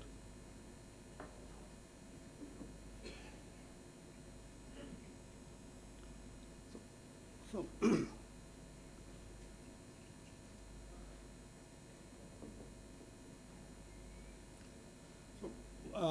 a typical setup of QKD, and this already it is under demonstration in C. stall. So where there are two Alice and Bob. So this I think quantum communication started with Alice and Bob, sir. Not Akbar Birbal. So everywhere in the literature we are getting Alice and Bob, Alice and Bob. So whatever we have to communicate, this will be encrypted using the key generated by the QKD systems. And at the other side, at the Bob end, this encrypted data will be decrypted using the same key. It's a symmetric key decryption mechanism. So what is the catch here? Generation of key. Otherwise, everything is same. Today also we are encrypting, decrypting. So generation of key, that we are doing using the QKD principles. So here we are using quantum channels. So recently CDOT has, in the last week, they said quantum channels and classical channels, they have passing through a single fiber. So man in the middle attack, actually, we are talking about the EAPs since morning. Like, this is not secure, right, sir? Do agree, it's not secure. But based on the principles of quantum physics, it seems secure. Security of QKD is based on the laws of quantum physics rather than based on the mathematical problems. So if E is intercepting the photons, then as per the no cloning theorem, photons should collapse. Then immediately Bob will know, here nothing is coming, so something is fishy. Then Eve is very clever. He will prepare another photon and send it to the Bob. Bob will not be able to distinguish whether Alice has sent or Eve has sent. So this is the man in the middle attack. But because of this activity, error will increase. And the moment error increase, during the reconciliation process, it will be identified that our channel is compromised.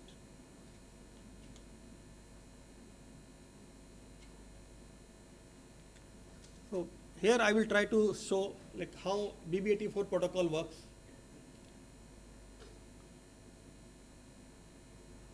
So in this BB84 protocol, say Alice is having a QRNG, quantum random number generators. Using that, he's generated 20 bits, say. And this 20 bits over the quantum channel is sent to the Bob.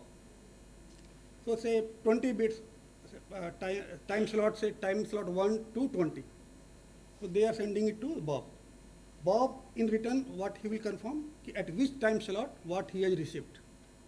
So he will say only time slot. He will not say what he has received. He will simply say, I received the bit on the time slot say 1, time slot say 3, time slot say 5, like that. So now Alice knows at this time slot what he has sent. So there will be reconciliation. So what Alice will do, he will keep all these time slots where Bob has received the bits and discard all other time slots. And using say 12, I have shown in here 12 time slots where both Bob has received the bits.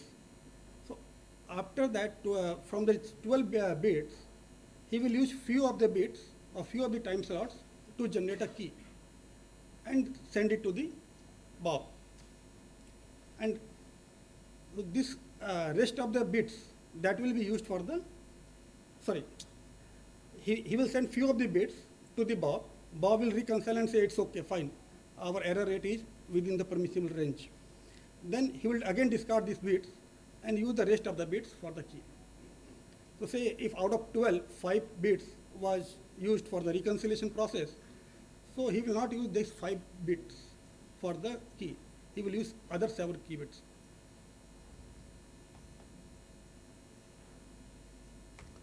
So in quantum key distributions, our TEC division has done the standardization. So we have released the standards for generic requirements on QKD. We have released the test guides for the QKD systems. We have given technology approval for the QKD systems based on the COW protocols and DPS protocols. And QKD system was deployed between our NIC Shastri Park and Sanchar Bhavan using the CDOT systems.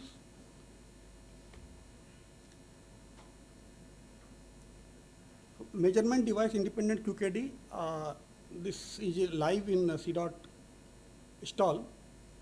So already Professor Prabhakar has explained this MDI QKD. So basically, what is the weak point? In our system, we have a source, we have optical fiber, we have detectors. So weak point is detector, because detector is not able to detect whether photon has come from the Eve or it has come from the source, Alice. So this is the vulnerable. So today we have detector blinding attacks. If suppose somebody is putting a bright light to the detector, so detector will be blind. After that, control can be taken over by the Eve. Another is the time shifting attack. In time shifting attack, we shift the pulse timing in such a way so that we can manipulate the key. We can understand what key is coming. Quantum random number generators. So today this standard is released on the quantum random number generators. So this is very much required for the quantum for the cryptographic applications, and it has many applications. Like in casino, we are using random numbers.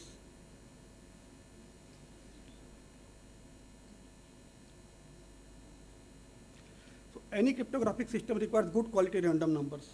What actually is this? So what we would like to say, we should not be able to predict.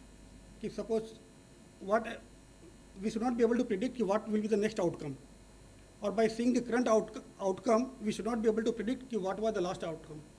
So this is the randomness. It should be unpredictable.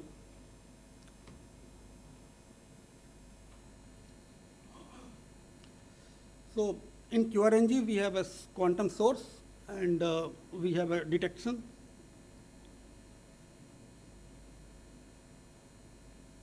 Coming to quantum internet.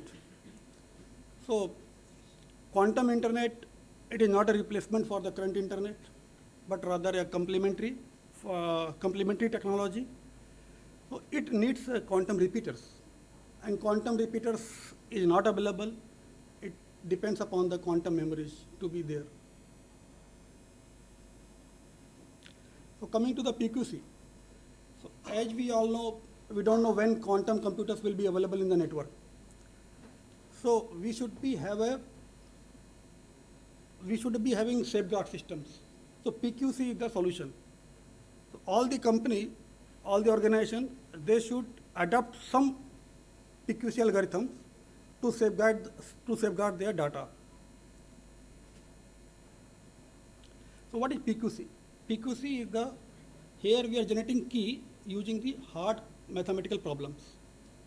In QKD, we were generating key using the photons. Here, we are generating key using the mathematical problems.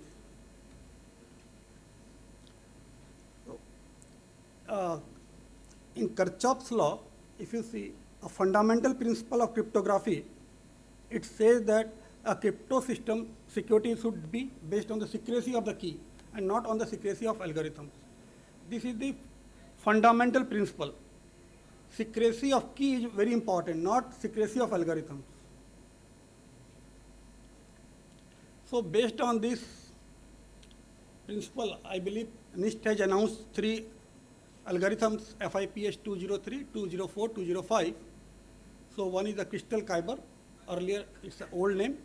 Now it is renamed as FIPS 203. So on 13th August 2024, NIST USA has announced these 3 algorithms. So one is the module lattice based key encapsulation mechanism, FIPS 203. I will talk about this FIPS 203 in my subsequent slides. Then FIPS 204, it is used for the digital signature. FIPS 205, it is used also in the digital signature, but it is stateless, hash-based.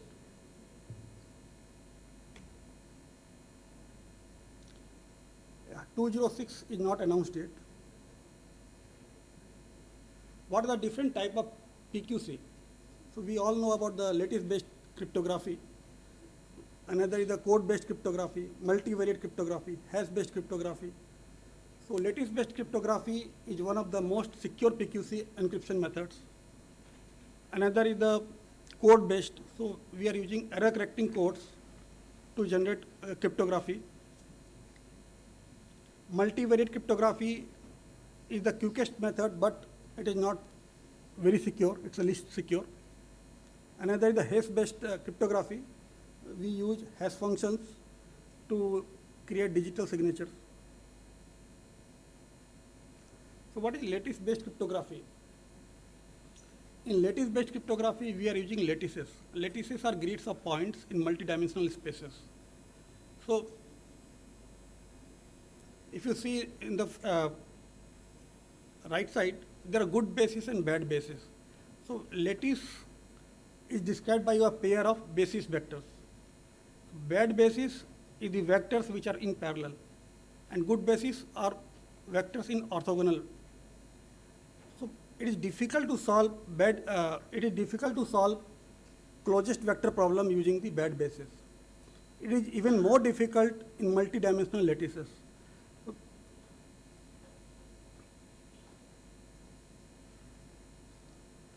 So in PQC, ML KEM, what I was talking about, KEM is a key encapsulation mechanism. So learning with errors in key encapsulation mechanism, what is happening? This receiver is generating the key, public key and private key. And using the public key, sender is running the encapsulation mechanism, encapsulation algorithms, and he generates a secret key, that is a K. And he generates a cipher text for the key. And this cipher text comes to the decapsulation, to the receiver. Receiver runs the decapsulation mechanism. So after running this decapsulation, he will also get the same key, K. So in this way, both are having the same key.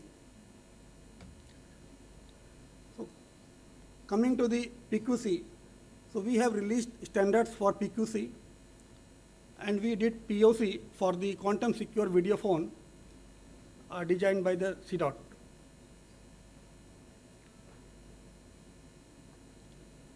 So coming to the PQC, why migration to PQC is important? So we know one Mosca theorem is there. According to that, if value of x plus y is more than z, then organizations are at risk. So x is the how long data need to be secure, say some years. And then y is the how much time is required to migrate the data. So if sum of these two is more than the developing a large scale quantum computers, then organizations are at risk and they should migrate to the PQC. So migration to PQC, it is advised that hybrid encryption should be followed. So using the hybrid encryptions, at least backward compatibility will be there. So today we have classical algorithms. So if we add quantum algorithm as well, and using a key derivation functions, we will derive the key. So at least if my quantum safe algorithm is compromised, or say some bug is there, then we can ensure that classical security of the classical algorithm will be there. In the similar way, hybrid signature scheme is there. In hybrid signature schemes, message is encrypted using the quantum safe algorithms, and output of that is again encrypted using the classical algorithms.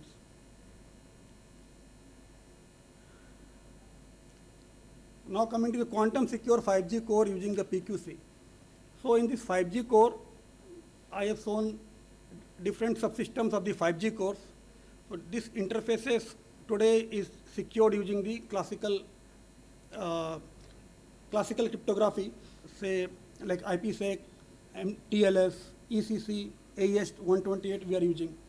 So tomorrow what we are planning that one more layer of security of the PQC will be there. So whatever IPsec is there, it will be PQC, post-quantum secure IPsec will be there, or PQC, TLS will be there. Wherever AES 128 is there, it is recommended to move to AES 256. Or for key agreement, we can move to the MLKEM. We have a national working group on quantum technology. So this national working group on quantum technology, this year we have reconstituted. We have 122 members comprising of academia, institutes, research institutes, industry, startups. So the group activity discussed in detail about the contribution to be submitted in the ITUT.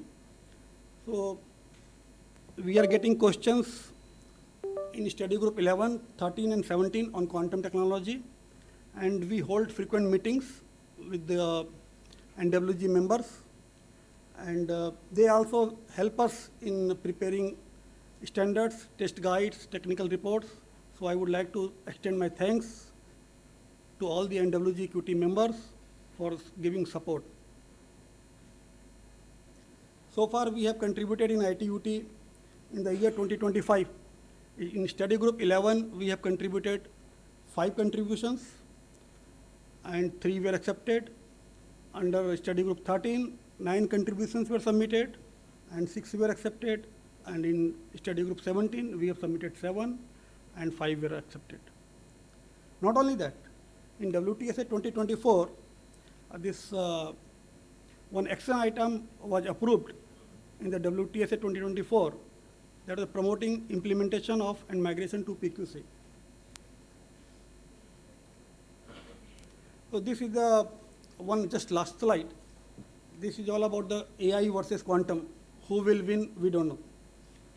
So different versions are there.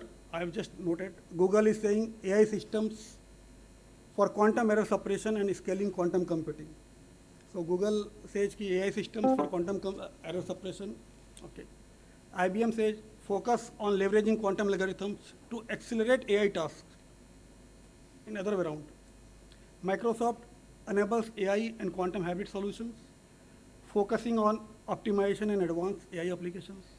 NVIDIA supports the development of AI models inspired by quantum algorithms. So these are different ways. Somebody use AI to help quantum, somebody using quantum to help AI. So this is my last slide. Challenge and limitation in adoption of technology. We have few challenges. First challenge is difficulty in building scalable quantum computers. Second is a lack of mature quantum algorithms, lack of structured data to train our quantum algorithms, and decoherence of qubit, quantum memory, quantum repeaters. These are the challenges at present. Thank you. Hope.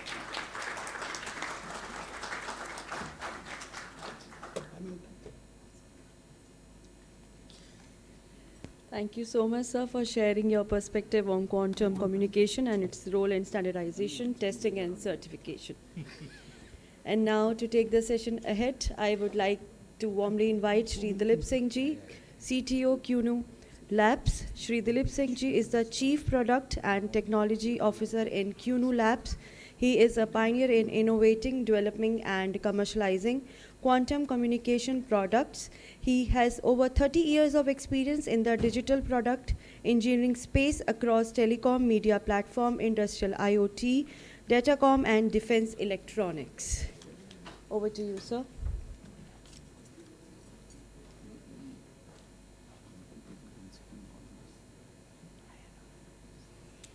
So thank you, sir. Thank you, sir. I think it was a good refresher for all of us. I think, and this will make my life easy.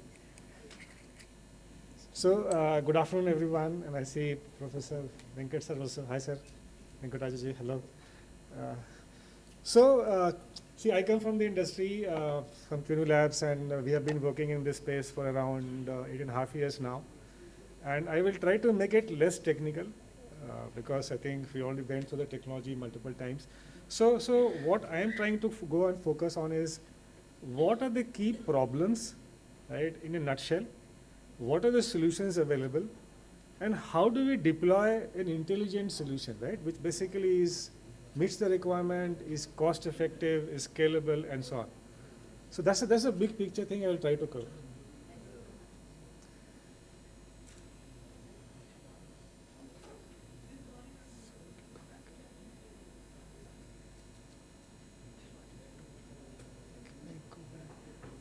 Okay, so if we look at from a IT security perspective, right, most of the CISOs or people who are trying to, let's say, do IT security, what do people do?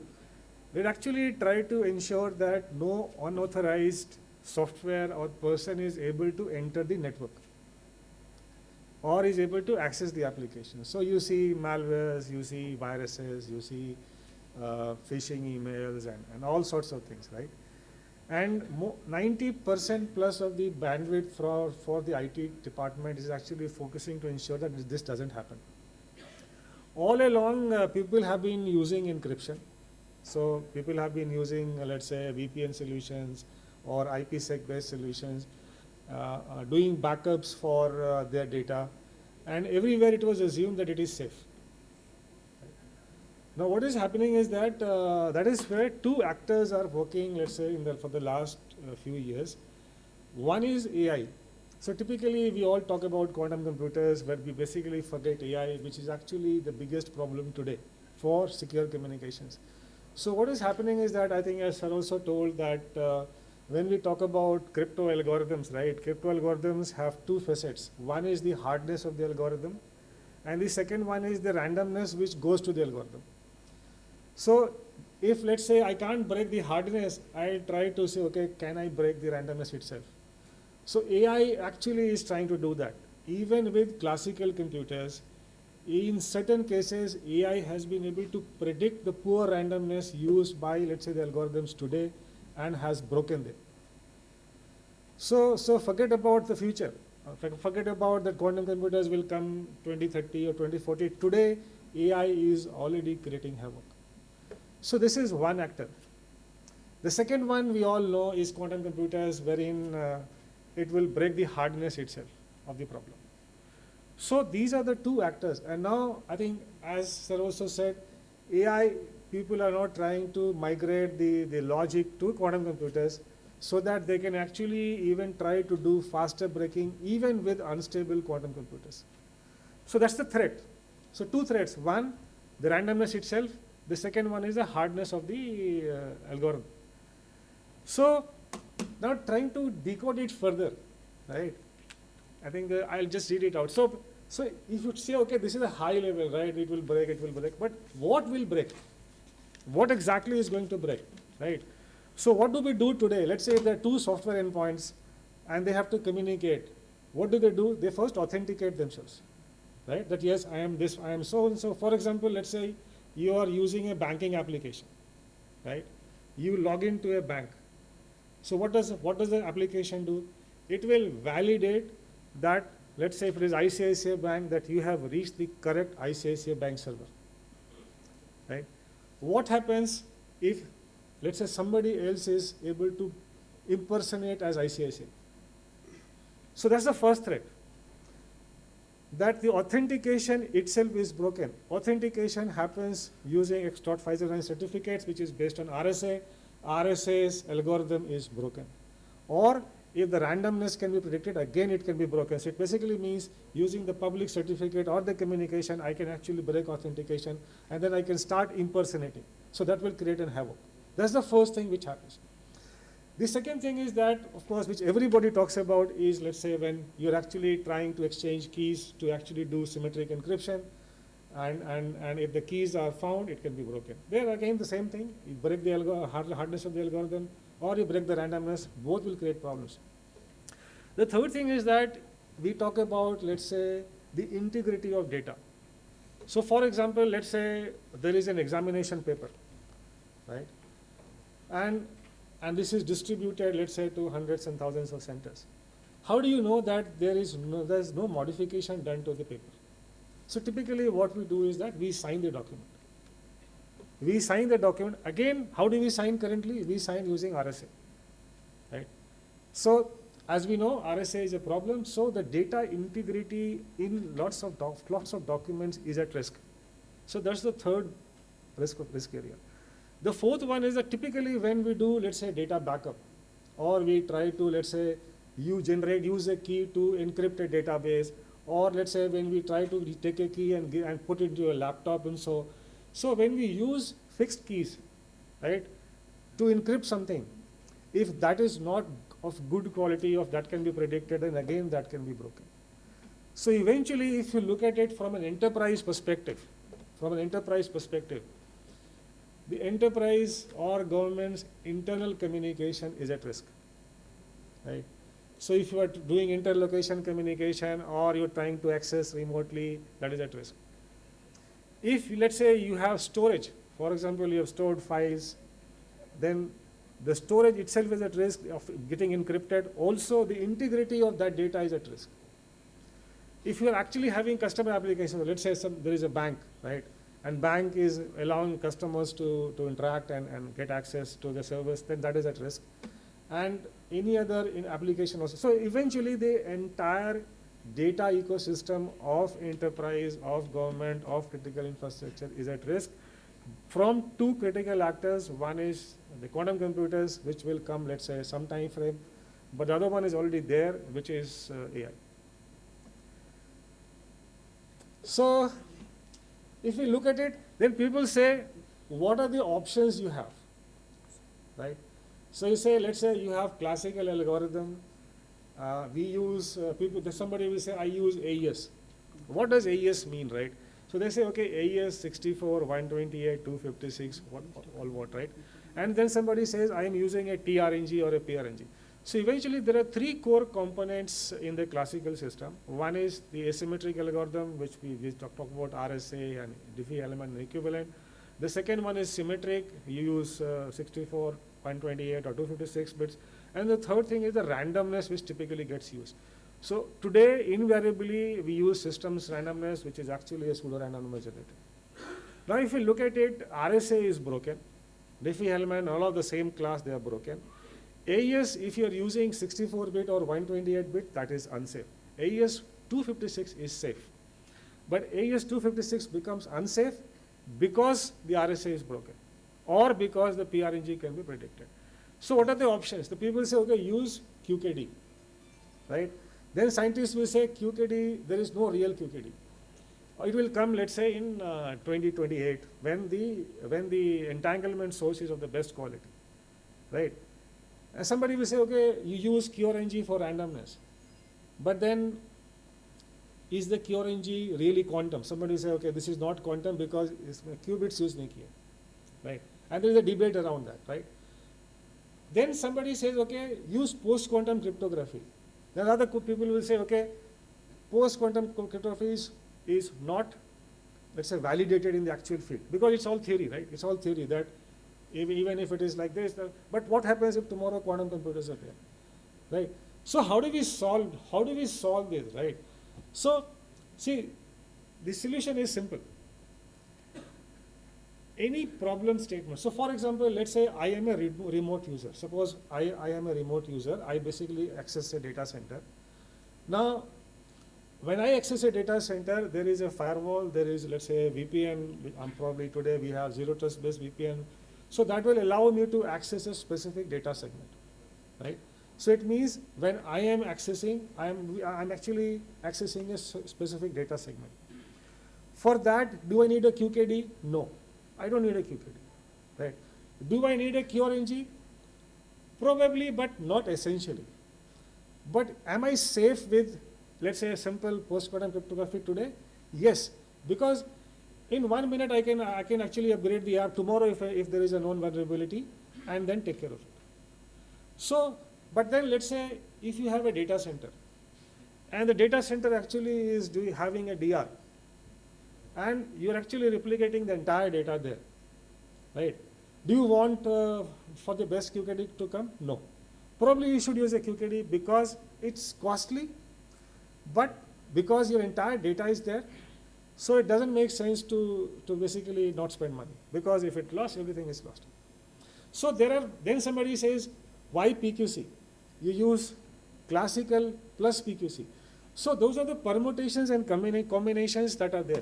So 3 core permutations combinations. One, use classical and PQC together, and you basically leverage the stability of classical so that, but then patch it up with PQC so that in case, let's say the quantum computers are not there and you went to PQC fully, but even a classical computer is able to break it, right? Because it's not proven.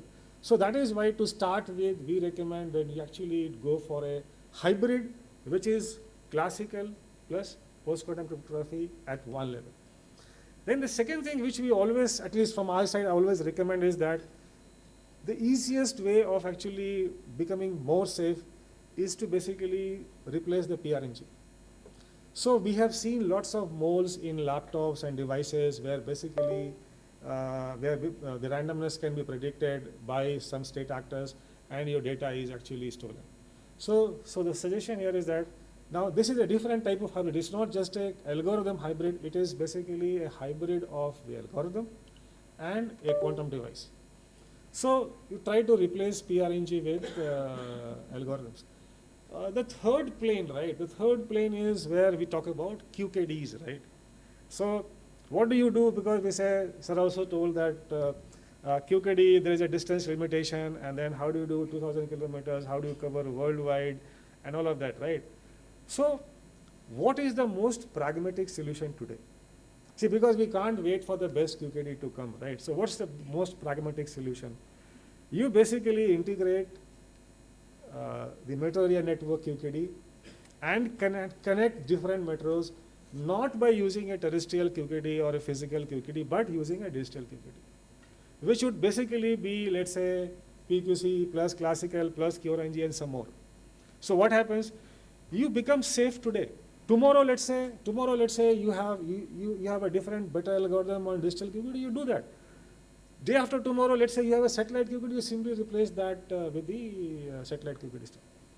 So from an industry perspective, that's what we say, that see, it's like this, that you have a lock, the lock is already broken. Now, would you wait for the best lock to come? No, you won't, right? You would get a lock which is today the best available. So because we all agree that the problem is there, then let's say, okay, let's start with a hybrid approach. You take classical plus PQC, you take classical, upgrade with QRNG, so you have more time, or you basically go for different concepts. So in a real scenario, I'll just skip this one. So this is what we are doing for the National Quantum Mission, and this is what we also recommend. So what we have done is, we basically have combined a terrestrial physical QKD, which of course we have the world's best QKD systems, which basically has commercial QKD system for 200 kilometers. We have point to multi-point trusted node and all of them put together. And we said, okay, let us combine terrestrial QKD with digital QKD wherever the nodes are, let's say, far off, or it is not possible to deploy a terrestrial QKD. And then there are locations, if you go on the right-hand side, for example, we have a 5-kilometer free space, again, best in the country. And in case you enter into a zone where basically you cannot put a fiber or it's a mountain or something, you use free space QKD. So using a combination of terrestrial physical QKD, which we say a terrestrial QKD, a digital QKD, and free space QKD, and managing all of them centrally, right? You can actually deploy a viable network today. So let us say we have somebody who says, I want the cheapest solution. Then you use only digital QKD. Forget about everything else. It's the cheapest one. So today, with this combination, actually we can give you a cheapest solution to the best-in-class solution based on what is more critical for you. If let's say You want to just go for digital QKD, which is more algorithm driven, the cost is less, and you upgrade the current network, let's say by spending very less delta amount, then that is possible. Or you say, okay, no, this links I will do with digital QKD, but these I will actually do using the currently available terrestrial QKDs, and then that also is possible, and so on. So this is a good way to create an international quantum secure backbone communication, which basically can be done today based on today's technology, and then allows you the flexibility to basically do it, keep upgrading certain portions as we move forward. Then if you look at, let's say from an IT perspective, from an organization's perspective, right? What do organizations have in general, right? So they would typically have, let's say, multiple locations. So they have to talk amongst multiple locations. Then they have people actually who will try to access their data center from within the location or outside the location. You may have, let's say in certain cases, a cloud stuff as well. So people have hybrid, they have their own data center, and they also have, let's say, their cloud VPC. In certain cases, let's say if it is a large organization, so for example, NIC or maybe Power Grid or somebody, they have their vendor ecosystems.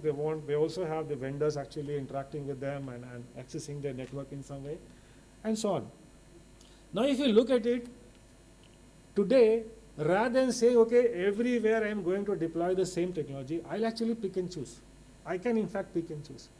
So as I was saying earlier, if let's say it is a data center to DR communication, use QKD.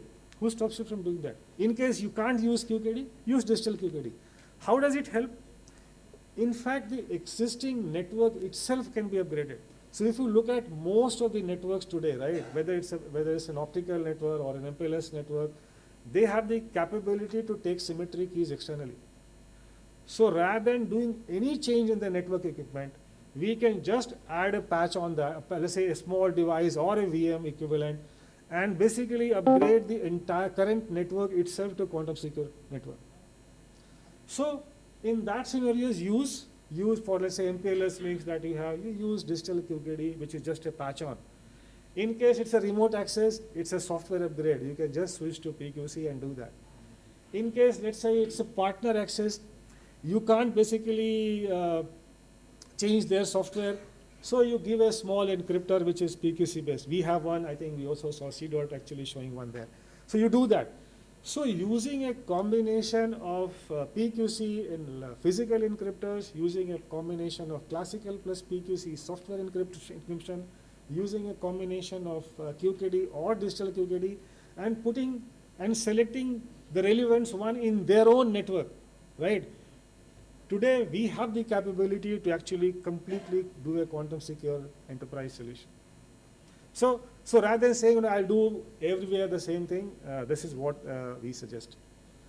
So I think for that, I think as we, then looking at the use cases, right? We keep hearing about drones and IoT so much, right? We keep hearing about it and saying it's a very, very interesting thing, because also we have this Pakistan stuff going on. So what do you do with drones, right? It's the same thing. In fact, drones, there are two portions. Authenticate that whether it's your drone or somebody else's drone. That's one thing. The second thing is, how do you ensure that when you're giving a command to the drone or when you're collecting data from the drone, that's safe? So you do again the same thing. You basically go for this MLDSA, which is FIPS 204 for authentication. Use MLChem, which is FIPS 203 for secure communication. And you put a small QRNG chip inside the drone. So basically, rather than looking for doing the PRNG, put an algorithm, put a small chip, and that's it. The drone communication is secure today. Tomorrow, let's say 1 year down the line, there is a bug found in PQC, we'll just upgrade it. So if you look at it, using these hybrid concepts, right, where you say you pick and choose depending on the threat analysis, depending on how much you want to spend because your threat is corresponding, and choosing the best available technology today, we can actually have a quantum secure world. So at Keynote, basically, we have a platform for this, where basically this is the world's only platform which basically takes care of the complete transition from a classical security to quantum security. We abstract the entire hardware and then give the capability to either operate at the hardware level or at a service level and so on. So I think this was my last slide. I'll end it here. Happy to take any questions on that.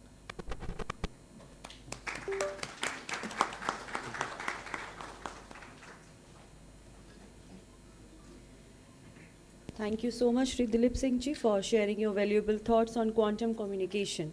And now I would like to invite Dr. Vipin Rathi from Delhi University to share his views with us. Dr. Vipin Rathi is an assistant professor at the University of Delhi, specializing in 5G, 6G, cryptography, blockchain, and distributed computing. He serves as the chairperson of the Hyperledger Telecom Special Interest Group and is a board member at the Open Infra Foundation Asia. Additionally, he is the vice president of the emerging Open Tech Foundation. He actively organizes various technology communities, including Stack India, Magma India, NG Core, CNCF, Open Edge Computing, and Hyperledger. Furthermore, he advises various startups and enterprises on next generation technologies. Over to you, sir.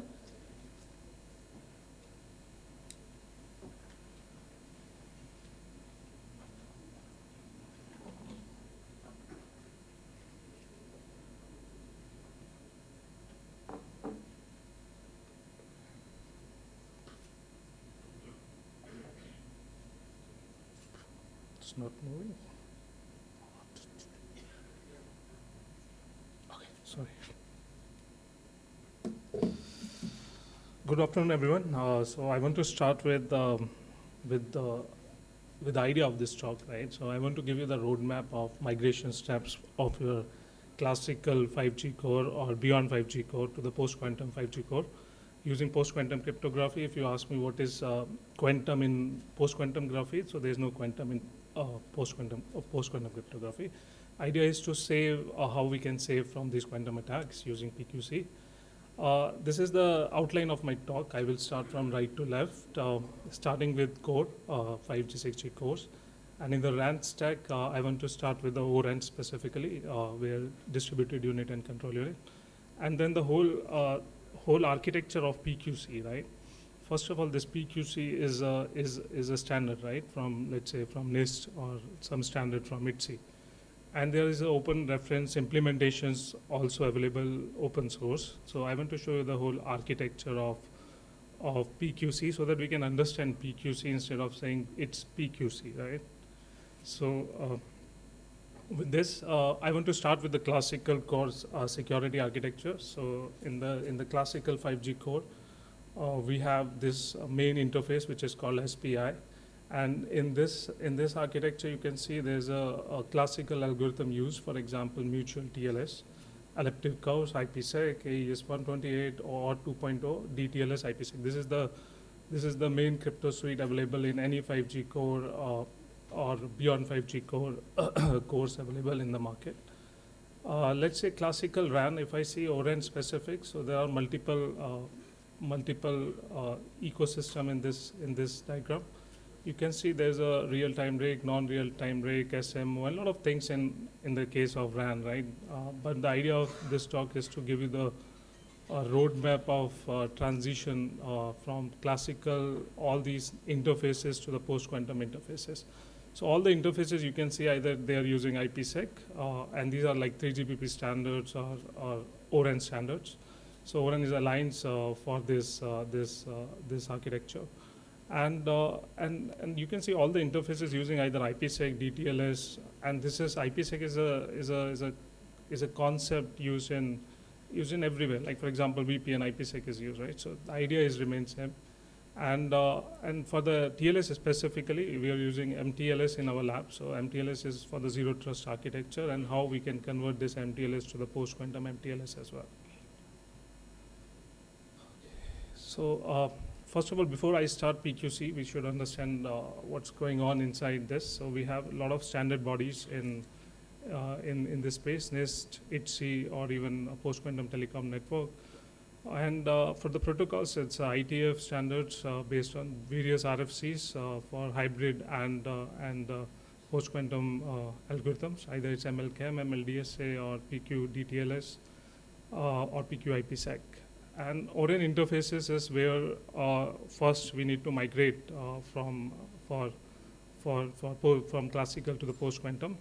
There are standard libraries available. Like if you ask me, like 5 years back, obviously there's only one library, which is liboqs, right?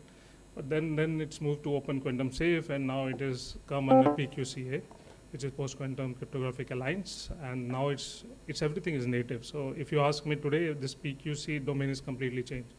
So in this month only, OpenSSL 3.5 released, so that means I don't need any specific library or migration plans for PQC. So if you are using OpenSSL, by just upgrading your OpenSSL, you are okay with PQC. So this is not a rocket science needed, right?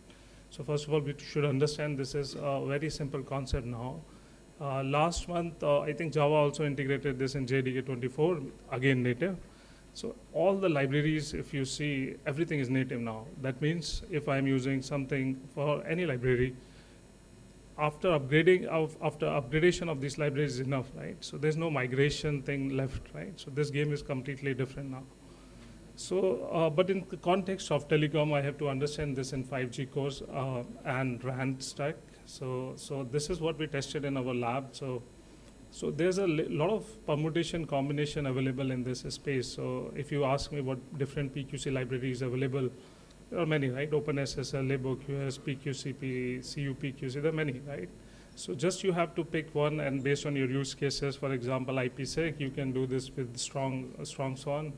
And then you have to pick some open source project. For example, Orange Software Community provides this DU, CU kind of things.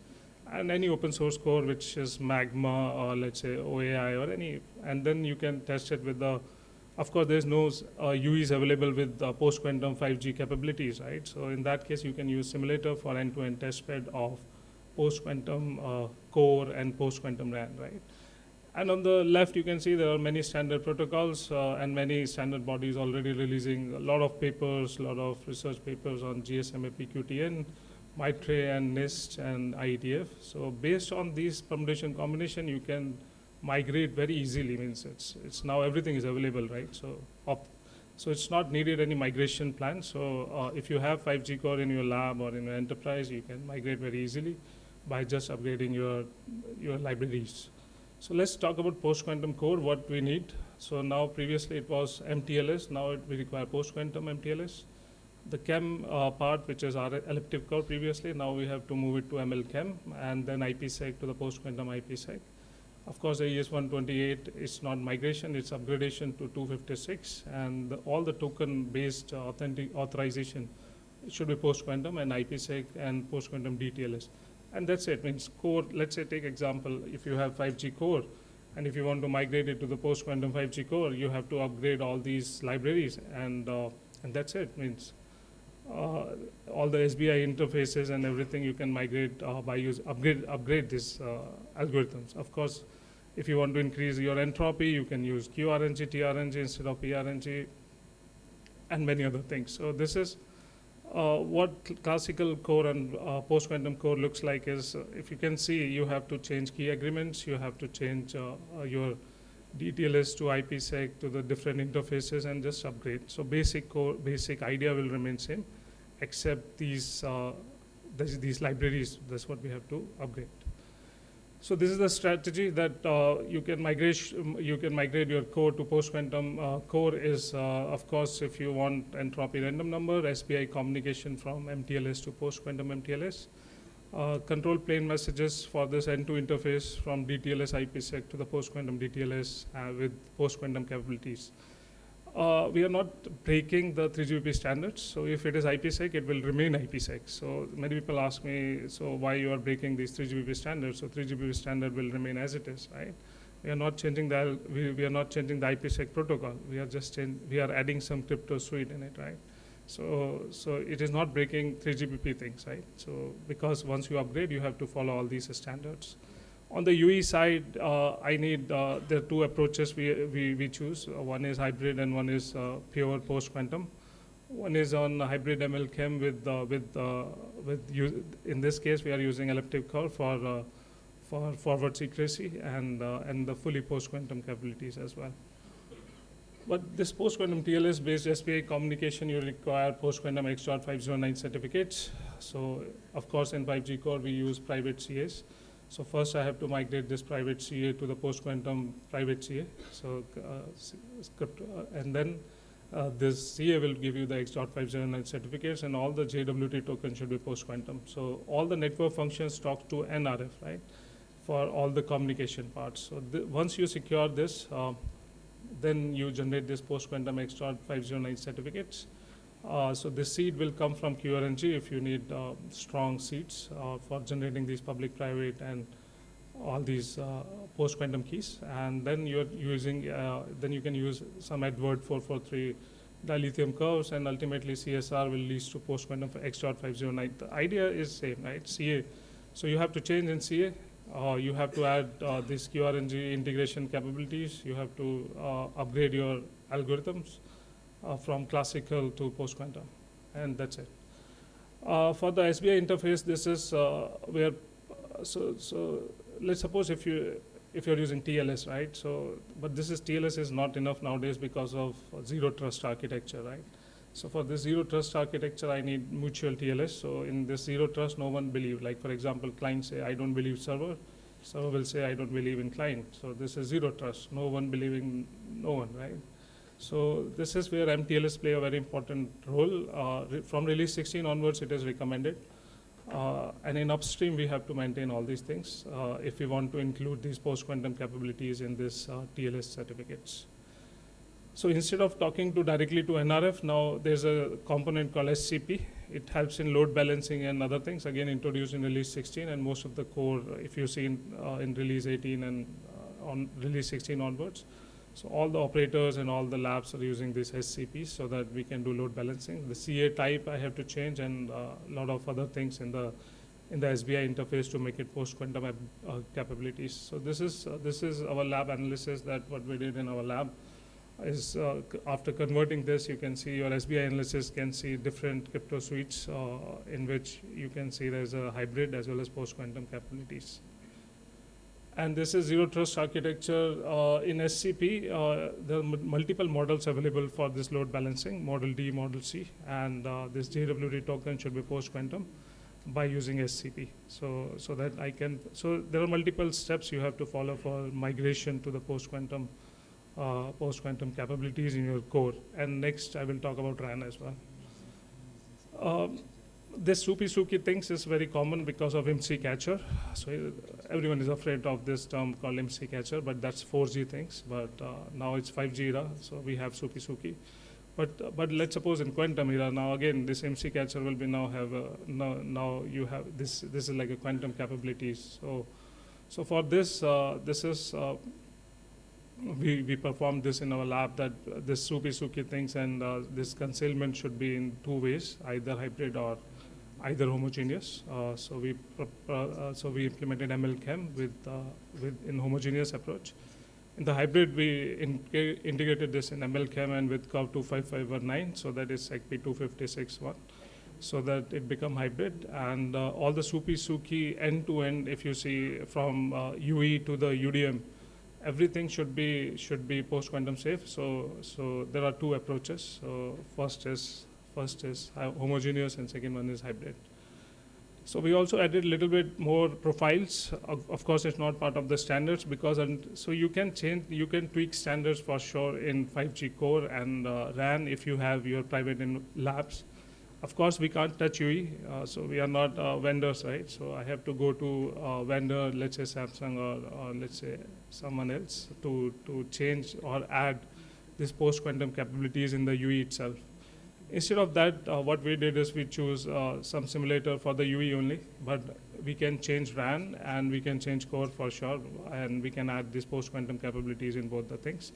But to test end-to-end, what we did is we tested with the simulator, so for the UE only. Otherwise, everything is, we can migrate from whether it's core or whether it's RAN. So this is SUPI concealment in the hybrid mode. This is very much needed once you need forward secrecy in elliptic curves. So no one wants to migrate directly from classical to the post-quantum era. They need middleware. So this is a hybrid approach where we are using known elliptic curves and integrating it with the MLChem and MLChem, so that it can be on UDM side. It should be encrypted. So these are the two profiles we added. So generally you will see in the standard there are two profiles A, B. So we added CD, which is homogeneous and hybrid, and we are using MLChem and QRNG, and MLChem, ECC and QRNG as well. And profile C, profile D, this is again not in the standard, but we have added so that at least it should push. So we already presented this in ORAN Working Group 11. And many other platforms where we should integrate this profile C and profile D as well for post-quantum readiness of these core and RAN. So 5G, 6G core with post-quantum cryptography, there are multiple steps needed, post-quantum MTLS and in the hybrid PQChem. In the 6G core also, it is post-quantum TLS and quantum-powered MC catchers that we can save from. And I can show you this, that so recently there's a lot of attack on US telecom infrastructure by using this Salt Typhoon, and by upgrading this to the post-quantum solutions, or let's say upgradation to the libraries, because once you use post-quantum word, I don't know, people think that there's a quantum in it. So, but there's no quantum in it, right? We are securing from quantum, so you have to upgrade the libraries. The software is not any hardware involved in this, right? Except QRNG, right? And also that also means you can integrate in the software somehow, right? So that's okay. Unknown EMF injection, you can save quantum in the middle. There are multiple solutions you can solve by upgrading these things, right? Now come to the RAN part, which is critical, because core is okay, but the difficult part is RAN, right? Especially in ORAN. There are many interfaces that needs to be upgraded, whether it's front hole, mid hole, or back hole. On the front hole side, there's a upgradation in the interfaces in the till SMO. So there are A1, O1. There are 10 interfaces that you have to migrate from IPsec to the post-quantum IPsec and DTLS to post-quantum. So all the interfaces you need to upgrade, right? So this is a migration plan. So and multiple bodies involved. For example, 3GPP, because ORAN also part of ORAN Alliance, so they also published some standards on this. So ORAN Working Group 11, you can find all these interfaces, and then what is the migration strategy for moving from TLS to MTLS to the post-quantum TLS as well. And the same way we have in core, in RAN also, we have key agreements, which is elliptic curve, CA, which is PKI, and DRBG, which is random number, ES 128. And for the authentication, this is OR 2.0. So this is like a whole end-to-end solution you have to build. It's not like you can't skip OR 2.0, this just saying this is just JWT tokens, we don't need to upgrade this. So this is like a whole roadmap you have to plan. And also in ORAN also, we have different stages, right? RU, DU, CU, and SMO, and all the interfaces, and where we are using this MTLS 1.3 to the post-quantum TLS 1.3 as well. We have to see how many things is needed in this case. So for example, also on the DTLS side, so there's a DTLS datagram using UDP. We need fast communications, not TCP handshakes, so we use DTLS for this. And on the core side, you can see there's a QRNG and then LibOQS or any other CUPQC. If you need crypto accelerators, then you can use NVIDIA things. Otherwise, it's okay. OQS provider is no more needed because of OpenSSL. In OpenSSL, there's an OQS provider is needed before because of LibOQS don't support this kind of certificates. But now OpenSSL 3.5, there's native support is already available, so there's no migration as such needed. For the, let's suppose if IKv2 is also RFC standard, recently released for PPK, which is post-quantum pre-shared key phenomena. In this case, let's suppose two ORAN components wants to talk to each other using IKv2. This is the tunnel through using strong SON, and at the bottom we use eBPF so that we can bypass all the kernel modules. So kernel bypassing is really important for scalability at UPF level. Otherwise, some delays will be introduced by, of course, by introducing these so many signatures and so many MLChem activities.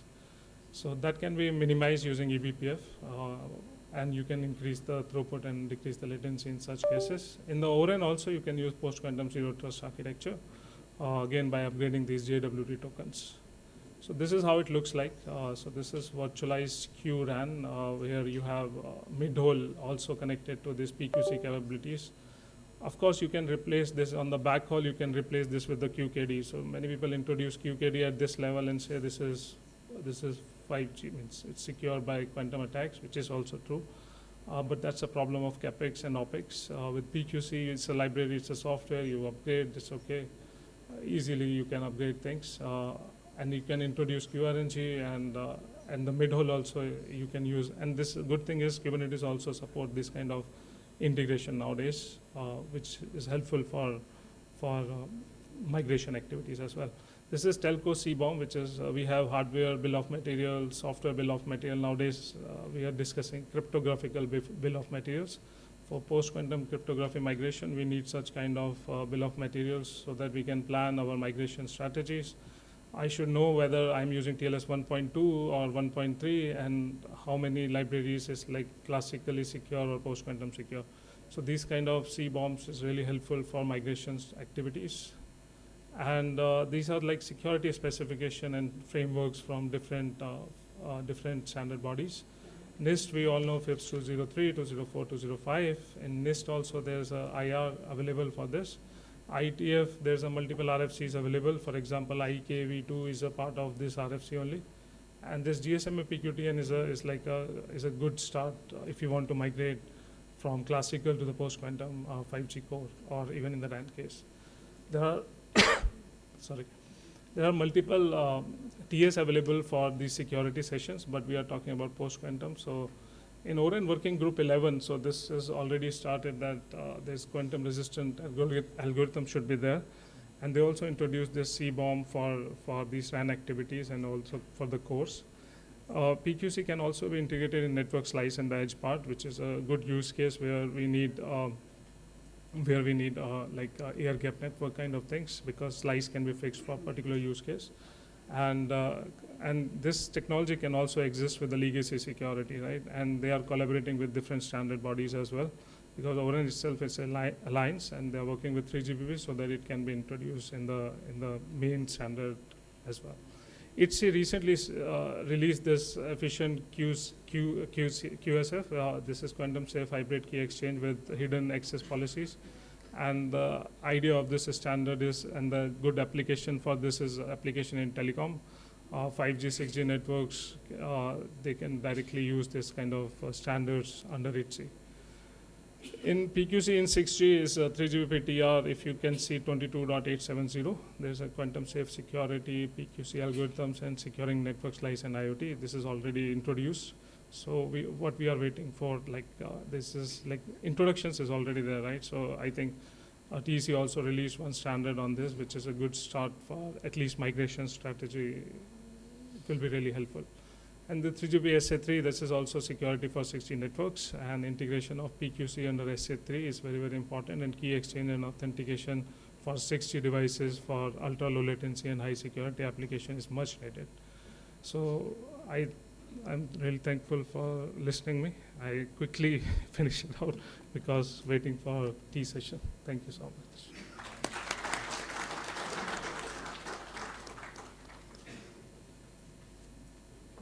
Thank you so much, Dr. Vipin Rathi. And now it's the time for memento ceremony. For that, I would like to invite Srimati Sunita Chandraji, Special Director General Telecom, Delhi LSA, to kindly present the memento to all the speakers on the dais. So, memento to Professor Anil Prabhakar from IIT Madras.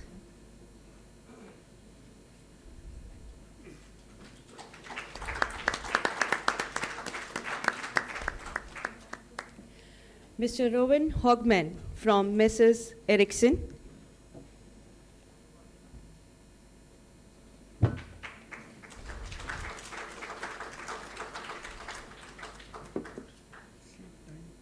Shri Kamal Kumar Agrawal ji from TEC DOT.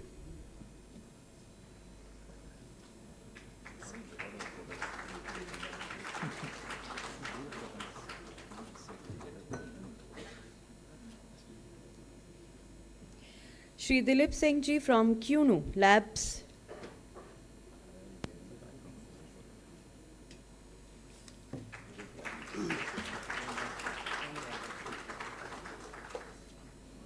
And Dr. Vipin Rathi from Delhi University.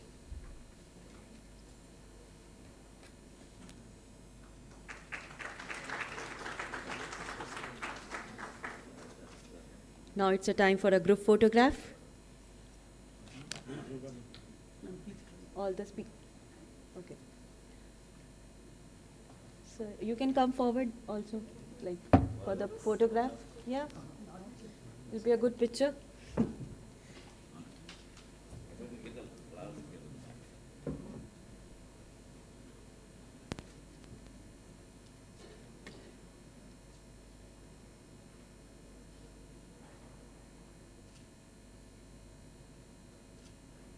Thank you so much. A heartfelt thanks to all our esteemed speakers for sharing their valuable knowledge and experiences with us. Your contribution have truly enriched today's discussion. So we will take a short tea break outside the hall for 15 minutes. So we will continue the third session of the third International Quantum Communication Conclave after 15 minutes.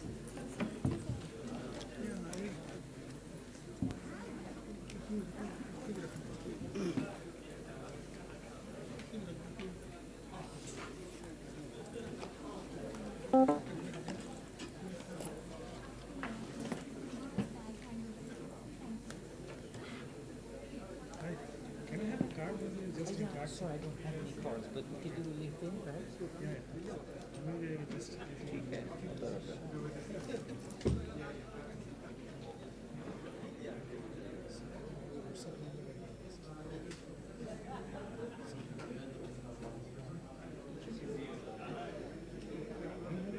Yeah, sure. 922 030 688.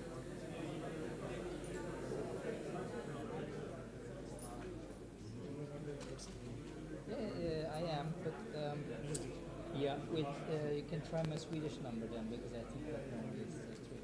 So plus 46 70 2933 14. No, sorry. Let's see. It's 267. Plus 267. No. Plus 46 70 267 267 113.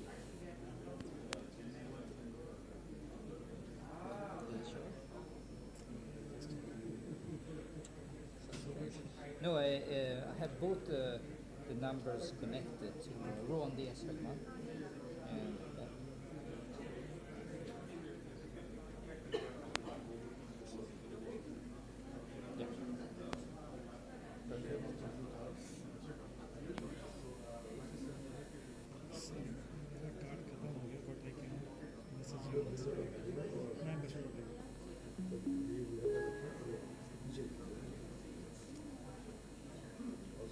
yeah, I don't have cards. Yes. Thank you.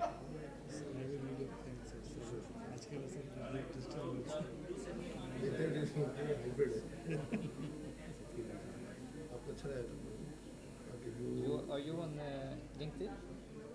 No, I'm not a LinkedIn. Okay. You can write me a message if possible. What should I write? Your details actually, your WhatsApp number and your email ID. You have email ID.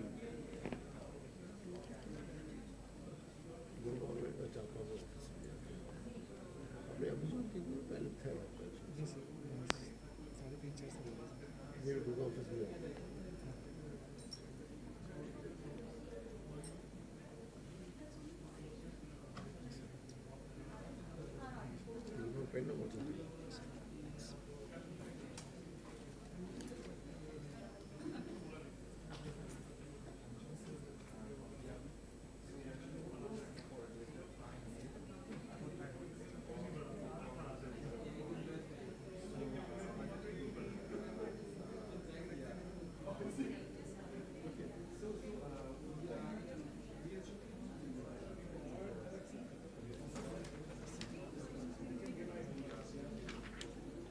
I give it this one. Thank you.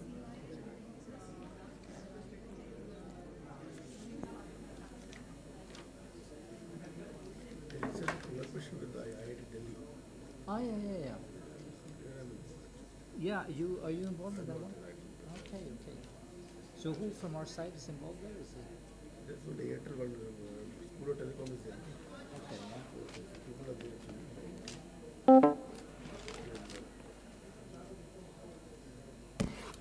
Nice meeting you. Thank you.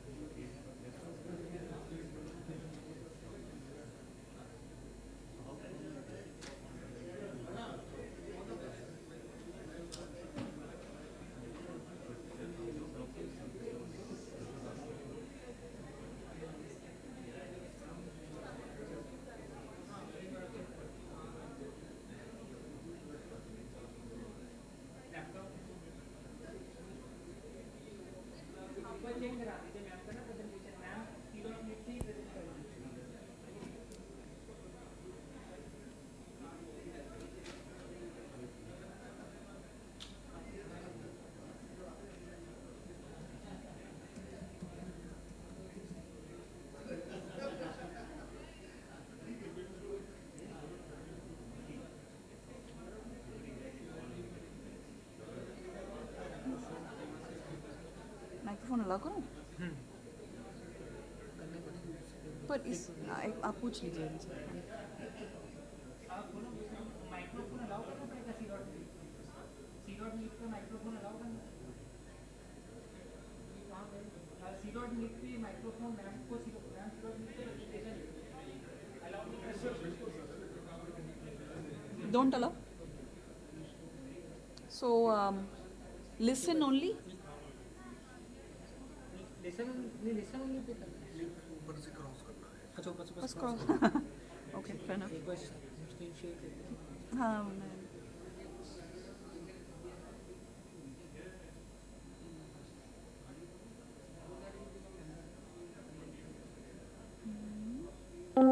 आपको मुझे वो अब वो देना पड़ेगा ना आपको presenter plus में जाओ. प्रेजेंटर दिया आपने मैंने. मुझे प्रेजेंटर राइट्स देना. प्रेजेंटर राइट दे दो. Urvashi Sinha ma'am professor. Is this the mic? Or all of them are working? This is Everything is working, yeah. I just have to lower it a little bit. Plus में check करो. ये आपकी है, इसमें presentation है. ये upload करनी पड़ेगी उसमें. ये होगा ना? अलाउ करना. Window. Allow to share window. Dash screen कर दे क्या? ये शेयर दिस विंडो हो जाएगा. नहीं. स्टॉप. Entire screen. इसको स्टॉप शेयरिंग कर दीजिए. इसको ओके कर दीजिए. इसको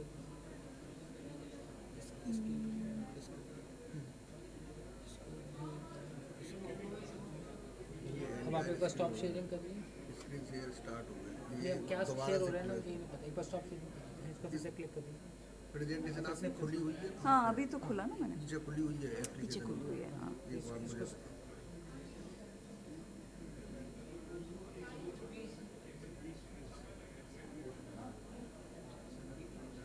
विंडो ही होगा ना, क्योंकि स्क्रीन होने से यही वाला हो जाएगा शायद। स्क्रीन चेक कर लेते हैं।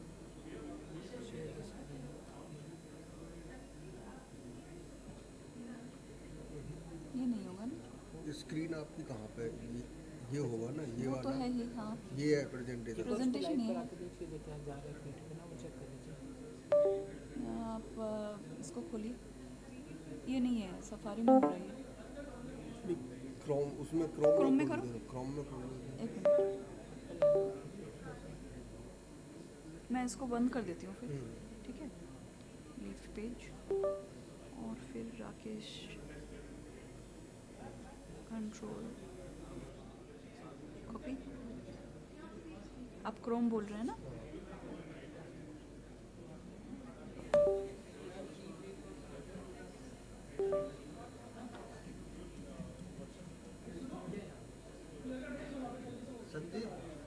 फिर से देना है उनको, लिसन ओनली हाँ, जो भी है क्रॉस।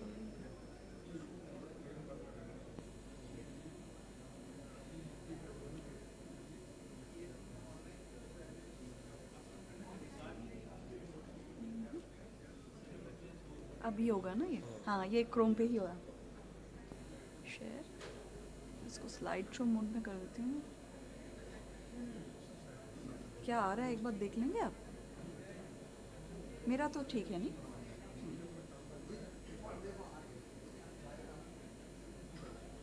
ठीक है ना? इसको रहने दे अभी, इसको रहने दे अभी। हाँ ठीक है।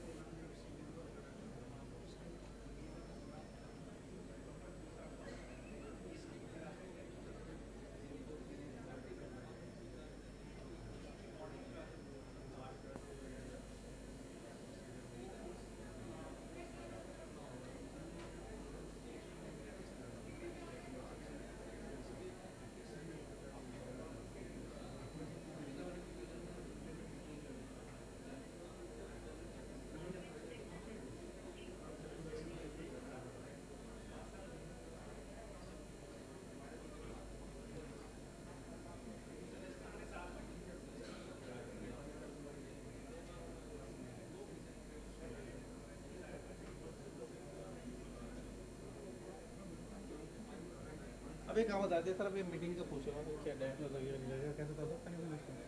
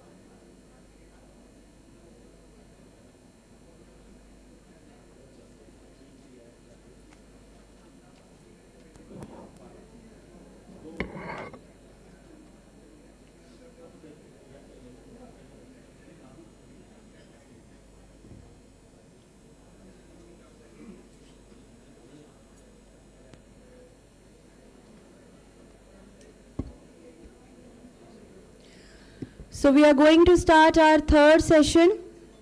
So all are requested to please come in and be seated.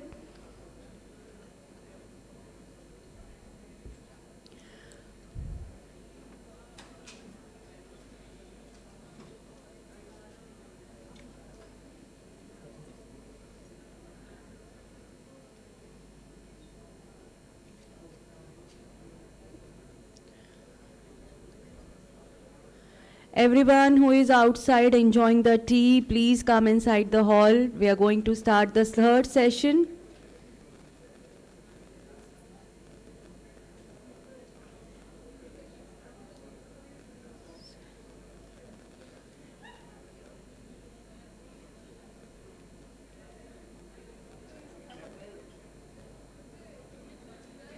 Then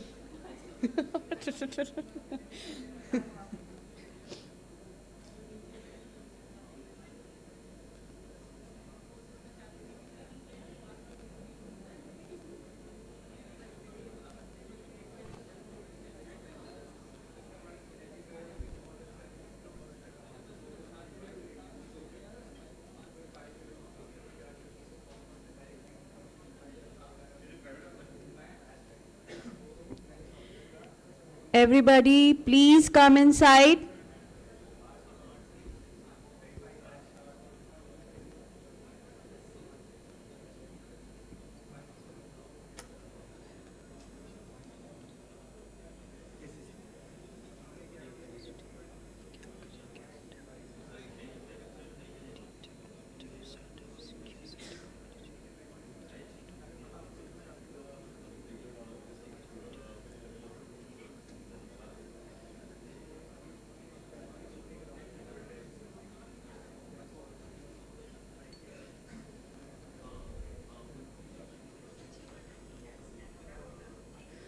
So we welcome you all again to the third International Quantum Communication Conclave.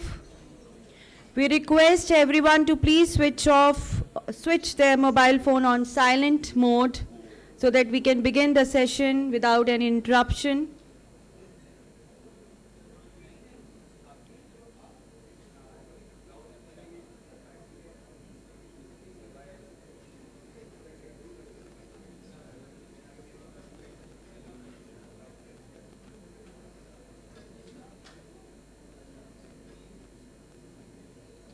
So yeah, Professor.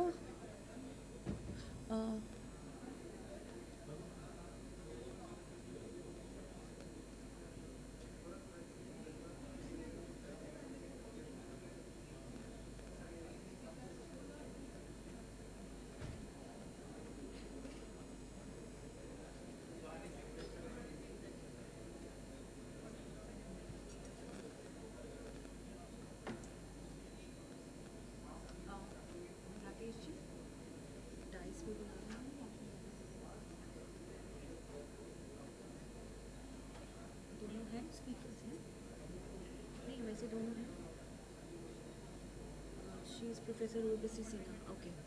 And Dr. Gautam Paul. ठीक है, तब तक ma'am का होगा, आ ही जाएंगे वो. Okay.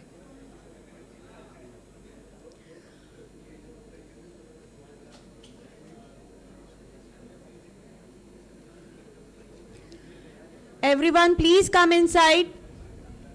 We are going to start the session.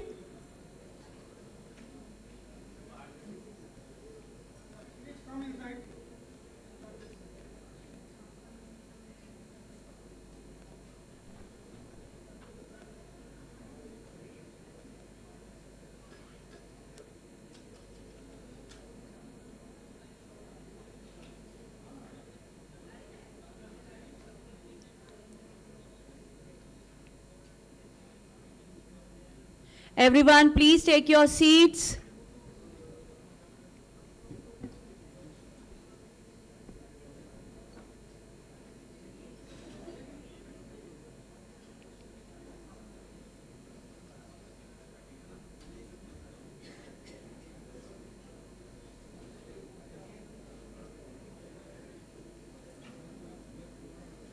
Okay.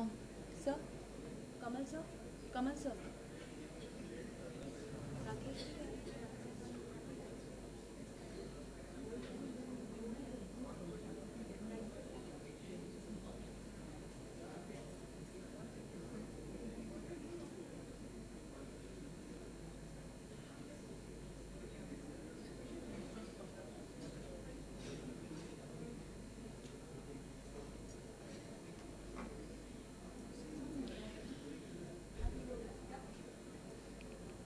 To start our third session, I would like to invite Professor Urvashi Sinha from Raman Research Institute to deliver a talk on advances towards free space quantum communication and device independent random number generation, and Dr. Gautam Paul from ISI Kolkata to deliver a talk on quantum AI.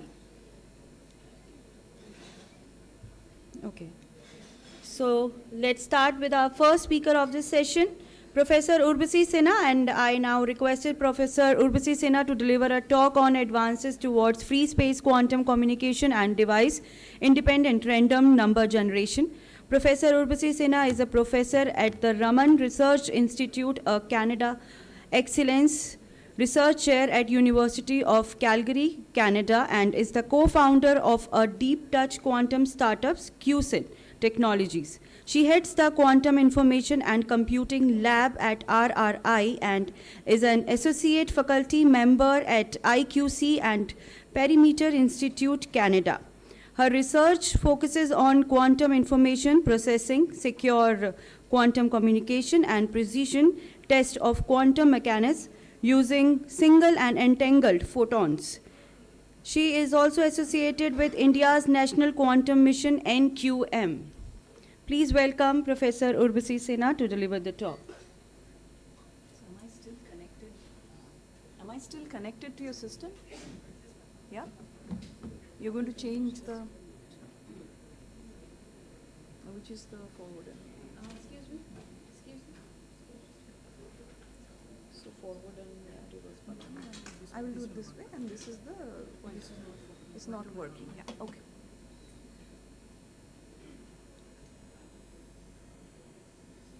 Okay, so thank you very much for the kind introduction and also the invitation to speak here. I noticed that as the days go by, the number of empty chairs becomes enviably large. So I'm pleased that some of you are still occupying them, so thank you for being there. Before I move on to my talk, I would like to begin this session by paying a small homage. I got to know very recently, while the last session was on, that Dr. K. Kasturirangan is no more with us. And I'm sure you're all much aware of who Dr. Kasturirangan, now we have to say was. I mean, you know, he of course was ex-chairman ISRO, many things, but also a member of RRI's governing council and the chair of RRI Trust. And it is, of course, very sad that he's no longer with us. So I would like to pay my tributes to him in the beginning. And so with that, I move on to the technical part of my talk, and it would be nice if my talk actually were visible to more people than me. So is the talk, yeah. So very nice. So thanks once again for the invite. So as was mentioned, I'm going to talk about our advances towards device-independent random number generation and free space quantum communications. And this, by our, I mean our lab at Raman Research Institute, Bangalore. We are one of the first labs in India to work with photons. And of course, you know, Anil was here in the last session. He has still not appeared for my talk. He does that a lot. But then having said that, he forgot to mention that, you know, while he talked about some other people making photons, indeed we at RRI were the first people to do this, and we continue doing it and applying it to many different quantum technologies. Today's focus is quantum communications, but these are the various areas that our lab has been working on, and the ones in red would be the focus of today's talk, which would be device-independent random number generation and quantum key distribution. Again, another miss from Anil. He thought I'll talk about quantum memories, but I can do that once we develop some. Ours is a project under NQM, which is a very bottom-up one, and we are very excited at everything that this will bring about. And so hopefully many such talks in your conclaves going forward. So before I go on to you know, the RNG and the free space communication, I wanted to remind this audience of this Nobel Prize in Physics 2022, which was awarded to these three gentlemen and their groups for pioneering experiments using photons in quantum information, and basically for what are called the loophole-free violation of the Bell inequalities. So here we don't have the time or the space to actually give a detail. I mean, of course, Dr. Agarwal taught us a lot of quantum mechanics during his talk, so I think, maybe he already covered some of this. So I will give you an overview, but this was a very important prize, and more important, so these were the Bell tests, okay? And so why is a loophole-free test an important achievement? Now, loophole is a legal parlance, so it means that, if we are in a court of law, and if I am making an argument and you find a loophole in it, then, I have to find a counter argument, and one of us wins when there is no loophole left in our argument. So that is a loophole-free. So loophole-free is very important in any experiment. But in these Bell experiment, it is important because, first of all, foundationally, it is important because it tells you that the underlying theory is fine, which is quantum mechanics in this case. But it also tells you that the particles, the entangled particles, are working as intended, and they haven't been tampered with. And this is crucial because it gives you this source of perfectly secure quantum key distribution and unhackable sources of random numbers. And so this loophole-free forms a very important part of what I'm going to tell you for a major part of my talk. Okay. So random numbers. Now, of course, one advantage of being towards the end of today's discussions is many people have spoken about many things, some randomly, some coherently, but random numbers have come across. And so I think we all know why they are important. The important one that I want to highlight is again in red, that cryptographic keys to ensure security of encrypted communications and digital signatures relies very crucially on random numbers. And so random numbers are an integral part of many things we do. So there are different kinds. One is a pseudo-random number generator. I think you can generate it using your phone. So it is as commonplace as that, using mathematical algorithms. They are great for various purposes, but the problem is they are deterministic, they are periodic, and so not quite random. They're efficient, but not in being the greatest source of random numbers. And so, they are predictable enough not to be used in secure purposes such as cryptography. And so then comes true random number generator, and this is a terminology which, of course, I did not come up with. I don't know why they are called true. It makes you think that there is nothing beyond true. It's almost like the previous speaker who said that post-quantum has nothing quantum about it. So it's similar genre. But then true random number generators are essentially based on randomness from an entropy source. They could be noise, radioactive decay, likewise quantum random number generators. So a lot has been said about it. We released we had a release on that this morning as well by our dignitaries. So quantum random number generators are also a kind of true random number generator. They are physical random number generators, right? So for instance, photon on a beam splitter, if it's 50-50, it could go, it has a 50% probability of transmission, 50% of reflection, so it gives you a source of randomness. So this is an example of a QRNG. What is the problem with these TRNGs or even QRNGs, which are alike TRNGs, is that they do not have any inherent certification. So I have, some source, I have a TRNG, I have, an input, and output is a string of zeros and ones, which is random. Now, how do I know? I mean, if Kamalji, who is our domain expert in quantum for today, comes with a memory stick and copies my source of, I generate random numbers the hard way by using a QRNG. He comes and copies it. And he also starts generating them through his USB stick. Then how do we know who is the actual true source of randomness? Because there is no certification involved anymore. So there is no inherent certification in any of these TRNGs. And that is a big problem. And so this is something which often goes unnoticed. That, we talk about QRNG, it's much talked about, but there is no inherent certification in these techniques. And that is why we need to go towards what are called DIRNGs, or device-independent randomness. We talked a little bit about MDI, QKD in some of these talks. Likewise, in randomness also, we need to go towards device independence. Why? Two problems. One, devices, but once based on devices, don't have an inherent certification. And two, devices age with time. And so once something ages, its quality drops. So that is why we need to go towards, device independent. And the standard way of doing this is using what are called violation of Bell inequalities. That is why I started with violation of Bell and the Nobel Prize. There is a connect there. So Bell inequalities we will skip. So locality and realism together gives you what are called Bell inequalities. But this is another one which is not as well known, the derivation, where if you use two principles called predictability and no signaling, you can also derive Bell inequality. So now no signaling is a fundamental law of nature, right? You cannot have faster than light communication. It is a fundamental law. So if you violate Bell inequality, naturally you are violating both of these, but you can't violate no signaling, so you're violating predictability, which means you have a source of randomness. Here you have a source of randomness which does not depend on the quality of the device. Your device could be compromised, your measurement could be compromised, but your randomness is sacrosanct, and that is DIRNG. Okay, and so these are all various seminal experiments which have happened, which show you how to do randomness generation using violation of Bell. But what is important here, and I don't have maybe my mouse, so you can see that if you want to use a loophole-free architecture for this, you can see this distance here between the two parties. It is around 200 meters.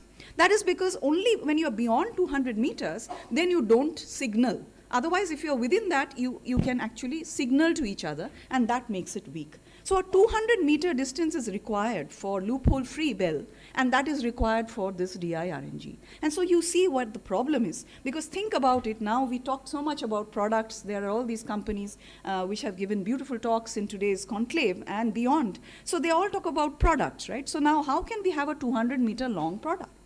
That's a very, very tall order. And that is where this interesting idea comes in, which is temporal form of the Bell inequality. So Bell inequality is about particles separated in space, but a single particle can move ahead in time, and we can form correlations in time, and that can replace the Bell. And so this is called the Leggett-Garg inequality.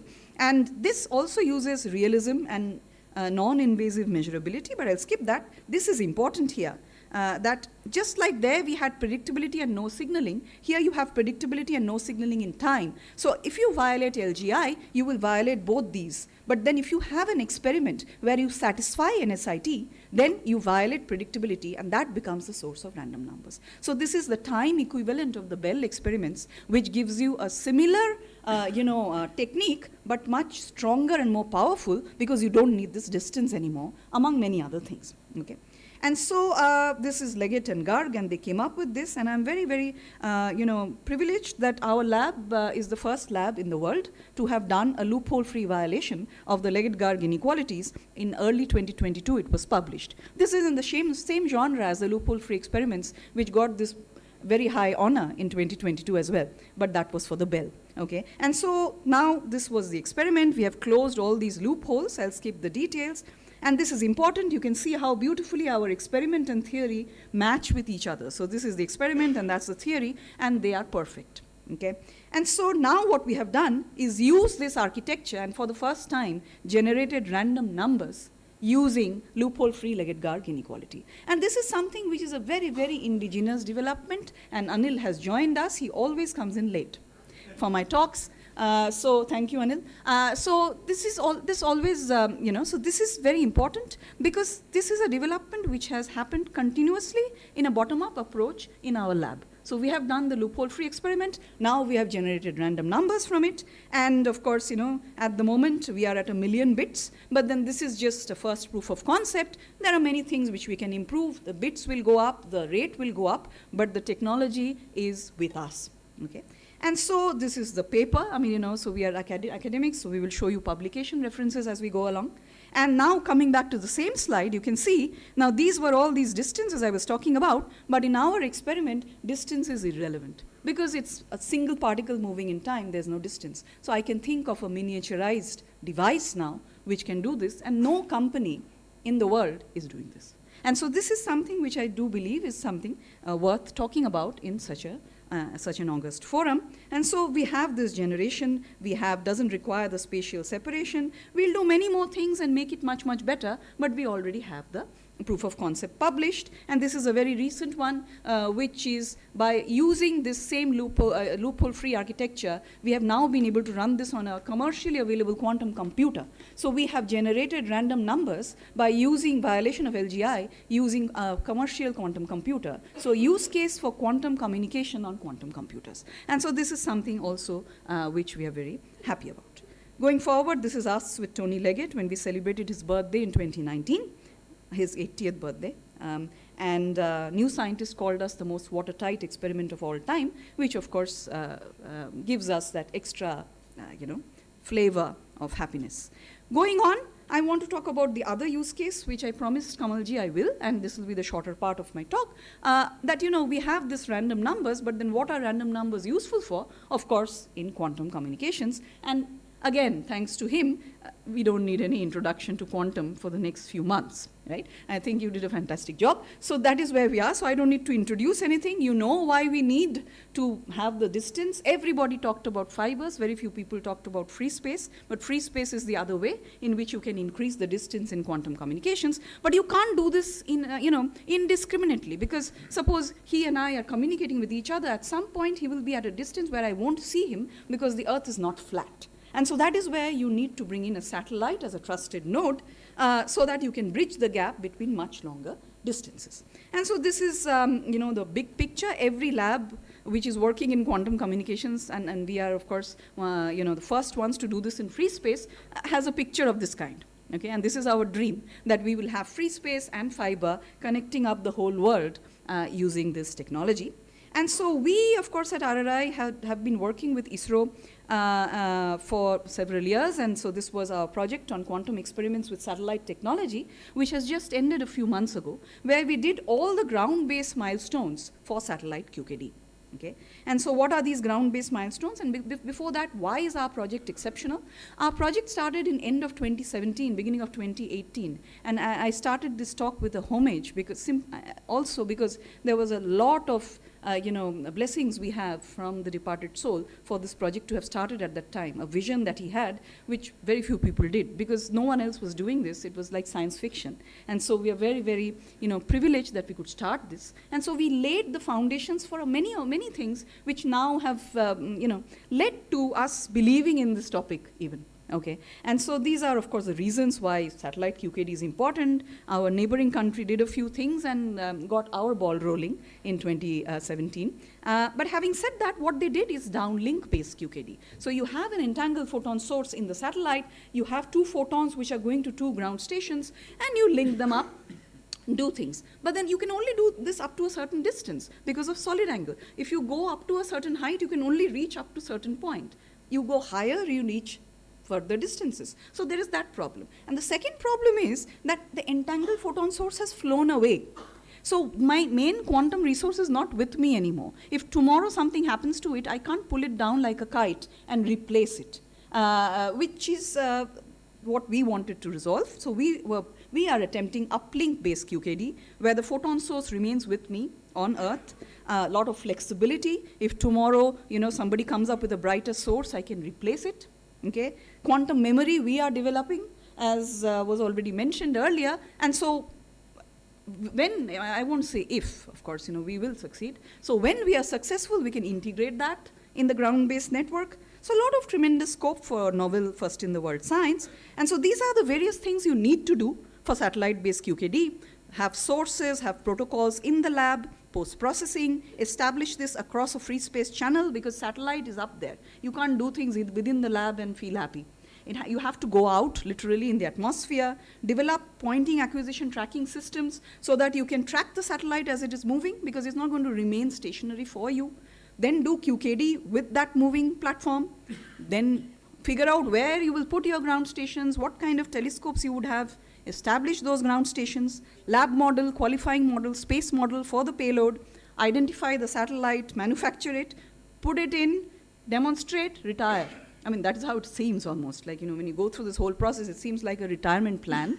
But then thankfully, it is not really. I mean, I think I'm far from that stage, I hope. And so where are we in our journey? We have done all the ground-based milestones. Okay, so we've finished up to the analysis for telescope and where to put ground stations and everything. At the moment, we are identifying ground stations, and we also have the zeroth version of the lab model.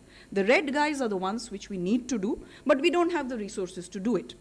Because how bureaucracy and our system works, that our project is over, but now we don't know what to do with all that we have done, because under NQM you can do only one project. So I would appeal to DOT, for instance, who is the only agency who has never funded me.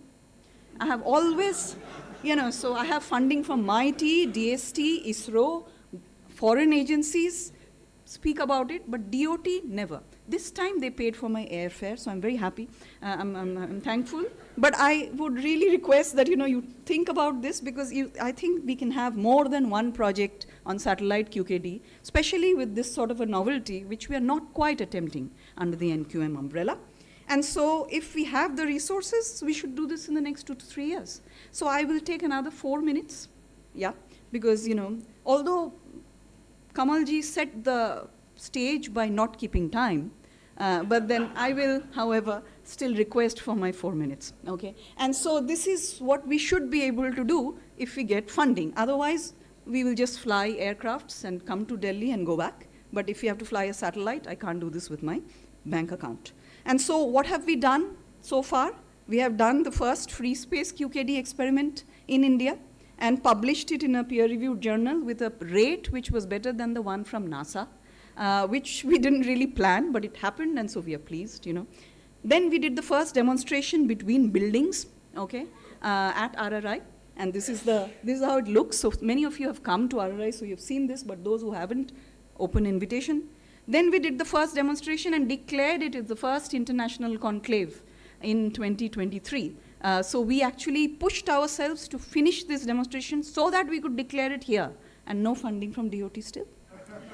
So amazing. So we have done this from a stationary source and a moving platform, and now we have improved it tremendously. This was first version. Now we have the 4th one with all the improvements. We have done software development for QKD, which again is a first in the world, with all device and process imperfections, and that is our logo. And we used to be a developer with a logo and no company, but that has changed now. So I will tell you a little bit about that. Many other things we have done to improve things in QKD, in free space QKD. This was much discussed, how we came up with exactly where to put up the ground stations, telescopes. Everything is done.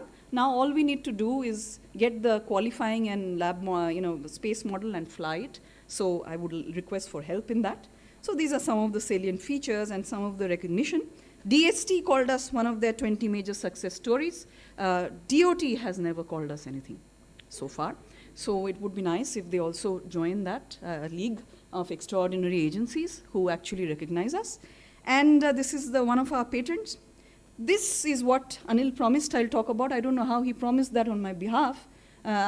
We've started doing memories. Everybody before us said, including Kamalji, who said everything, that quantum memories are not there. So how can we have quantum repeaters? Which means it's a very, very fertile ground for us. So we are very excited that we have all these people who are working together towards novel quantum memories, including us at RRI, and we will do multi-node synchronous quantum repeater network as a part of NQM.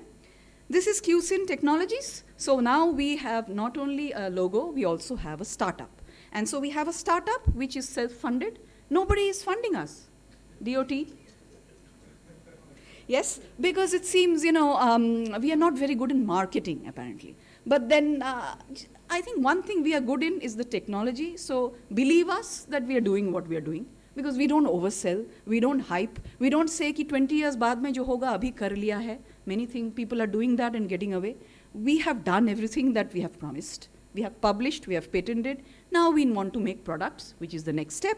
And so these are the group of people who are excited about it now. It will increase. We also have business people, we have scientists, and all of them are PhDs in quantum. So that is where we are. And so these are the current members of my lab. And so, of course, if there are students here, I would like to poach you, and please join us, because I think we are the most, we are very honest in what we have done in free space quantum communications and RNG. So thank you very much.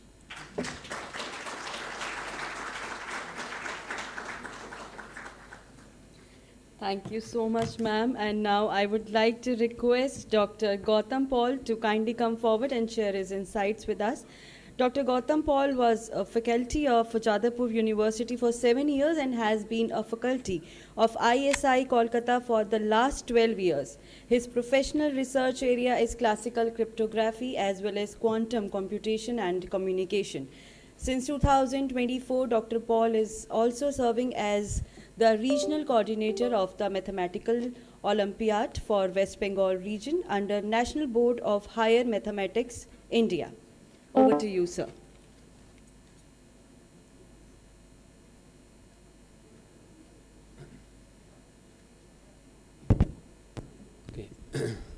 Thank you for the introduction. So, can someone put up the slides, please?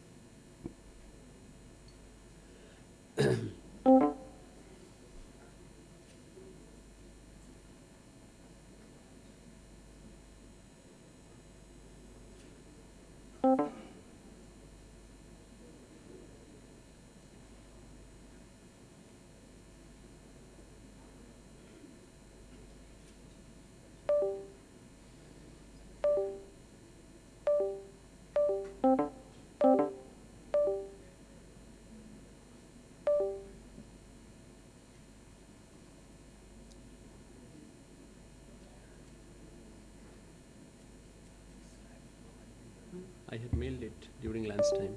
After. But I had informed them. Gautam, you want to use my laptop because I just successfully used Can you not download it now? Okay, fine. So I will get my Acha laptop. to? Yeah, I have that.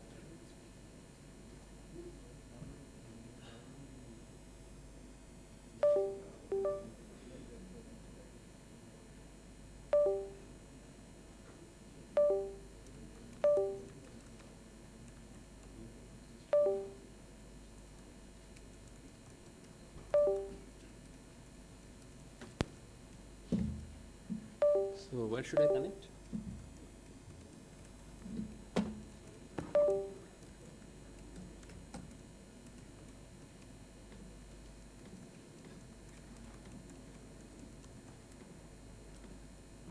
I need the power cord. You can connect. One second. I just don't need it.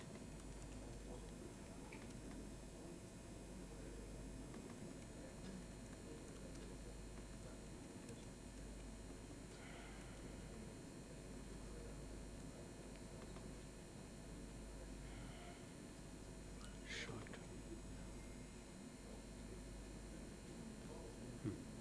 Still connected. I'll get my charger.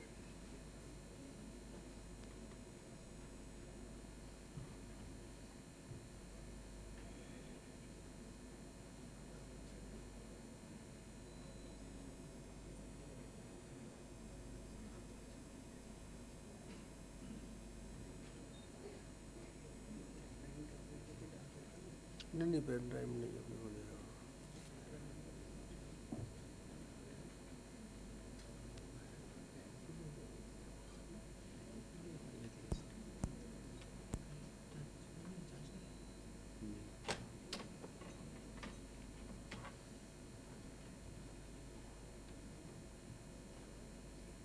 Link बताना HSD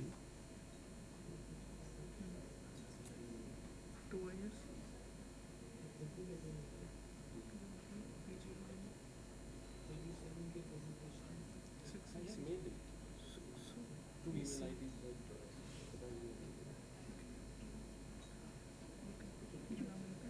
Gautam তোমারটা connect হচ্ছে না কারণ আমি তো এইভাবে দিলাম তুমি যদি আমার মেল করে দাও না আমার কাছে ওয়াইফাই পাসওয়ার্ডটা नहीं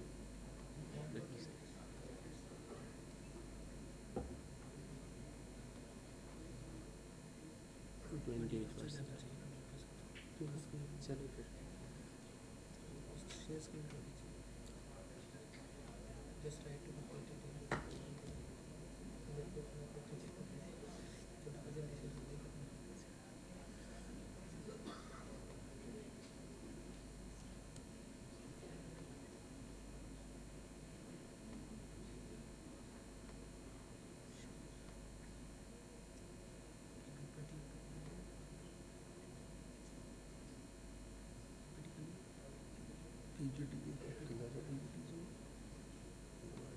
So can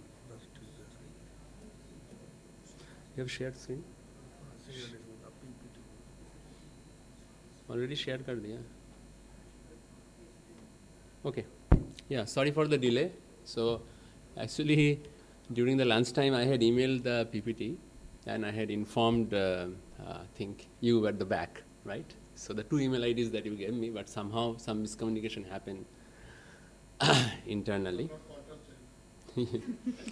So sorry about that. I could not help it because I sent it long back.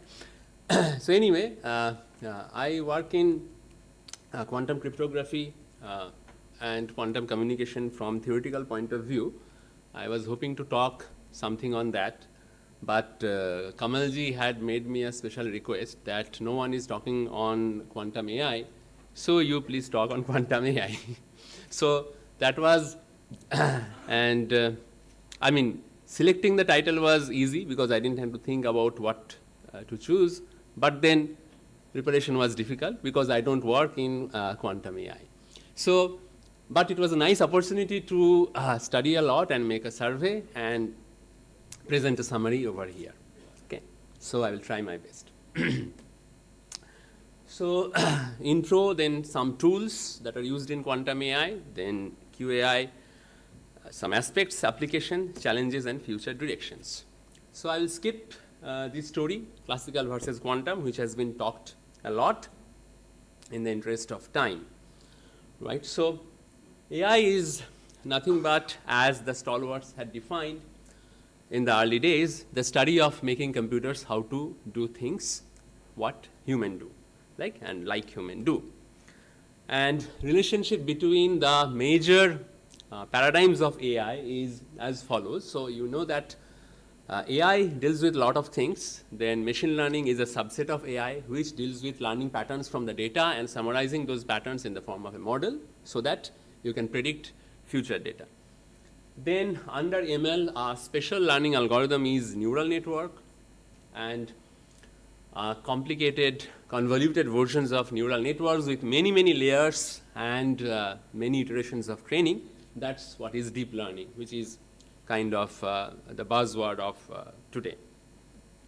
Okay, so challenges in classical AI, there are mainly three challenges. One is the growth of data, because the volumes of data is increasing every day, whether you talk about social media data or financial data, bank data, or medical data. So everything is increasing. That's one aspect. Second is high dimensionality, means the feature of the data. So when you represent the data for training by a learning algorithm, you have to represent it as a vector by extracting features. So simple example could be that if you have patient's data, for example, so one feature could be the blood pressure, another feature could be the temperature, another feature could be some bilirubin value, and etc., etc. If you want to talk about bank customers, whether to give them loan or not, then your features could be the age of the customer, then the service sector where that person is working, the average salary that the person draws, whether he or she has taken loan in the past, whether that has been returned, etc., etc., etc. Right. So, and if you want to classify a medical image, whether a person has tumor or not, then you can talk about the area, the surface, the texture, and some image, after image segmentation, you have some dark spots and small spots and blah, blah, blah. So you can represent data from different field as images, as vectors, and that increases the dimensionality, right? The finer you represent, the more is the dimensionality. And third is the learning cost, the time and space needed for learning. So quantum AI combines quantum computing, next slide, with artificial intelligence to solve complex problems exponentially faster than classical methods.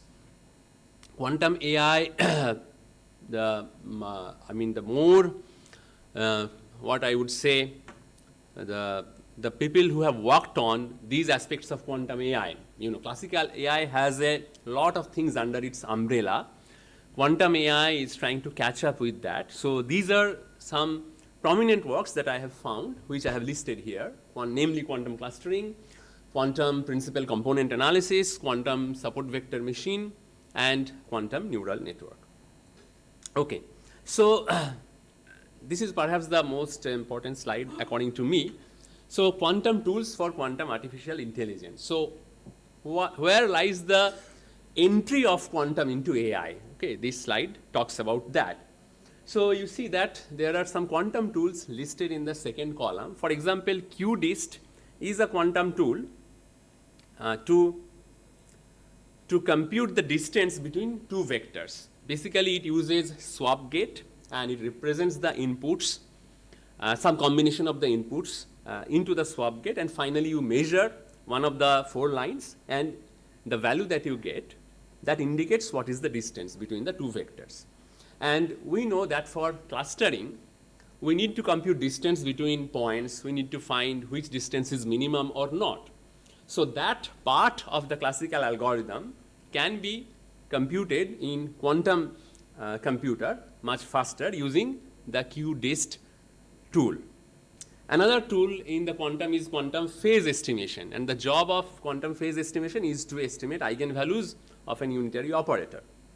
So when you do principal component analysis, basically we have the data, we have the matrix representation of the data, and we try to find out the high eigenvalues, right? So the highest eigenvalue, the next highest eigenvalue, etc., gives you the major principal component and the next major principal component, etc. So quantum principal component analysis deals with finding the eigenvalue, eigenvectors efficiently of that part of the AI algorithm. Similarly, we have HHL algorithm in the quantum domain, which solves a system of linear equation. So we know that in support vector machine, essentially the problem is to model a system of linear equations and try to find solutions of those system of linear equation, and those solutions will give you the support vectors, namely the vectors whose tips actually separate the two classes, right? So that you can classify that if it falls on this side, it is plus, if it falls on this side, it is minus. So one important subroutine inside support vector machine is finding solutions to linear equations, and that can be offloaded to quantum computer. Variational quantum algorithm is a big paradigm, so and that actually solves optimization problems in general. So VQA can be used in any optimization scenario, particularly quantum neural network, because neural networks perform a gradient descent on the error surface. So it's an optimization of errors iteratively before it builds the model. So that part can be done by variational quantum algorithm. So this kind of, in brief, summarizes where actually quantum kicks in into the classical AI in order to boost a critical part of the classical AI, so that overall we have some advantage. And this also tells us that essentially quantum AI is not fully quantum. It has to be a hybrid approach, because you have some classical part before, some classical part in the middle, and some classical part afterwards, but a small part boosted or made fast by quantum methods. Okay. So again, I will skip the technical details. Quantum AI also requires your classical data to be represented as quantum variables, right? Otherwise, at least for those parts where you want to run the quantum algorithms, you cannot run it because you have the data as a classical input. So there are various forms of encodings that are suitable for quantum AI. For example, basis encoding, amplitude encoding, angle encoding, QRAM encoding, depending on how you encode it, right? So I'm not going into the details. Then variational quantum algorithm. So in brief, it actually starts with initializing a problem, then preparing answers, trying to guess a solution. Then it estimates the cost function. That means, you know, with the target solution and the current solution at hand, what is the distance or the cost. Then it tries to optimize the parameters so as to minimize the cost function. And then it adjusts the answers parameters and rerun the experiments over multiple iterations so that you get as close to the target as possible. So that's in brief what is VQA, which is the major tool behind quantum AI. Because most of the AI task is nowadays about optimization, some sort of minimization or maximization. So application of quantum AI, as in classical AI, we have machine learning, data science, optimization problem in any domain, and some mathematical applications. So I will present some results which demonstrate classical versus quantum AI, what is the performance, relative performance in some aspects of quantum AI. So we all know about clustering, so I won't go into detail. It tries to actually create groups in the data. It's an unsupervised learning method, so the input data does not have any class level, right? Like supervised learning, you have your training data. So you have, for example, patient data, you have examples of patients who have disease and who don't have disease. For bank data, you have examples of customers who were defaulters of loan and who were not defaulters, right? And based on your past data, you're trying to predict future, whether a new test data will have a particular class or not. You're trying to predict it. So that's supervised learning. But unsupervised learning means you do not have any class labels.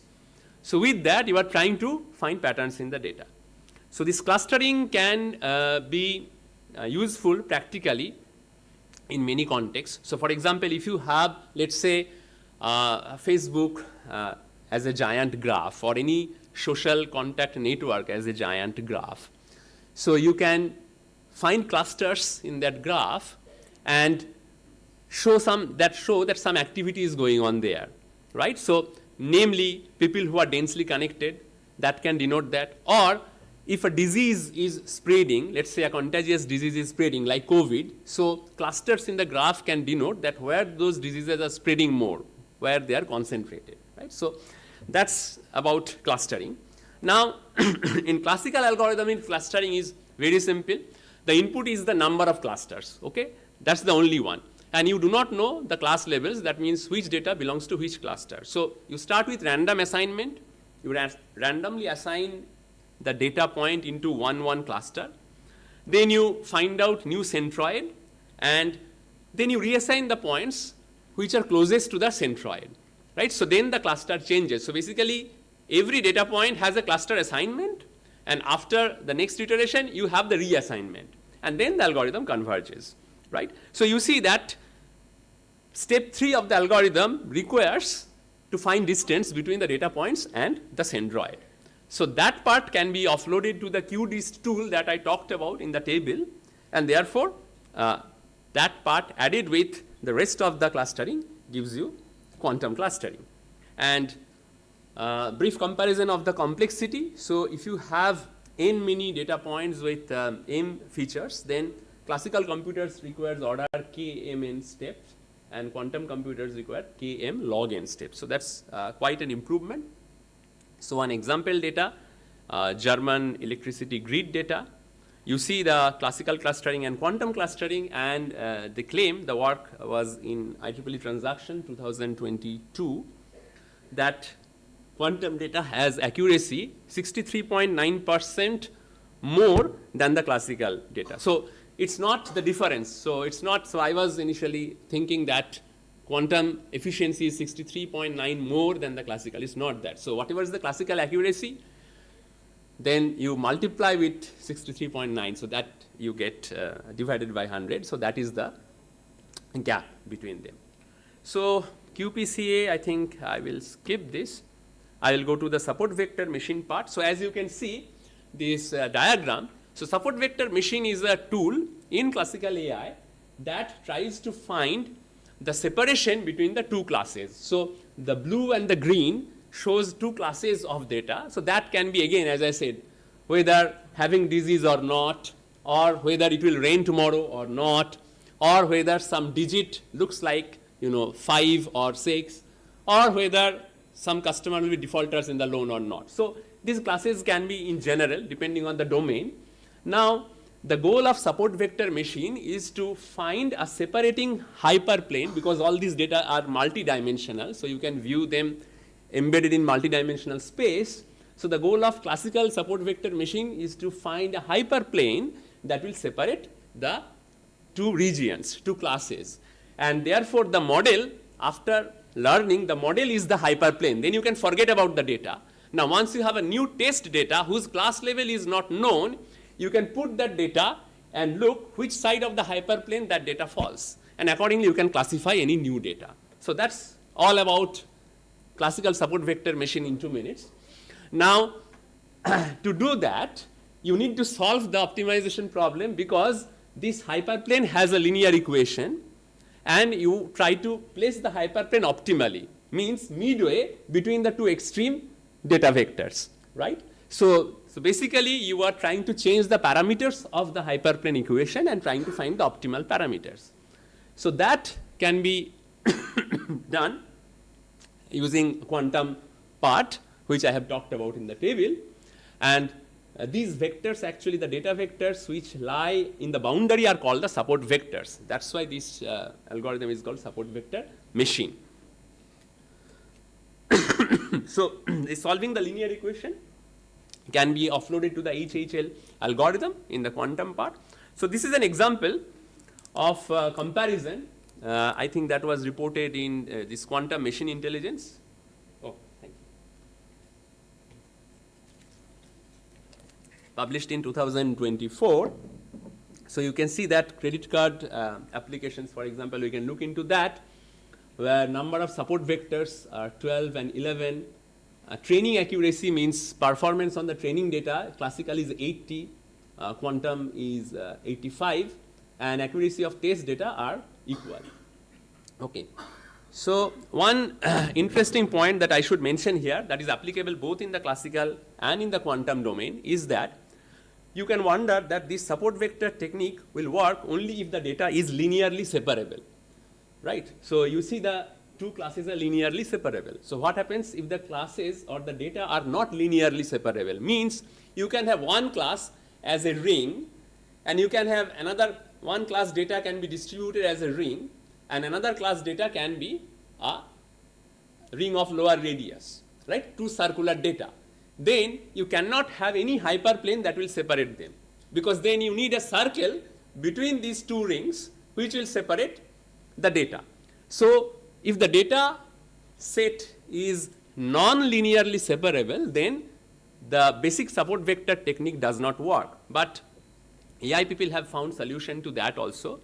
Basically, they have shown that even if the original data is not linearly separable, maybe they are mixed also, the two classes are mixed also, you can project that data into higher dimensional space. So if your original data is 2000 dimension, you can project them into maybe 2500 dimensional space, and then they become linearly separable, because you are basically blowing up the data as if on the surface of a balloon. So that technique is called the kernel trick, the kernel technique. Basically you map the data into higher dimensional space.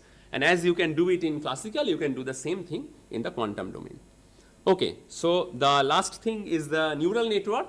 As you can see, again pictorially I'll try to explain.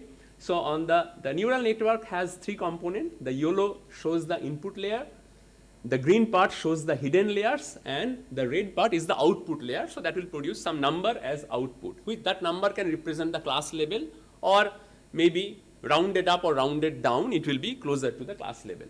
Now the input layers will take the input. So for example, if you have, let's say you want to classify an image, right? So image means pixels. So in the raw form, you can think of that if you have 600 pixels in the image, you can have 600 yellow nodes, each taking the pixel intensity as an input, right? So that's a very crude form. Of course, you can summarize the image and represent the image. Yes, I'm in the last part. So you can summarize the image with some feature vectors. Means you can create sub-images like 3 cross 3 pixels, 6 cross 6 pixels, and then summarize that. Then instead of 600 pixels, you can have maybe 10 real values as summary of that particular image. Then you can reduce your input layer complexity. So there are all sorts of variations like that. Okay, so, and what is the model here? Like in the support vector, the model was the separating hyperplane. Here the model is, this is a network as you can see, and there is computation happening along the edges. Finally, that red guy, the output of the red guy is a function of the input layer and also these interconnecting edge weights. So you can think of it as a weighted graph, and the graph weights are unknown. Depending on your training data, we learn the weights, and then you can throw away the training data because these weights have converged, and this weighted network is your model. And then if you have a new test data, you put that test data at the input, it will compute the output, and accordingly you can classify. So that's what neural net is all about. In the quantum domain, basically this middle part where this weight optimization is happening is summarized by the variational model, the variational quantum algorithm, which I talked about, which can actually solve any sort of optimization problem. So neural network in the classical domain tries to find out the weights in such a way that the error is minimized. The error over the training data is minimized. So it's a stochastic gradient descent algorithm which is mimicked by the variational quantum part. Okay, so again, to cut the long story short, I will go into the comparison directly.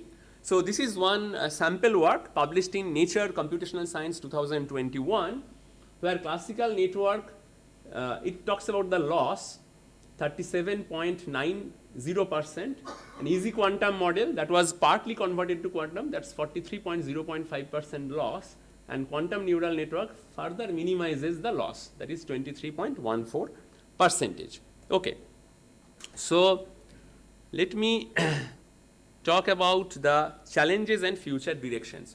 So one thing that I noticed in all the works that compare classical AI and quantum AI, they are actually working on very small amount of data. So for example, suppose the original data set has few thousand data points, and any classical learning algorithm will work on all those 1,000 data points and create the model. Whereas in the quantum domain, they are working only, let's say, 20 data points out of those many thousands. Okay. And also the size of the feature is also very less. Why? Then I found out that they are using, let's say, 6 qubits or only 10 qubits for the purpose of encoding and for the purpose of offloading that particular subroutine into the quantum. So natural question is that if we use more and more qubits, then of course you can probably train on the whole data as we do in the classical domain. So why we are not doing it? We already have 126, 127-bit IBM computers, and even others are coming up with more qubits. The issue is that all these AI algorithms ultimately are iterative.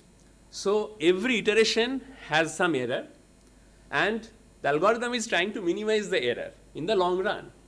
Now, when we do quantum computation, it has some inherent error in it. Though we can do error mitigation, error correction, etc., but still, state-of-the-art, full-fledged quantum error correction is still not there into practice for many qubits. For small qubits, we can do it. So, if you increase the number of qubits here, the problem becomes that these errors in the micro steps. For example, in some learning algorithm may require few millions of iterations before it converges. So small errors in each micro step can be multiplied, can blow up in a huge manner so that the error becomes out of control, and then you do not learn anything from the data.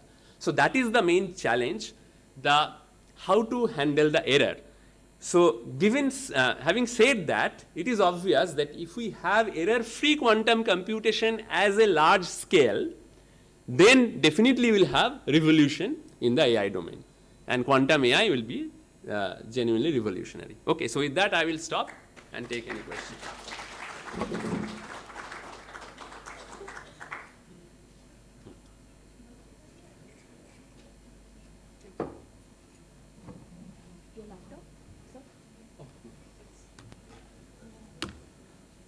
So thank you so much, Dr. Paul.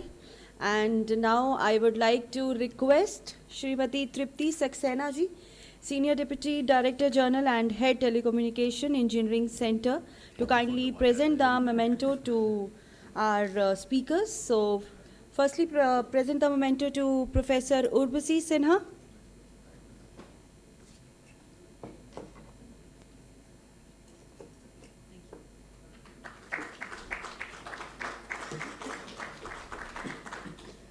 Kindly present the memento to Dr. Gautam Paul.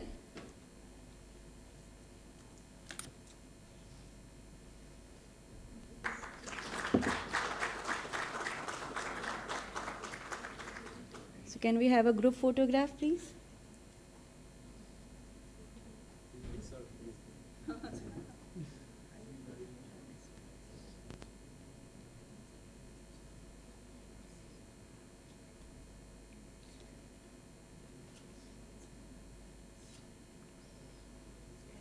Thank you so much.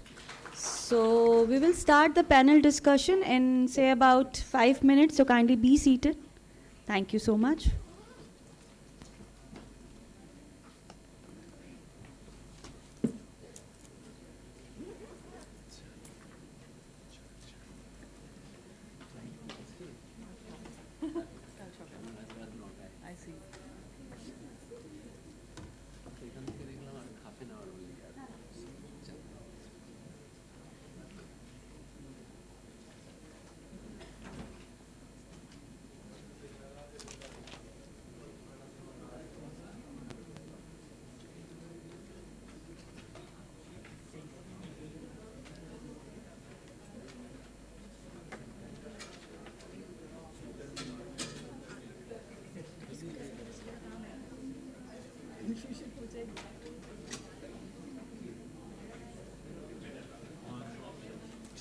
Shri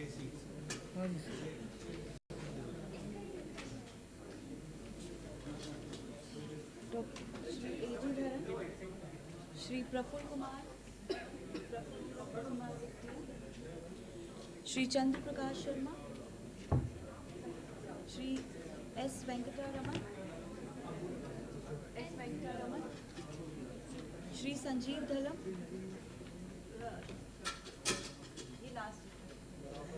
Sanjeev Dhalam, and Dr. Shravani Shahapure.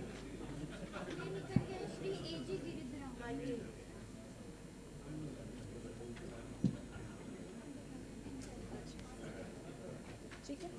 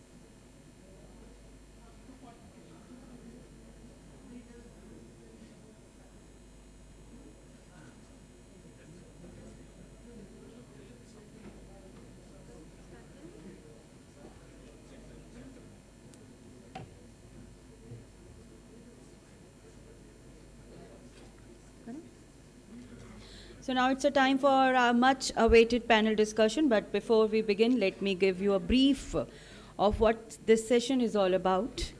Leveraging quantum technology to secure digital public infrastructure. As digital public infrastructure is the backbone of our society, from identify systems to financial platforms, the need for robust future-proof security has never been greater. Today's panel discussion will explore how quantum technology can be leveraged to enhance the trust and integrity of these critical systems, ensuring they remain secure in the face of evolving digital threats. So I would first welcome to the moderator of the panel discussion, Shri G. Narendranath Ji from NSCS.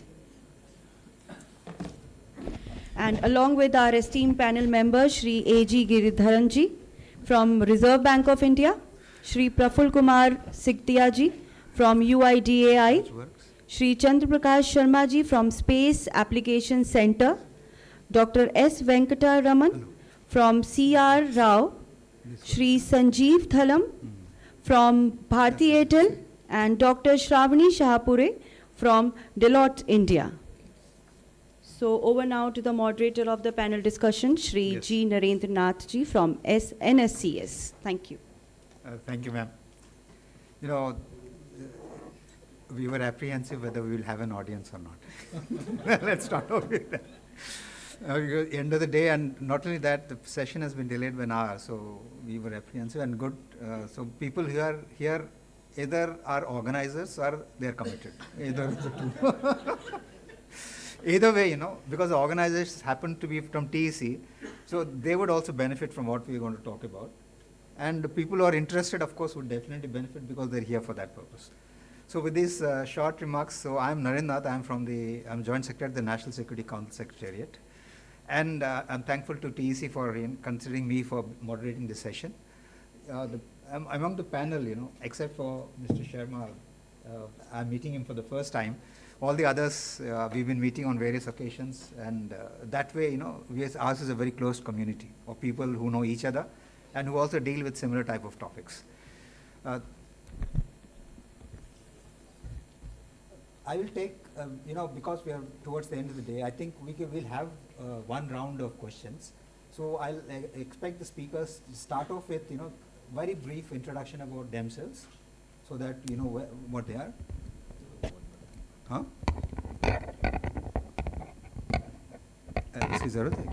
Yeah, okay. And then, you know, because it's only one round of questioning, questions that they'll have, the main points about what they would like to tell, let them present. Okay. And before I start off, I'll also take my 2 minutes. And at the end, maybe I'll take a minute for summarizing. Okay. My 2 minutes is for you to appraise that from the NSCS, we have been active in this particular domain of quantum communications, especially in the quantum communication domain. And around 3 to 4 years back itself, we started working in this area in the sense that we have a R&D fund, you know. And then we were looking at what are the areas in which the R&D activity should happen. And when we started off around 3 or 4 years back, there was some project proposals that had come.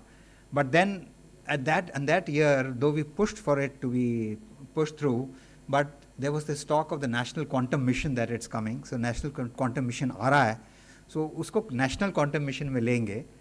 दो हम लोग बोले थे नहीं यार अब इसका काम शुरू होना चाहिए. Quantum Mission आता रहेगा, उसमें भी काम होगा. But still it didn't happen in that year. But later on, you know, Vice Council prevailed. And then there were multiple projects that we could fund, you know, both with the private sector and with, you know, CDOT also we have funded multiple projects. So that's what we can say, our piece of bread that we have contributed to the country. And that's how maybe I've been considered worthwhile to be on the panel here.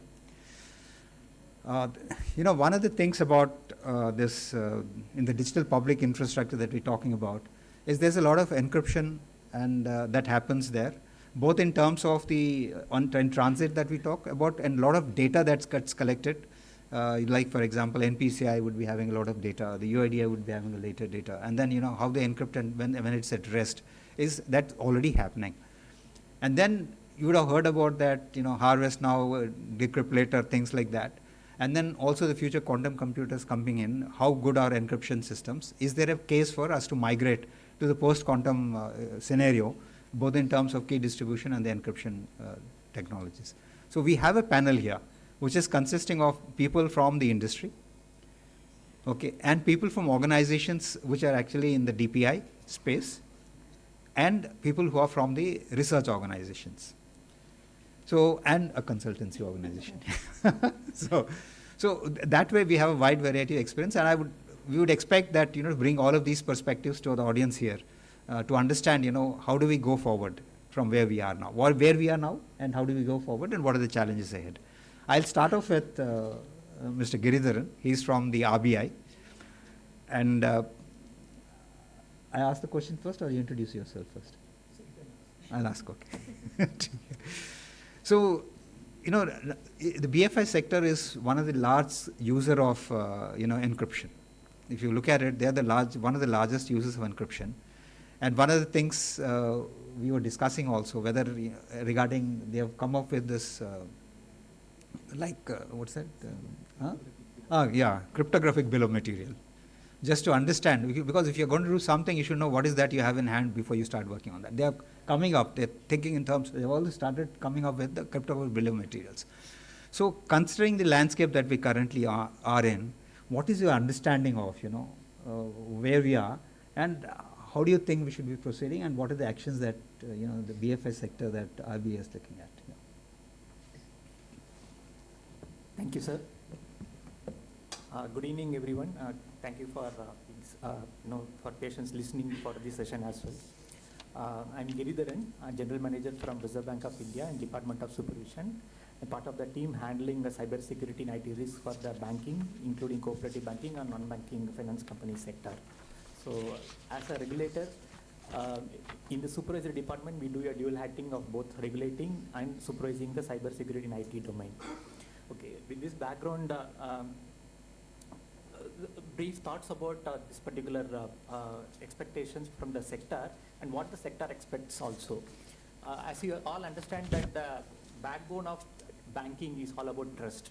So digital trust in the cyber medium is about ensuring confidentiality, integrity and authentication of a message, which is all about the backbone of public key infrastructure. That is how we define, and with that we get a non-repudiation comfort as well. Now with the public key infrastructure, the current challenge is all about sharing of, or in the asymmetric encryption layer, it's about sharing of keys, whether it's using elliptic curve Diffie-Hellman or RS Diffie-Hellman or signing. With the Shor's algorithm, we are not sure when we will have a cryptographically relevant quantum computer, and we are trying to see that we protect ourselves and secure ourselves until we reach that time.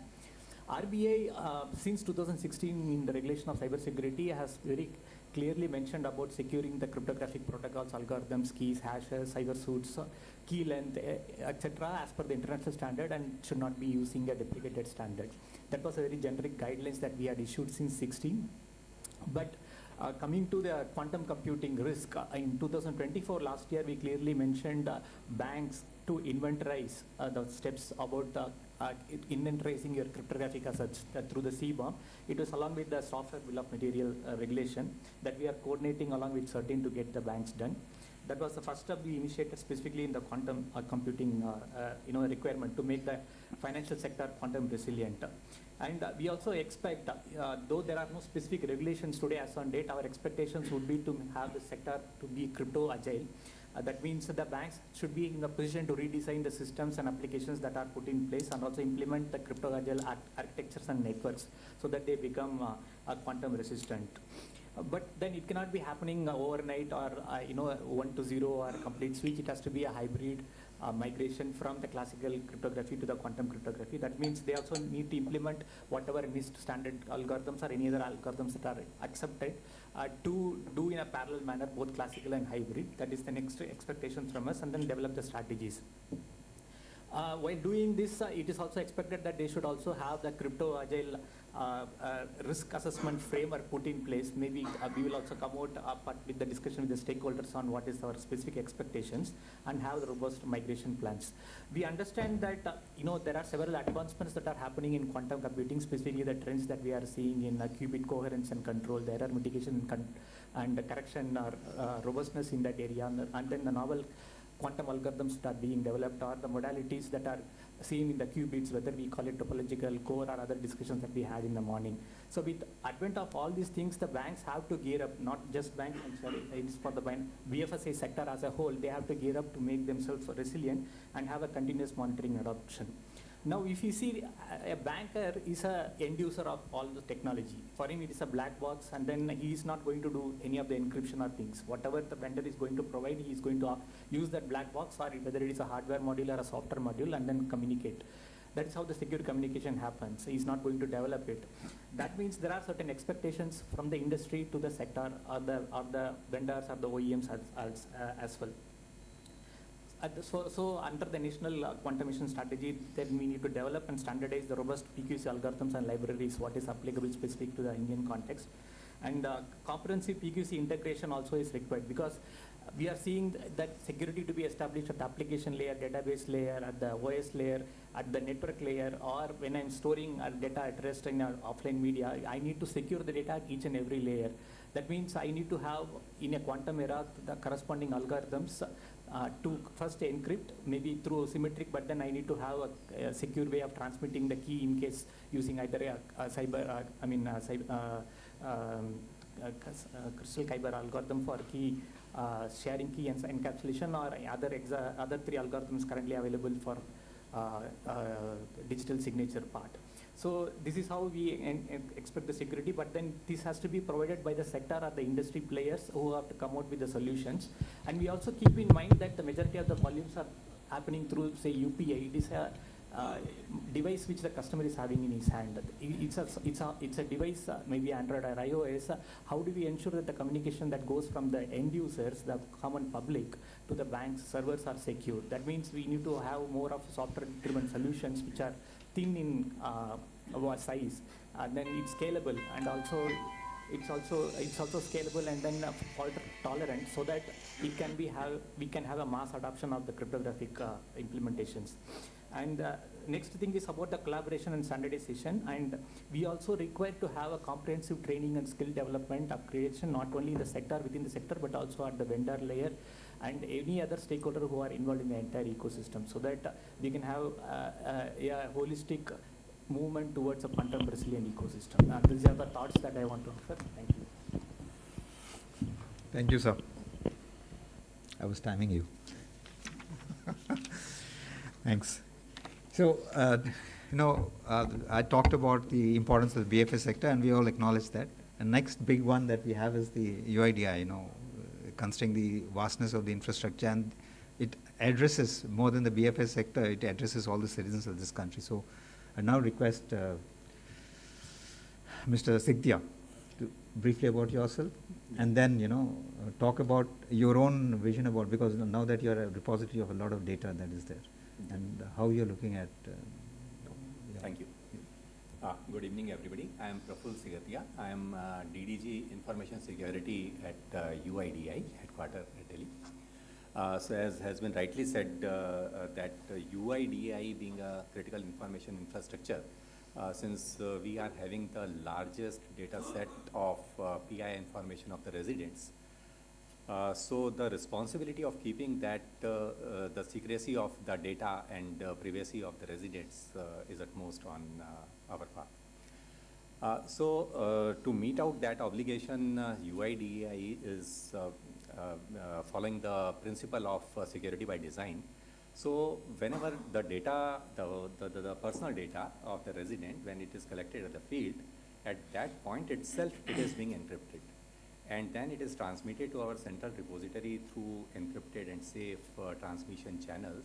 And again, it is stored in the central repository in the encrypted form. So in simple word to say, the data remains encrypted both at rest and in motion. So the importance of encryption, since I think since morning the speakers would have talked about the strength of quantum computing, but at the same time, when its strength at one place, then it creates weakness at in other domains. So the encryption techniques right now, what we are using may be of the strongest as of today, and they cannot be broken with the existing algorithms right now available. But that may not be the situation when quantum compute will be available. So these existing RSA or ECC or whatever algorithms are being used today, they can be broken. So we have already started working in that direction. This encryption audit has been conducted in the whole organization with the help of the SMEs as well. We are in touch with academia, the indigenous solution builders, as well as the OEMs whose equipments right now we are using. And we have been provided with certain use cases as well. So certain POCs have already been conducted basis that, and we are exploring other options as well. But the limitation here is that it's twofold. First, you have to upgrade the existing hardware. Then the applications which are running on them, they are to be tweaked according to the hardware. And then we have a large ecosystem of what we say AUAs and KUAs, that is Aadhaar user agencies and eKYC user agencies who are doing authentication and eKYC services in the field. So all of those endpoints are also to be upgraded basis the solutions which we are following internally in UIDA. So definitely it's a huge work which is to be carried out. So that is one part. And other part is rather I will say the challenge of crypto, this quantum compute will not be on all types of cryptography. Say we are using symmetric cryptography for our internal purposes, because at every stage the data is encrypted. So that is not of no challenge as far as post-quantum cryptography scenario is concerned. But definitely asymmetric cryptography, which we are using generally with our ecosystem partners, we have to upgrade that part. So looking at this, we are quite ahead of time, rather I will say, as far as the industry is concerned. We are already working in that direction, and we are quite hopeful that well within time we'll be having a solution for this problem. And other thing is that since these solutions are being, we are dependent on the specifications and the standards which have been defined by NIST. So the need of the time is that we should have our own standards as well, because each and everything doesn't require global standards to be followed. So that will definitely cut the cost as far as upgradations are concerned. So I think somebody, either MITI or DOT have to look into, or the TEC, I think TEC can also play a greater role in making specifications in this regard as well. So this part should also be looked into by somebody in the government as to how fast and effectively and efficiently we can come out with our own specification. So that's all from my side. Thank you. Thank you, Prafulji. Now, I'll go to Airtel as an operator. I'm actually looking at this landscape where people are actually using encryption, and then they, how they are having the plans of action. So with Airtel now, there are some, reasons why, let's say, both of them would be working together. There's a government force behind it. But as a commercial operator, who has, looks at the costs also, there is one aspect that comes in when you talk about yourself. You could also look at, how you're using encryption currently, and what are those aspects that you feel that you will be using for, vulnerabilities that you look at, and then what are the plans that you have in mind. Thank you, sir. My name is Sanjeev Dhallam. I am part of Airtel. I am heading network security for Airtel. As I highlighted, this is about protection of consumer services around the upcoming threat of quantum computes, wherein today whatever we think as a secure network and providing a secure communication link to the consumer, tomorrow it may be prone to the advancement of quantum computes available with the threat actors. We possibly see positioning of quantum into two areas. One is providing a secure communication service to the end consumer, who, like users like you and me, who are utilizing fixed line services or mobile services. We ensure the underlying network is extending the secure communication to the users, so that there is no possibility of quantum theft around this. Secondly, we enable a lot of enterprise use cases wherein we are the national backbone in terms of extending the internet pipes and extending the bandwidth to different industries, even BFSI industries, banking industries, etc. So wherein we can engage on building quantum secure data bandwidth solution as part of respective industry requirements. So as far as strategy is concerned, this is one of the emerging area wherein we are well positioned to review in detail and then accordingly plan ourselves. What we are doing is we are engaging with the potential quantum suppliers, quantum solution suppliers, in terms of possible conducting trials of QKD-based solutions. Secondly, we will build our quantum inventory, which need to be taken care as part of providing quantum resistance to them. Then doing the risk assessment, what are the possible risk assessment, possible risks associated with that. Anything which data or the information flow which is of a higher value need to be given a priority in terms of protecting them against the quantum threats. So this is our upcoming strategy in terms of doing the risk analysis and doing the prioritization, what need to be protected first. And then we are engaging with the partners so that our investments, future investments, are safe in terms of their smooth migration to PQC and QKD-based integrations. And then subsequently implement the structured governance around this. So we are rightly placed, and I think I extend my sincere thanks to TEC, who has today released also a good guidance document to the operators, to the industries, which can be referred as part of their quantum strategy as a guidance document. One thing which I need to highlight is when we position this product in the market as a bundle product, the drive of this may require actually regulations support in terms of what need to be quantum secured in the respective industry as an immediate step. That will help to drive this quantum adoption in the country. Thank you so much. Thank you, Ji. Now we had, some of the users talking about it. Now I'll come to you, madam. You are a consultant and you provide consultancy services. So having listened to the user perspective on that, and you've also been interacting with various industries, you also, I think from the talk that I've had with you, that there are some pilot deployments that's happened.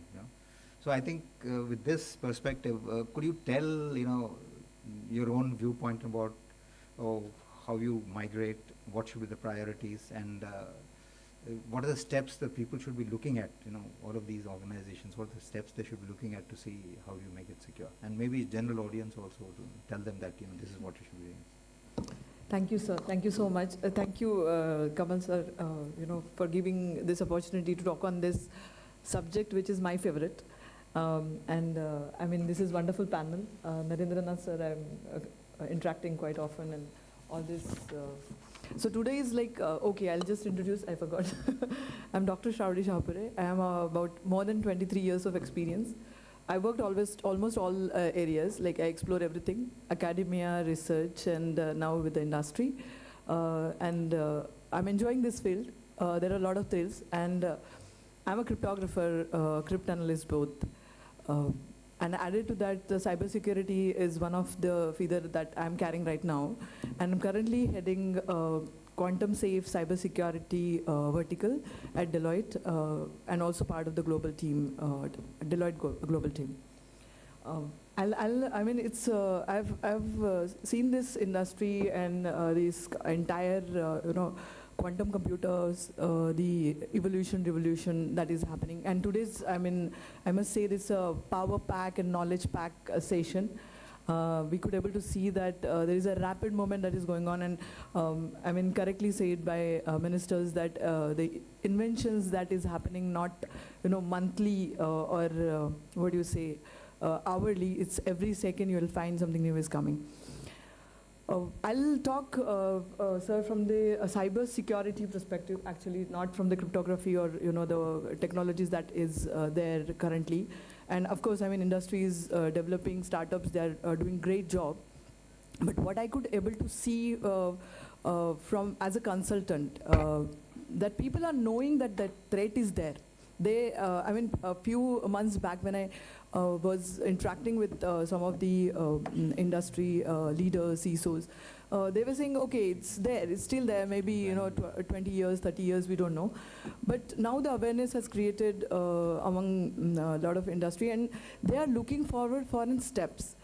The thing is that they don't know, they know the problem, but they don't know how to approach the problem, right? So what I could say from my own experience and a lot of forums I'm attending and interacting with a lot of researchers and experts, that first and very important thing is that the awareness stage has already been passed, but still there are a couple of organizations where we have to make them understand that this threat is real. And it's not that a patch management that you can, immediately migrate from one cryptography algorithm to another cryptography algorithm. It's going to take time. So there are a couple of examples like SHA-1. It's the best example. Like SHA-1 to SHA-2 is quite a time, and still, people are struggling to migrate, and there are legacy systems. We still have to rely on SHA-1. So first thing is that we have to prepare the mindset that it's not going to happen 1 or 2 years. We should have a road map which will be helpful for every organization from the budgetary perspective, because when it comes to cyber security, the budget is always major part. And normally I get a question from the industry. It's like, Shravani, there is a very less budget and we have to address VAPT first, and product security and a lot of other things, SOC and all. So cryptography to baad mein dekhenge type. What I would say that unless and until there will be a regulatory requirement, correctly said, then very strongly the government and policymakers, they are saying that, yes, you have to start your journey today because you have to act now. Of course, we don't have to threaten them by saying that, it's a panic situation, but we have to also give them understanding of timeline that we are going to require for a complete migration. So that is the first step. Second very important thing is that before going for a risk assessment, because that is the next step that normally every organization is following up, we should have an PQC or a cryptographic governance in each and every organization. I mean, there should be a monetary committee or a monetary, somebody head that should be, monitoring what is actually happening around the organization, whether the cryptography inventory is updated, what is the migration plan, is there any new threat that is coming up from the crypto perspective, which very less importance has been given. Right, so that is the next very important step every organization should look into. And I mean, there is one major concern what I could able to see, that people know cyber very well, right? But when it comes to cryptography, which is actually a spine or a backbone of entire security, people take like, okay, someone else will take care of it. We are just, following what the OEMs or the product developers they are doing. So there should be an expert, at least one, which understands this, what exactly the crypto means. They should be able to translate the standards those are coming.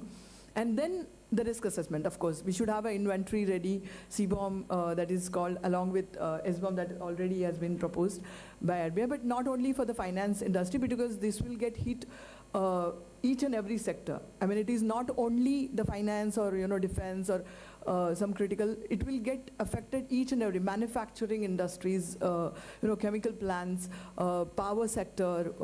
I mean, although we are not all the power sectors, they are well equipped or advanced, but when we are going to the advanced stage, we should have a clear visibility that we are going for an PQC-based products. And then the implementation part. So if you will ask me from the consultant point of view, this should be, it's a 90% is the preparation that you have to be ready with. Because it also includes how the transition will happen, what are the critical systems, what are the main data that we have to protect first, and how immediate action we have to take. And then we can also think from the budgetary perspective. I mean, we can easily allot, every year, and then we don't have to go for a rush migration. Immediately then, we have to do this transition, which will rather will be more, create more havoc, more vulnerability, and people will buy the products without even verifying it. So, we have at the right place. I mean, rather I would say I was worried about 6 months back, but the way the moment that is going on in India about, the reports that is getting published, and people started talking very actively in each and every forum about this migration. I think we will definitely be a quantum safe country very soon. Although the act got published in USA 2022, but the moments are a little slow. I mean, I could able to see that. But here I can see that the moments are really, really fast, and people are taking it very seriously. But there should be, and of course, the policymakers and role, and the regulator should, give them must migration go ahead to the people. I mean, there are a lot of technologies that have already been developed. We can see on the stalls, and I mean, we are ready. Now we cannot say that we don't have solution. We have some critical solutions for a critical system where we can actually utilize our research that has already been developed and the products that has been already been developed in India.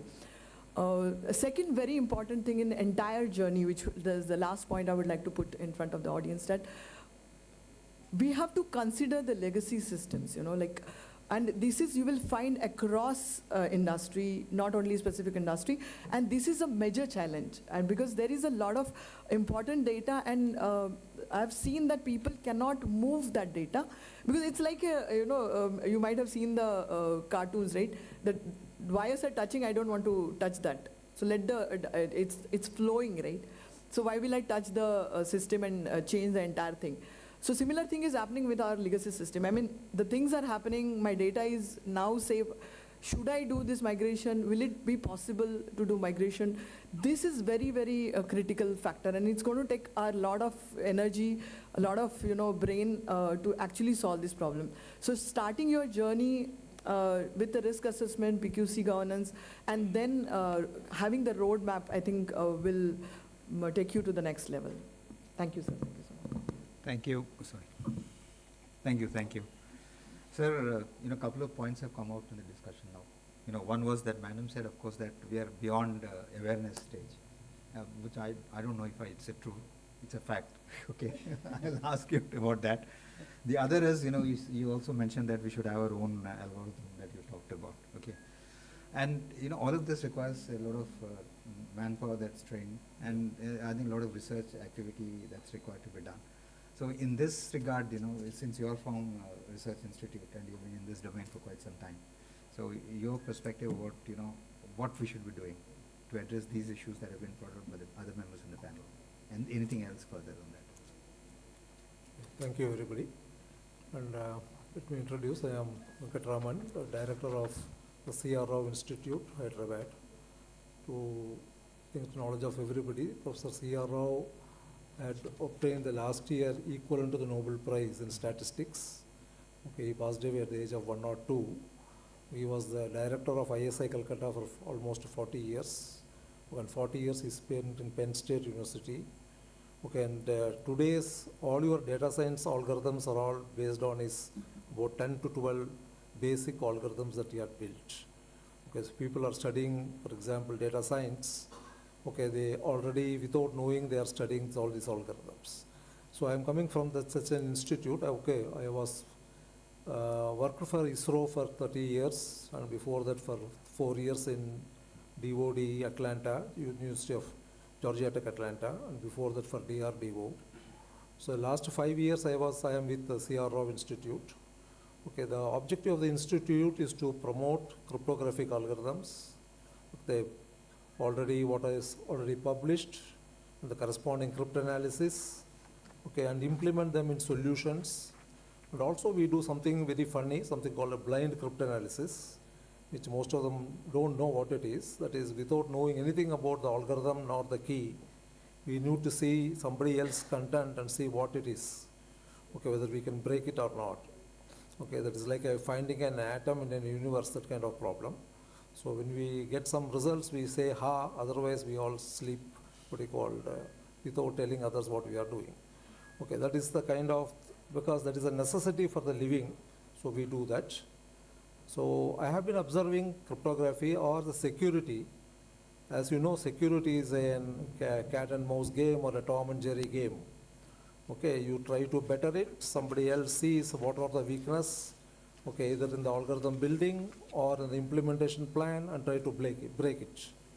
Okay, so this is an evergreen field, but with a good knowledge of mathematics, appreciation of patience, you will be able to achieve kind of results. Okay, coming to the kind of the scare that is getting created now, the post-quantum cryptography or whatever it is, and the kind of quantum computers chasing us to say that, okay, you protect it better until we can break it. Okay, that means there is a one entity called the quantum computing which is trying to build number of qubits to show that I can break it as fast as you can build it. So there is something like we are chasing the existing cryptographic methods to convert into a post-cryptographic algorithms to take it to a level where the crack resistivity is closer than what the qubits can do. Okay, so this is the game that we are playing in the post-quantum cryptography. Essentially, we are playing on 4 different topics, what we call told by somebody else called the NIST. Okay, we follow NIST standards for various reasons because we cannot build our own standards. That's one thing. Second is, so somebody has to tell you what has to be done. Okay, then only you follow. Okay, that is the kind of mental makeup that has gone to everybody's brain that people try to build solutions towards that. But as you have seen that last month, there is an article from China that they don't follow NIST standards. They have their own way of building the cryptographic algorithms. So why do we build all these algorithms? It is to store your data at rest, what we call, so that somebody cannot break it other than the internet people to see it. Or on the network, you see the protection is taken care of well at whatever speeds, and you are not waiting for the data to come. With the line speeds, you should get the data transferred. So these are the 2 entities, but normally for a normal man, all this doesn't matter. But the kind of builders in the background, like researchers, implementers, solution builders, the product making people, it all matters. Because It all is the business, and if you are not in the security business, you are not aware of it, you are not going to give solutions for the rest of the people who are going to the users. Where there could be 90 to 95% users, the 5% has to work very hard to make these solutions happen. Okay, at the same time, there is something called awareness, skilling and reskilling has to be happening in the universities. The topics when they teach cryptography or cryptanalysis, they need to include these kind of new topics to be told. Okay, so that people are also aware of at least the terminology, what it can do, where it is implemented. Okay, because normal man may not understand what is an IPsec or a VLAN or whatever it is. Okay, but then once implemented and show that your systems are protected, everybody accepts it. But there is an undercurrent of the researchers and the builders to always watch for new algorithms. You must be seeing the NIST itself has been advertising every year a new algorithm coming up and advising you to build that. Okay, how long will you build that? Okay, so industry is worried if this keeps on changing every time, where is my what is called return of what you call whatever I invest into hardware, where I am going to what you call make money out of it. So this will be a slow process, and the hybrid method of working is the only way. Okay, that you implement your post-quantum cryptography at the source of your creation of your data. Okay, so that you know it is well protected. Leave the rest to the network. Has it been implemented, it will use. And even if it is broken with the network, you don't have to worry. At your level, the data is much more protected. So knowledge to various kind of people, both at the industry level and also at the student level, and the young blood who is getting what you call into the education, we need to inculcate at the appropriate courses. May not be at the BTech level, at least at the MTech level, okay, we should be able to inculcate these kind of topics. But I feel that India is moving in the right direction. At the same time, we need to put more effort to see that national algorithms are built for your own protection. Okay, that line is missing. That's what I found in the whole morning. Okay, people are only chasing what is NIST can do. Thank you. Thank you, sir.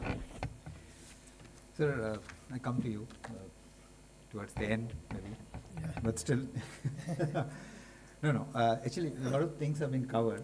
But then, you know, one of the things that we will do, ISRO is a very technical organization, and then brought, you know, technology to the forefront and all of that. In this regard, with your understanding of technology absorption and implementation, now this is something new that's coming to the country. How do you foresee, you know, how the country would respond to this, and you know, what is required to be done to see that we really absorb this technology and then get it deployed? Okay. Good evening, everyone. Myself, Chandra Prakash Sharma. I am from Space Application Center, Ahmedabad, presently working as a group director for Quantum Technology Group, whose main aim is to develop a satellite, with a free space-based quantum communication system based on the QKD protocols. So, as asked, in what direction the country should take the step. So, India is the second largest digital economy in the world. Even a common man like a vegetable vendor is using the UPI, etc. Efficiently. So this shows that our present system is totally dependent on the security of the systems which we are employing. So it is both the responsibility of the government and the need of the hour that we adopt to the upcoming threats which are coming out of the quantum computing advancements. So today we see many presentation, and we see that there are three key technologies are coming, like PQC, QRNG and QKD. So both have their merits and demerits. So what we should go ahead with that. So there are two types. The purpose of the Indian cyber security policy is to protect the people, the business, as well as the government. So there are different categories of people which are using this cryptographic algorithm. One is the common public, and second is the strategic user. So we require a different level of security for each of the users. So So I foresee the use of both the PQC along with the QRNG, because in a cryptography algorithm there are two parts. One is the secrecy of the key, and the second is the strength of the algorithm. So PQC, by making a PQC, we can increase the strength of the algorithm. However, the key secrecy has to be ensured. So that can be done only by using the either QRNG or a QKD. So how to go further in this respect? So first, we see many presentation, and people are now becoming aware of the various technology, but how to go ahead? So for this, there should be, like my fellow panelists told, that there should be a framework and a legal method to go ahead with that, so that we can adopt, people can easily adopt. Until there is a framework, people will be confused how to adopt the technology. The technology is there, but how to adopt it? So that is why we need to create a framework where we can get the a framework where the steps are defined, that how to go ahead with that. So some of our, in the morning sessions, people shows various framework for 5G, 6G, but this need to be, there should be a regulatory authority which can certify this framework so that people can adopt it. The second thing is that apart from the framework, we should develop an infrastructure for that. So basically, country relying on the external sources is not good in a long run. So, okay, PQC, I think it is mostly a software-based solution, but the other technologies like QKD and QRNG, basically these require a lot of development in terms of the quantum sources, quantum source detectors, laying a huge infrastructure of the fibers, etc. So we should create an infrastructure for this along with the test framework. This test framework is required by the various agencies which to validate and scrutinize the various products developed by the various agencies, so that the people can choose which product to use. And there should be a certification agency for using this. And second, third thing is that the country should keep on funding the R&D. So fortunately, through NQM mission in the quantum communication vertical, we are getting a lot of funds to the startup and the organization like us. Like presently, the ISRO has, okay, I just want to like to say that then the ISRO Space Application Center, we were the first to demonstrate a free space communication in 2021 at 300 meters. At that time, the things were not coming. But we realized as a R&D organization, our whole goal, because the countries like China, etc., were going with the satellite-based QKD. So for the static user, the satellite-based QKD is required. So because of the terrestrial things, etc., we cannot always have a fiber link. Presently also dedicated communication satellites are there for the static user. So in that respect, the continuous R&D need to be carried out for all type of user, whether these are the public or the this strategic users. So, and the fourth thing like that, told that academia has a big role to play in this field, that they need to develop manpower which can easily implement, quickly adopt this technology. So at the graduate, undergraduate level, we should introduce the courses which can address these threats, and we should also invent our own algorithm, so that we don't depend for some application on the international agencies like NIST, etc. So this was my point of view. Thank you. Thank you, sir. So you have run through the complete panel, and what I'll do is now, should we take some questions? 1, 2 questions we can have. Yeah, please. Yeah, we are able to hear, or maybe the others may not be able, but it's okay. We can answer the question after. Yeah, sure. So I think the theme of the session was on DPI, and we have talked about a few elements. But the way I understand DPI is a whole gamut of so many digital public goods.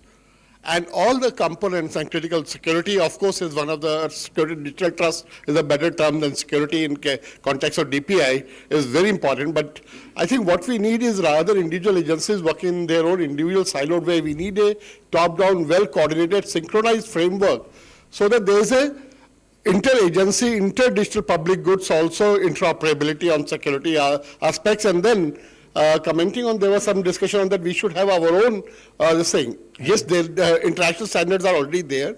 So the way, because see, when we talk about DPI particularly, any nation critical, I would not comment on that, that we need our own security algorithms, cryptos and all that. But when we talk about global ecosystem, DPI is already spreading out, and India is one of the, you can say, promoter or beneficiary of, deploying DPI solution in all the Africa and Europe and all that. For that point of view, baseline should be globally harmonized, but then on top of that, we can have country-specific layers which we can add some our own, additional trust or security or whatever. Or any comments on these aspects? Anybody would like to take that? So let me take, because digital ID, what UIDAI is providing our heart, that is a basic building block of the DPI.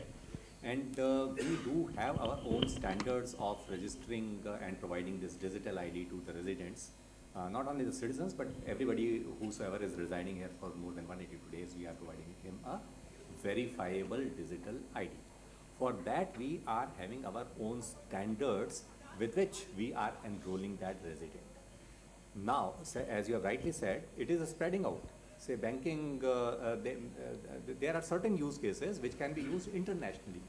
So people are saying that we should collect these biometrics in this particular fashion, or these demographics should be collected. Why so? Because India is the leader in this domain. We have started this at first, and we are leading the globe as far as digital ID is concerned. Then why should we depend on the standards which have been fixed by somebody else who is coming later? So we should insist on our own standards as far as means wherever we are leaders. No, it's not clear. We need to take our standards to the international standard because IQ has already started working on DPI. Yeah. So I think we should take our best practices as international standards so that they can follow our best practices. Definitely. But till the time we will insist on our own standards, nobody will listen to us because everybody else is overwhelmed with the NIST or certain global agencies who are making specifications and standards. Yeah. I completely agree. Somebody was saying something. Yeah, good point. I think the point that is coming out is that maybe now that we have our own standard that's functioning, and when we have international standards body deliberations that happen, maybe we should have representation from our people saying that this is something that is there, already functioning, tested, proven, and that should be adopted as an international standard. Absolutely. So in SG20 and IT, you have already started a contribution of this best practices and digital public infrastructure, which actually in the next meeting I plan to take it to the recommendation level too. We should have a proper reference architecture, and the standards which have been already developed, they should be brought together and harmonized at a global level. Actually, the thing is that participation in international standards body from our side is not to that extent. What he's saying is since we already have something, if you participate, then this becomes an international standard. In fact, UPA is a classic case which we are taking globally. The standard which UPA is prescribed, the framework, it is being followed, whichever country is getting adopted. So we are already stated, of course that is at the application part. No, but that is also important. DPG, the digital public good, it is considered as one of the DPGs in DPI. Yeah, it's a good point actually. Good. Yeah, another question? We'll take one more.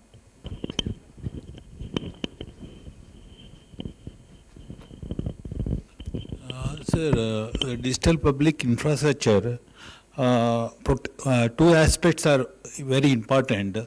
One is regular monitoring, one important for security aspects. Second one is threat intelligence is, there are many tools are available.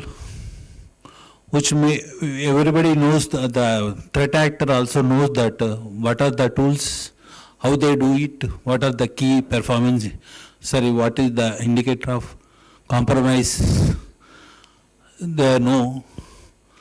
Unless, as I said, more the customized standards, as I said, Sikthia,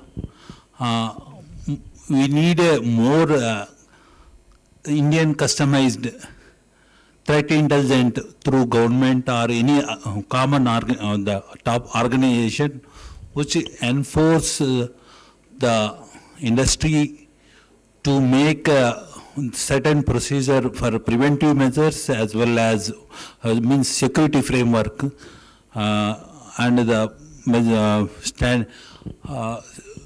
threat intelligence, our own tools, promoting own tools beyond the global tools, I mean to say, over and above. These are the aspects which we can't think that, why can't we think to make it forward, to make more robust, security, sustainable to the, in presence of threat act. Good point. There are some flights to be caught. Sorry. Yeah. No, threat intel is, currently also being generated. See, threat intel comes out of, your deployments that you have got and how you pick it up. That's what it is. So, threat intel is taken from within our country also from by different agencies. We also get international feeds also. We should also take that into account if we really want to protect. Thanks for that input. Okay. So, now, I'll just conclude, closing remarks. You would really like to, please, ma'am.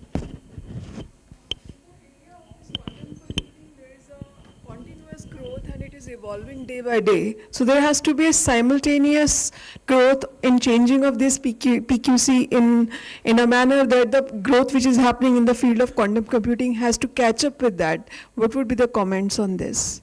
I couldn't understand.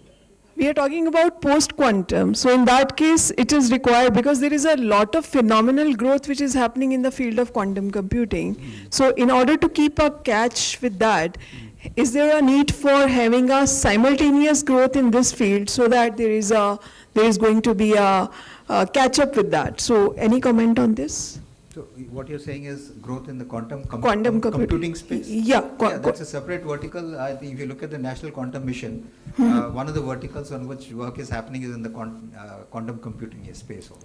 And also in the NIST, also in the NIST guidelines for PKC, in that there are basically standardization has to be done in Indian context also, because those are the things which have to be globally customized for Indian context. So what would be our take on that? Thank you so much. I got your point, ma'am, that there is a simultaneous growth that is happening in the quantum, correct me if I'm wrong, and then we should be having this PQC and then commercial, customized to Indian product or Indian services. Am I correct? So there should be a simultaneously growth in both security side as the quantum computers are growing faster. So that's what Sir is trying to say, that we have already, the regulators are already taking a lot of steps, and the products are on place. And as I say, which Narendra sir is not agreeing that there is an awareness. Yeah, to some extent we have to have the awareness, but yes, I agree on your point that this simultaneously there should be I'll say that we should be faster in the security side than the quantum computing, right? So we should be having 10 steps ahead than the quantum computing community that will reach to the cryptographically relevant quantum computers which can break. I think the efforts are already there, and I think India is doing quite aggressively in that stage. But customized algorithm, that is, I think, Sir can answer better. Yeah. Thank you very much. The awareness part, I was coming from the discussion you are having in the room. We were fighting with PQC and QKD and all of that. So then, I felt that, awareness is knowing that everybody is talking of quantum, but definitely understanding the nuances between that is also very important. A good understanding, especially our community that's been in this domain, there also we find that our understanding is also not very good. That's where I'm talking. So from that perspective, but I think I halt now, and I'm going to actually just summarize what's been told. One of the things, a couple of things that came out in this session. So just to summarize that, one of the important points that you brought out, a lot of people are coming up with, QKD systems or PQC systems. But what is the testing, assessment, validation framework? Is it available? That's the problem. You know, somebody comes to the system, CROT comes to the system and say, oh, ठीक है, बोलता है हमारा VIP phone as PQC based है. तो हम बोलते हैं वो कौन बोला है उसको आपने, कौन टेस्ट किया, कौन validate किया? That's a big problem. So we approached SAG for that. Then they told that हमारा पास नहीं है. So it's required to create those test beds and having an assessment, and that's a framework. That is one very important point that came out. The other thing that came out is regarding being crypto agile. That's very important. But how to be crypto agile is something. We're talking it should be crypto agile, but how to be crypto agile is something that we are not very clear about. And that design of system to be crypto agile is another part that has to be done now because of the nascent stage at which we are. Then the CBOM part, that is also important because you should know where your crypto assets which are there. The other is that we should have a national algorithm of our own, and that is one area of, I think, research that we should start funding so that we have your algorithm of our own. There's a big role that the regulators have to play so that they push it. Otherwise, why should anybody do anything? That's one part. Then the other is regarding the proof of concepts that we talked. Prioritization, critical assets. Now I have a different view on that. Because from practical experience. Because one day we were doing a SAP implementation in some organization, and they decided that we'll do on a big assets that we have got, and they got into big trouble and they got big loss of revenue because that thing, when you do a SAP implementation, you will find doesn't work on the first day. Then you lost customers because the systems did not work. The best thing would have been to take a small district or somewhere, do a SAP implementation there, get through all the problems that are there, and then go into a bigger, bigger LSA or whatever you call it. I'm talking about BSL implementation. So here, when you talk of this implementation also, when you don't know what's going to happen, you don't go into a critical asset and do it and then you sink yourself. Best thing is to take the least critical asset, learn, then afterwards, after learning lessons, I think you should go into critical assets. You should prioritize after that. But for the POC stage, I think you should take the least critical asset and then try and learn your lesson. So that's one. And then, of course, the final capacity building part. I think the capacity building part, it's required now. They have to have a sufficient number of manpower for us to take it forward. It's good for us at the level of expertise that we have. I'm very frank. It's good for us to talk in conferences, but I don't think we are very good at product development, the level of knowledge we have, or for actually implementation, or talking in terms of coming up with the type of regulations that are required for implementation. So there's much more capacity building. I'm being brutally frank for us also, and across all of us, to understand what is there, and CRO and institutions like that. We look forward for you to develop the required course curriculum for that to happen. So with these words, I thank all the audience for being patient and staying here, and to all my panelists for bearing with me. Thank you very much. Thank you. So thanks to all our esteemed speakers. Your insights, expertise and contributions are incredibly valuable. The discussions were truly fruitful and have provided us with a deeper understanding that will surely help shape the future of this field. Thank you so much. And as a token of our gratitude, we would now like to present a memento to our esteemed panel members. May I kindly request Srimati Tripti Saxena ji, Senior Deputy Director General and Head Telecommunication Engineering Center, to do the honors.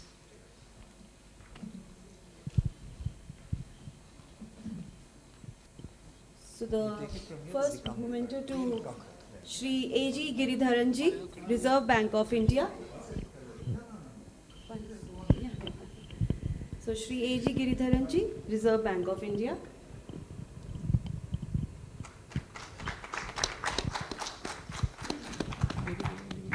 Shri Praful Kumar Siktia ji from UIDAI.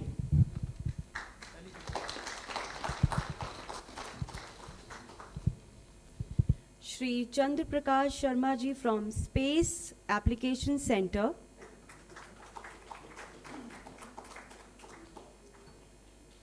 Shri G. Nagendra Nath ji from NSCS. Narendra Nath, I'm sorry, sir. Dr. S. Venkataraman from C.R. Rao.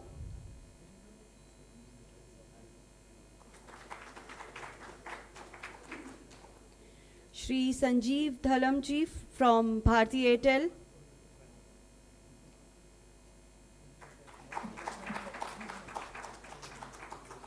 Dr. Shravani Shapure from Deloitte, India.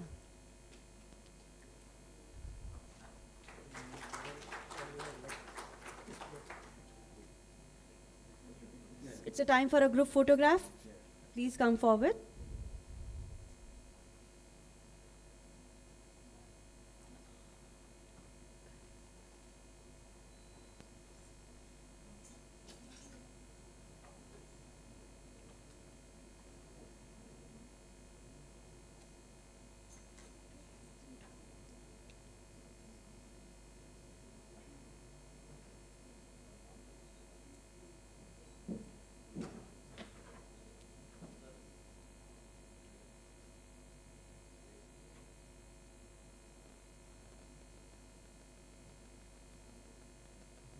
Thank you so much, all the members. Thank you. And now it's the time for the closing remarks. For that, I request Shri Kamal Kumar Agrawal ji, Deputy Director General, Quantum Technology, TEC DOT, to kindly deliver the closing address.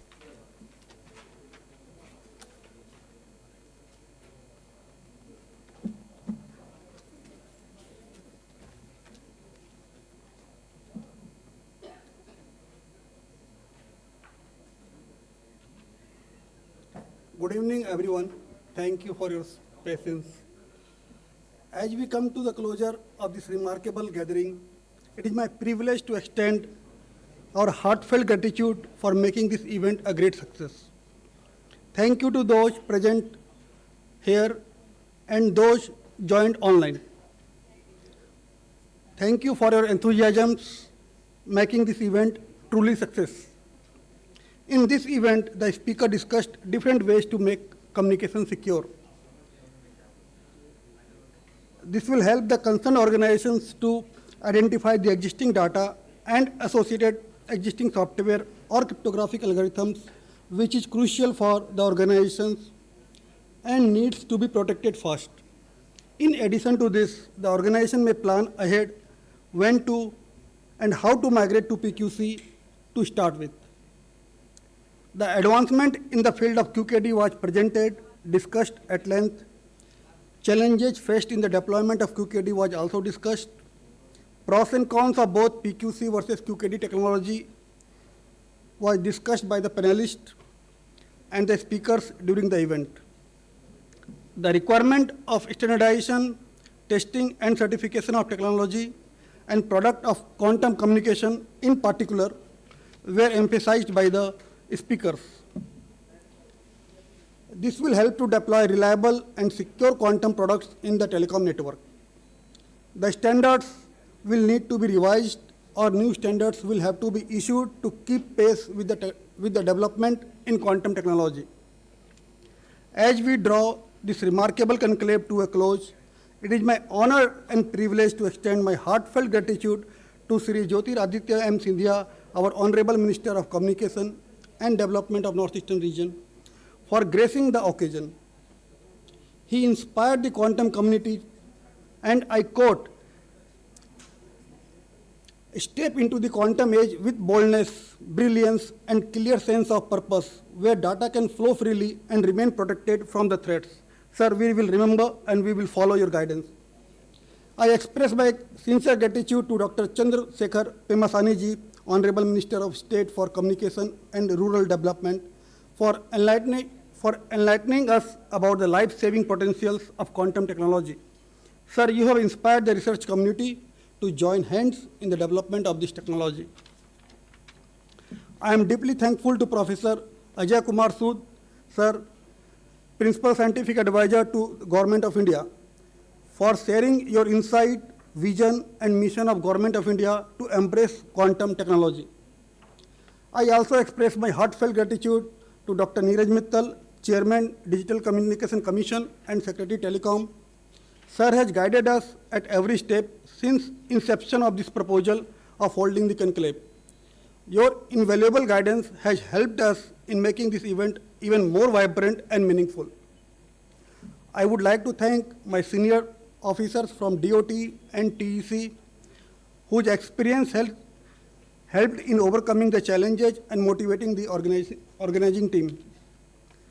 I extend my appreciation to all our international and national esteemed speakers who traveled all the way to deliver their talk and imparted their knowledge to enrich the participants with their insightful thoughts. I also extend my gratitude to the industry, startup, academia, research organization for showcasing their quantum products in exhibition hall. I also thank the organization for sharing posters and video of their field of work, which are being displayed in the digital standee outside the hall. At last, a big thank you to the organizing committee comprising the officers of TEC and DOT and CDOT. This event would not have been successful without your tireless efforts. As we part ways, let us carry forward the knowledge, inspiration, and connections we have made today here. Thank you, and we look forward to seeing you at the next year's conclave. Thank you. Jai Hind.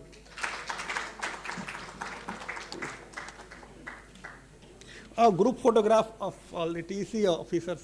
Please come. Ma'am, please have a group.